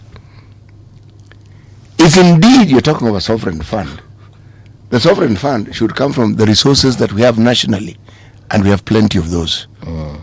Si juzi wamepeana license sasa ya kumine 8.7 trillion worth of niobium in Kwale. Let me put it to you this way. Actually, it's 12 trillion worth of niobium. Yes. When Tiomin was in Kwale, that county benefited. Nobody talks about it, but they did, because there was a distribution of that particular money that went to the county government. Now, Mvurya, who was then governor, was able to do something that nobody had ever done. People who graduated with Form 4 and were qualified to go to university, everybody went. You qualify, you go. And the county was paying 100%. Yes, you qualify, you go.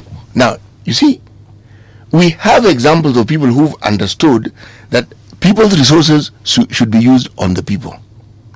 But the problem is, this idea that anything that has value must be captured by a group of people and they must benefit from it the most. See, security isn't the army or the police. Security is your people. When your people understand that you are working for their good, you're safe. Hawana stress na wewe. No, you're safe. They know. They are the ones who want to ensure you stay safe.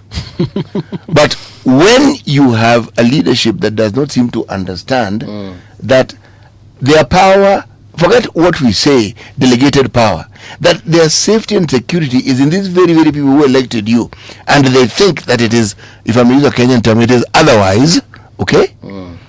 Then we find ourselves in this You need Reke squad now. You need masked men. Yes, yes, and yet you don't. You need a convoy of 100 vehicles. Yes, now. You don't, because and an ambulance. Yes, if you are criticized and you feel some people don't like you, ask and say, can I come and visit so that you tell me what it is that you're saying? I need to understand. Because the truth is, there are very many things that happen in the country and the president has no clue. Don't be fooled that he knows everything that happens. Nobody can know everything. Because power and the way it functions, those who are around you will experience something they never experienced and the benefit, and they'll want to keep it to themselves. The very people who bring down government are not people like Morara, Kebaso, who keep holding you to account. No. It's the people who are around who seem to be the key pillars. Those are the ones who bring it down. Keep an air comfort around you. Yes. So that you never hear evil. Yes, you never do. Sasa hata kitu ikitokea mbaya wanaikusha na haraka, wanasema mheshimiwa Yesu kujalishe ilikuwa kashughuli kidogo lakini nani ameshughulikia. Exactly. When it's actually not. And it's actually a very, very big thing. Now there's a term they use for it. Yes. In English, it's called a fool's paradise. Okay? Wewe kutu pale unaona vitu ni sawa. Kumbe vitu moto umewaka. No, vitu si sawa. The amount of money that has been pilfered in this country, if you look at it historically, it is a marvel that the country is still standing. It honestly is. But it also tells me this. This poverty we speak of could have been eliminated a long time ago. Of course, for sure. It can. Before we let you go, we have about 6 minutes. What, in your opinion, where did President Ruto go wrong? If at all you believe he went wrong. Okay, this is where he went wrong. He went wrong from the campaign. From the campaign, he promised things that he knew he will not deliver. I'm not saying that he went into the office and found out that he can't deliver. No. He was deputy president. When he was deputy president, he even used to sit in the National Security Council. He knew things. He knew almost everything in government. In fact, there's a time he knew more than the president in terms of what is in government. Therefore, he was at a better position to understand the economy of the country, what it can do and what it can't do. So there are some things he promised for political expediency. So you're saying he lied? He lied. Or he did not tell the truth. Okay. It's one and the same thing. He was dishonest. He was dishonest about promising those particular things to the people. Kwa mfano, he said, hawa mama mboga, hawa vijana makanga, hawa vinyozi na wale wabeba, sasa hawa wote wataweza kukopa deni ya serikali bila interest. Hapo kwa interest hapo kidogo hapo aliwadanganya. Because how was it to be a revolving fund, and how then was it supposed to pay its management dues for managing the fund without an element of some interest? Angesema kwa riba ya chini kabisa. Angesema at a very low interest. Angesema kitu kama hiyo, it would have been truthful. So that's the first place he went wrong, over promising what he knew for sure he will not deliver. Because now then, people held him on high regard based on those promises. Promises he couldn't deliver. The second place he went wrong was the competency of the people he put in positions of leadership or governance. You are as good as your team. Kibaki was only as good as the team he had in cabinet. Extremely brilliant people who he could deliver, and he didn't have to follow them. Just needed to tell them his vision, na wanachapa kazi. But sasa hii rewarding cronies, you should have rewarded them in some other way other than putting them in positions of governance where they come to become a headache. Okay? So the team he put in different positions, beginning with the people he put in charge of the cabinet, you know, the different cabinet secretaries in the different ministries, alianguka. So his team started failing him from day one. Okay. The third place he got it wrong was on wanting to get wealthier than he was. Hiyo niyo makosa ya tatu. Once you become president, ushakuwa ile kitu sisi wengine wote Kenya mzima labda tutawaipata nafasi ya kukua mpaka tukufe. In fact, hiyo kitu umekuwa ni watu watatu tu out of 55 million Kenyans and others who have died, so probably 150 million Kenyans hawajawahi kuwa. It's only 3 people apart from you who've become that thing. That alone is such a high privilege. Itself is money. You don't need that money, pesa. If you become a president and you hold yourself to the highest standard of dignity, I'm telling you, any country you'll go to, any region of this Kenya you will go to, you will be money. Ukitokea tu hivi wewe ni pesa. Ukitokea tu hivi wewe ni pesa, you will be money. The presidency is currency. It's a currency, it's wealth of its own. So trying to be wealthier than he already is, hapo alianguka. Kwa sababu then now it put him in a position where he is not prioritizing projects for people, he's prioritizing projects for himself, where he can make more money and where his people can make money. Sasa hapo alianguka. Okay. Kwa sababu once you put greed ahead, you'll never prioritize people, and the projects that matter you won't do them. Utafanya ile yenye inaweza leta pesa. Okay. So he got it wrong there. Then from there going forward, akaanza sasa he started now getting every other thing wrong. So but I don't think it's lost. I think he has a chance. Unajua kama bado umekalia kiti bado unakuanga tuna chance. Even if you are a month, ni month umebakisha. Hata kama ni 2 months umebakisha, you always, every day he wakes up, yes, he has a chance to do things better. Okay. And since he has a chance to do things better, aanze kwanza na yeye. Akubali ameridhika. Aambie Mungu, for the wealth and the power you've given me, I'm grateful and I want to work for other people. Kwanza aridhike yeye mwenyewe. But kama bado anataka kutengeneza pesa, hapo iko kazi, because he'll never draw a line between money for the state or for the public that's supposed to be for public projects na pesa yake yenye yeye anataka kutengeneza na kukua wealthy for sijui generations to come, ati wasiwahi lala njama, vitu kama hiyo. Trying to be a trillionaire. Okay. Then after he gets his personal conviction right, then he should get his team right. Some of the people are in cabinet, yani kila mtu anajua. Hata mjinga Kenya anajua hapana ule amenishinda. They just know that person hakuna kitu ule mtu anafanya huko. Unaona? And the people who are competent in his government have no space to deliver. I know competent people in Ruto's government. One is Dorcas Oduor. That girl is brilliant. She's brilliant ukweli. But sasa space ya kudeliver akunayo. Because unajua unapea mtu position, lakini umemwekea manyang'au, PS, mabroka wanashinda kwa korido yake, sijui nini, tusainie hii. They never really get to do work. Huyu is the chief legal advisor of government. Legal advice yake unafuatanga. Morara, we'll invite you because this conversation is definitely incomplete without talking about youth leadership. So find time. I will always find time. Sawa. This is where we come to a stop. See you on Monday not on Monday, guy. Tomorrow, Wednesday. Yes, bright and early. Yani kitu imefika Friday. Okay. Nishafika Friday, by the way. See you tomorrow, bright and early at exactly 6 in the AM.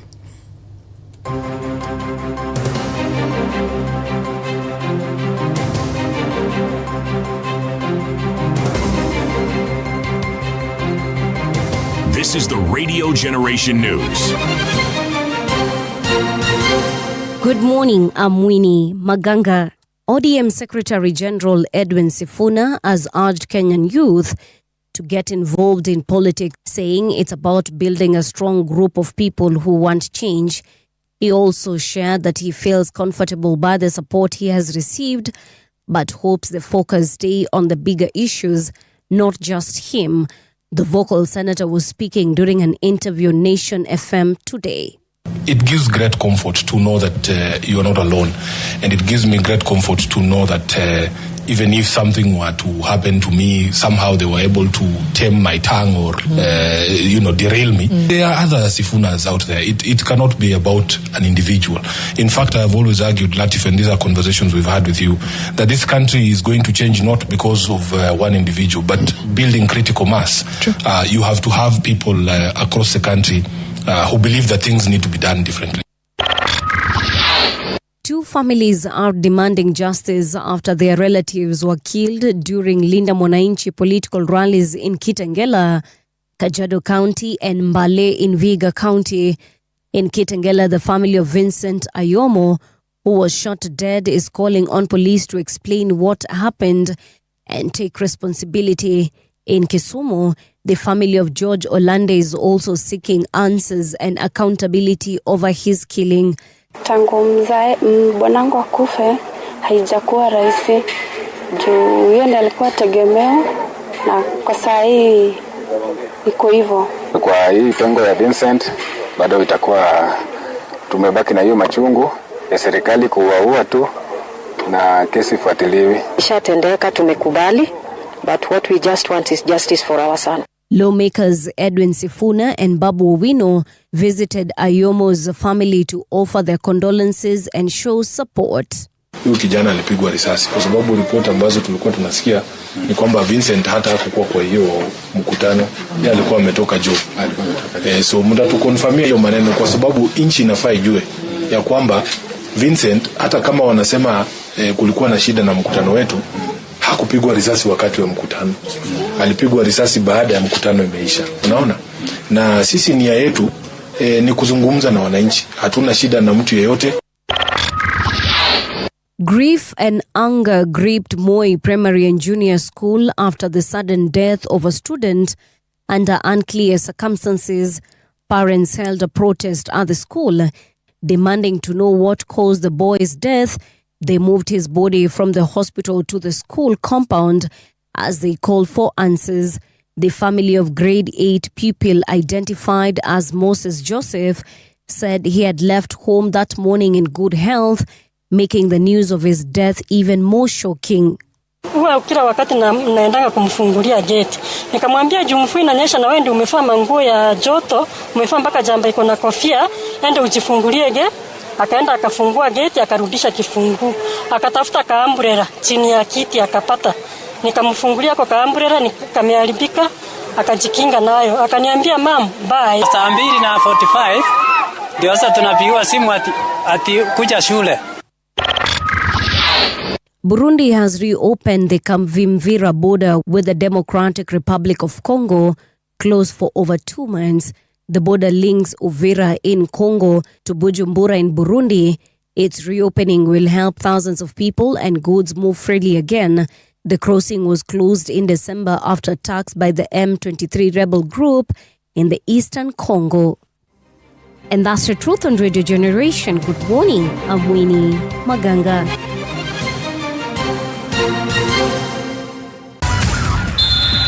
Sports on Radio Generation. Good morning, I'm Samuel Otieno. The Spanish giants Barcelona have signed Norwich City Academy prospect Ajay Tavares. The 16-year-old had reportedly attracted interest from a number of European clubs, and Norwich will be entitled to compensation. Although the Canaries have not confirmed the financial aspects of the deal, Tavares, who first joined Norwich at under-12 level, was sent on as a substitute in a first-team pre-season friendly against Dutch club Volendam last summer when only 15, but he has not appeared in a competitive fixture at senior level. The national men's football team Harambee Stars will play 2 international friendly matches in Kigali, Rwanda next month. Benny McCarthy's side will take on Estonia at the Amahoro Stadium on March 27th. They will then face either Rwanda or Grenada 3 days later depending on the results. The matches are part of the FIFA Series 2026, a tournament introduced by the world governing body to help develop national teams. And that's your sports update on Radio Generation. Good morning, I'm Samuel Otieno. Sports on Radio Generation. Radio